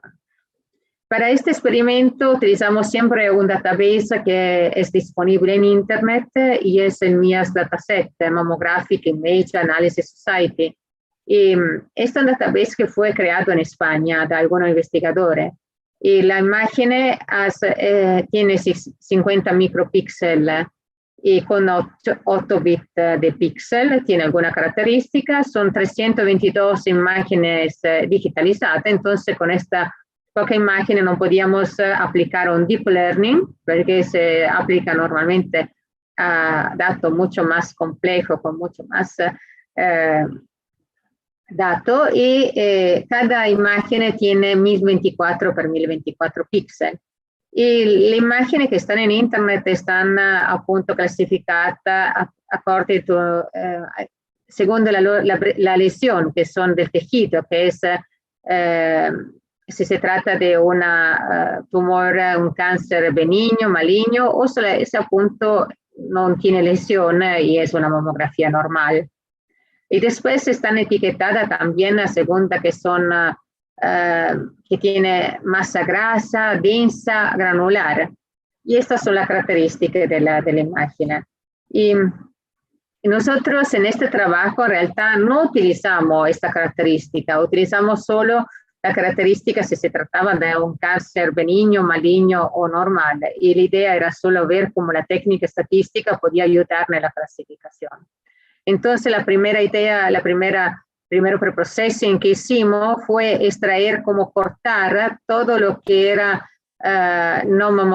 lo que no se refería a la mamografía. Por ejemplo, la imagen original que nos llegaba era esta. Después, trámite, filtro, contraste, y así llegamos a un resize de la imagen, que es appunto esta, donde no hay un negro, donde no hay escrita. Muchas veces aquí había alguna escrita de la mamografía, entonces donde hay solo la mamografía. Y de esta, trámite appunto la localización de la lesión, pudimos ver cómo era el tejido. Por ejemplo, en este caso, el tejido normal, aquí el benigno, y aquí el maligno. Aquí se puede ver alguna parte. En realidad, uno debe ser un experto y naturalmente, probablemente no ser muy cansado para alcanzar a ver los detalles de cada imagen.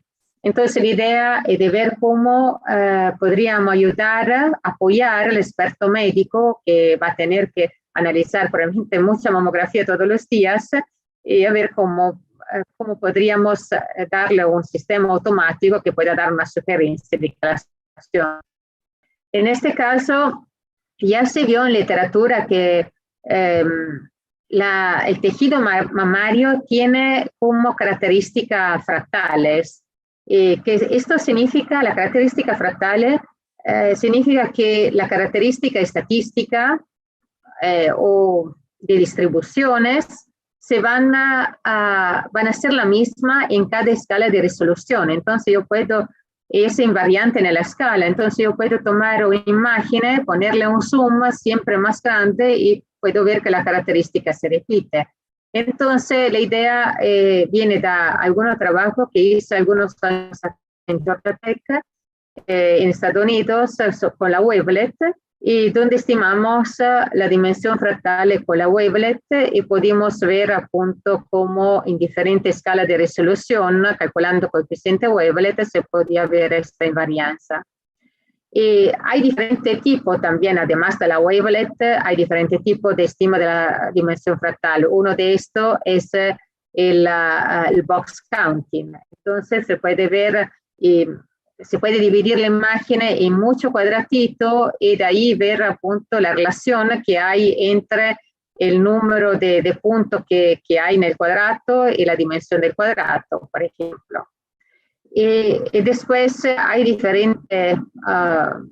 diferentes medidas que se refieren, por ejemplo, a la variabilidad, la entropía, misura el grado de desorden entre los píxeles de una imagen, o la locunarity, que es considerada como una escala dependiente misura de heterogeneidad o de textura. Entonces hay toda una serie de parámetros que caracterizan la imagen, y en particular la parte fractal que caracteriza la imagen mamográfica.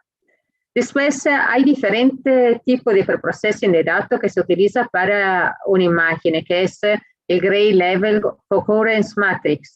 En particular, la correlación entre píxeles.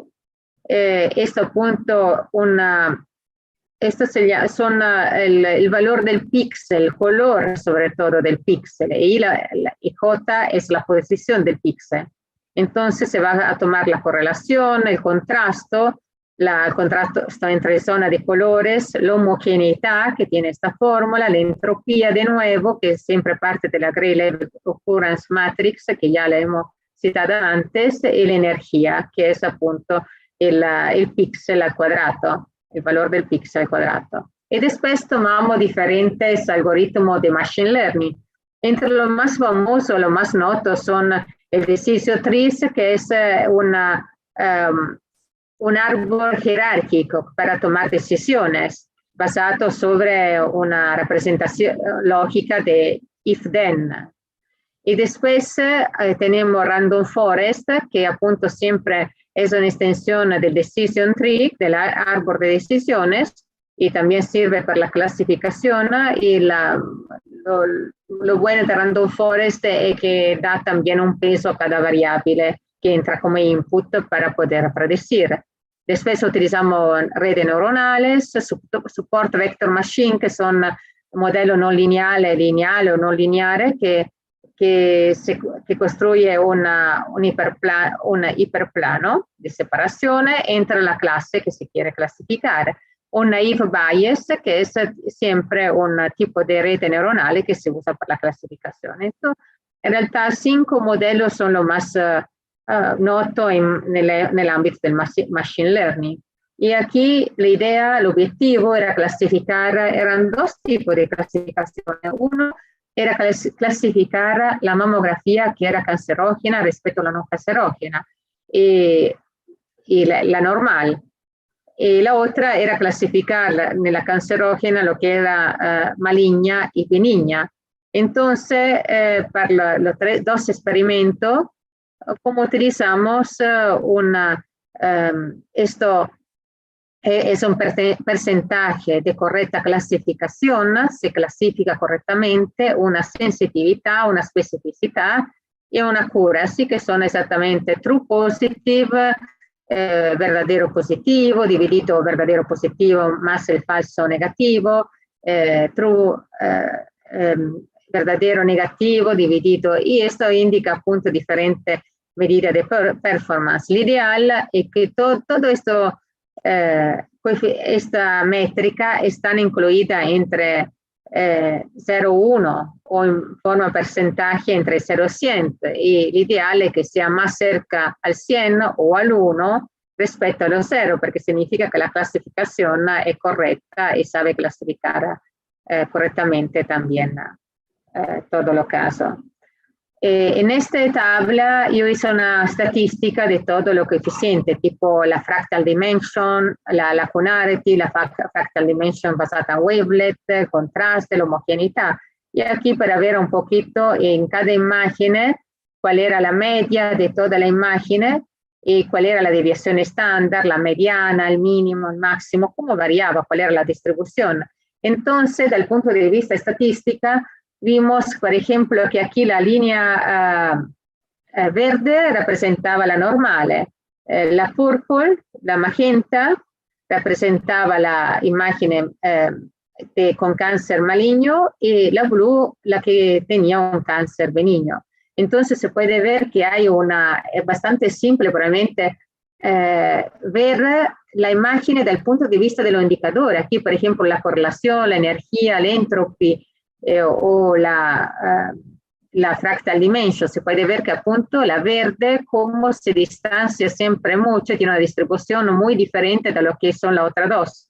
Entonces, a veces es mucho mejor trabajar con indicadores estadísticos que trabajar directamente con la imagen.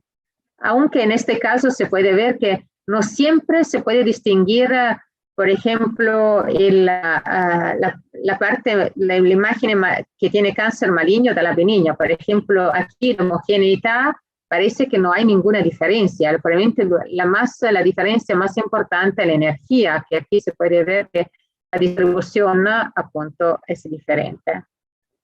Y así aplicamos todos los diferentes métodos, aplicamos una TD Student para ver el intervalo de confianza. Podemos ver que, por ejemplo, la Support Vector Machine clasificaba correctamente 99,55%. La UC me da una curva que me dice appunto, me da la integral de correcta clasificación también, y la sensitivity y la specificity eran siempre muy altas. Entonces, podemos decir que era muy bueno el algoritmo y era una buena idea clasificar en base a estos parámetros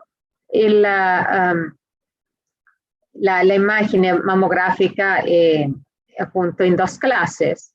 Pero cuando nosotros tomábamos las 3 clases, aquí el porcentaje para la normal era muy alto, 100%. Se debe distinguir exactamente la normal, pero no siempre sabía distinguir muy bien. Por ejemplo, si vamos al porcentaje de correcta clasificación, podemos ver que lo mejor estuvo el Support Vector Machine, donde logró tener un 82% de correcta clasificación, pero con un intervalo también con una incertidumbre bastante baja de 0,79.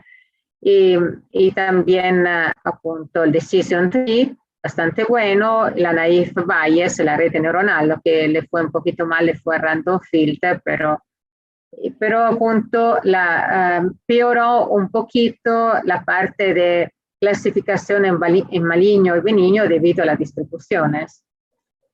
Lo que es bastante bueno, que se puede ver cuál era en base a un algoritmo.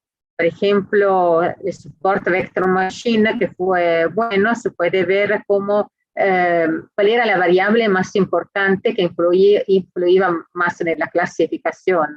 En el caso binario, por ejemplo, en la clasificación binaria, nosotros vimos que la energía era la que tenía el primer lugar, en el segundo lugar era la homogeneidad, después el contraste, y así toda la otra variable. Y la otra variable influían en manera diferente, pero appunto la energía era la que influía más. Y aquí era como una curva que se llama variable effect characteristic curve for energy influence, para la influencia. Entonces tomamos la energía y vimos sobre las diferentes imágenes que cuando la energía era baja, había una alta clasificación, un alto nivel de clasificación.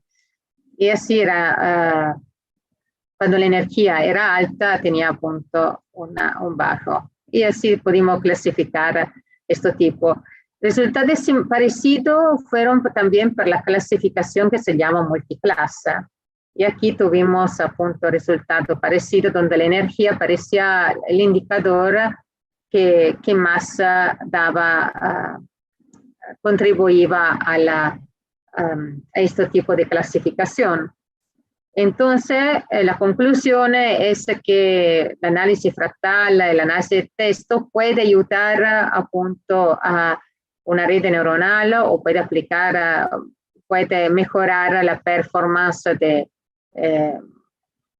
algoritmo de machine learning en cambio de aplicarlo directamente a imágenes, donde de la literatura se podía ver que la performance llegaba a veces 95, 94%, 80%, pero 85%, un poquito más de 80%, pero no llegaba al 100%. En cambio, aplicando, haciendo un preprocessing basado en el análisis estadística, era mucho más conveniente. La idea del trabajo futuro es utilizar deep learning per classificarlo, para ver appunto, per esempio, le IOLO, para identificar l'algoritmo che applicamos nella prima applicazione, para identificar esattamente dove sta el ROI, la region of interest, en cambio de tenerlo como a priori, esta region of interest, y ver cómo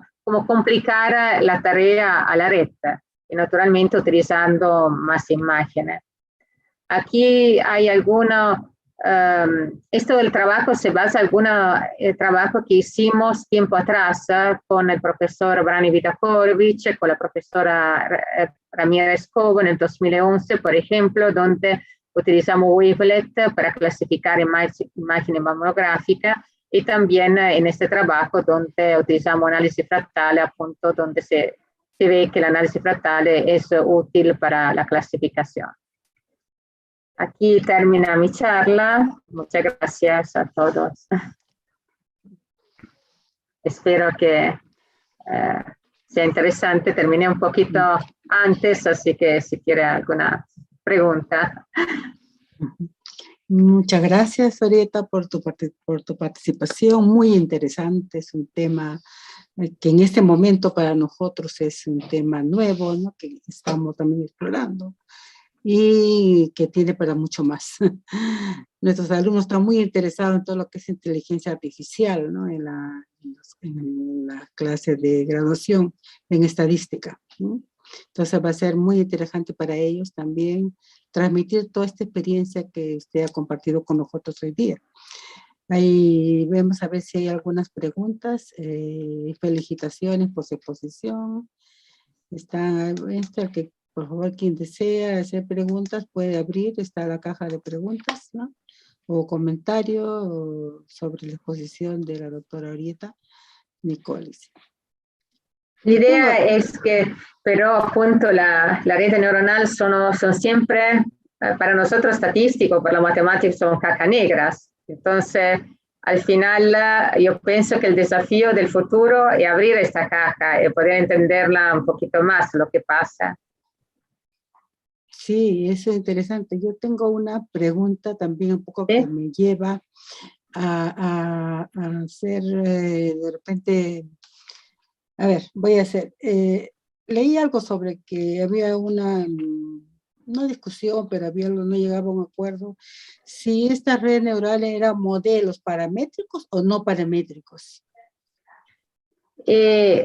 Sí. Ahí puede ser paramétrico o no paramétrico, en realidad. Ah, ya, eso es. Sí, porque lo que utilizamos son redes que son más paramétricos, pero donde los parámetros, yo pienso más no paramétrico, porque donde los parámetros como a cada iteración cambian. Entonces son,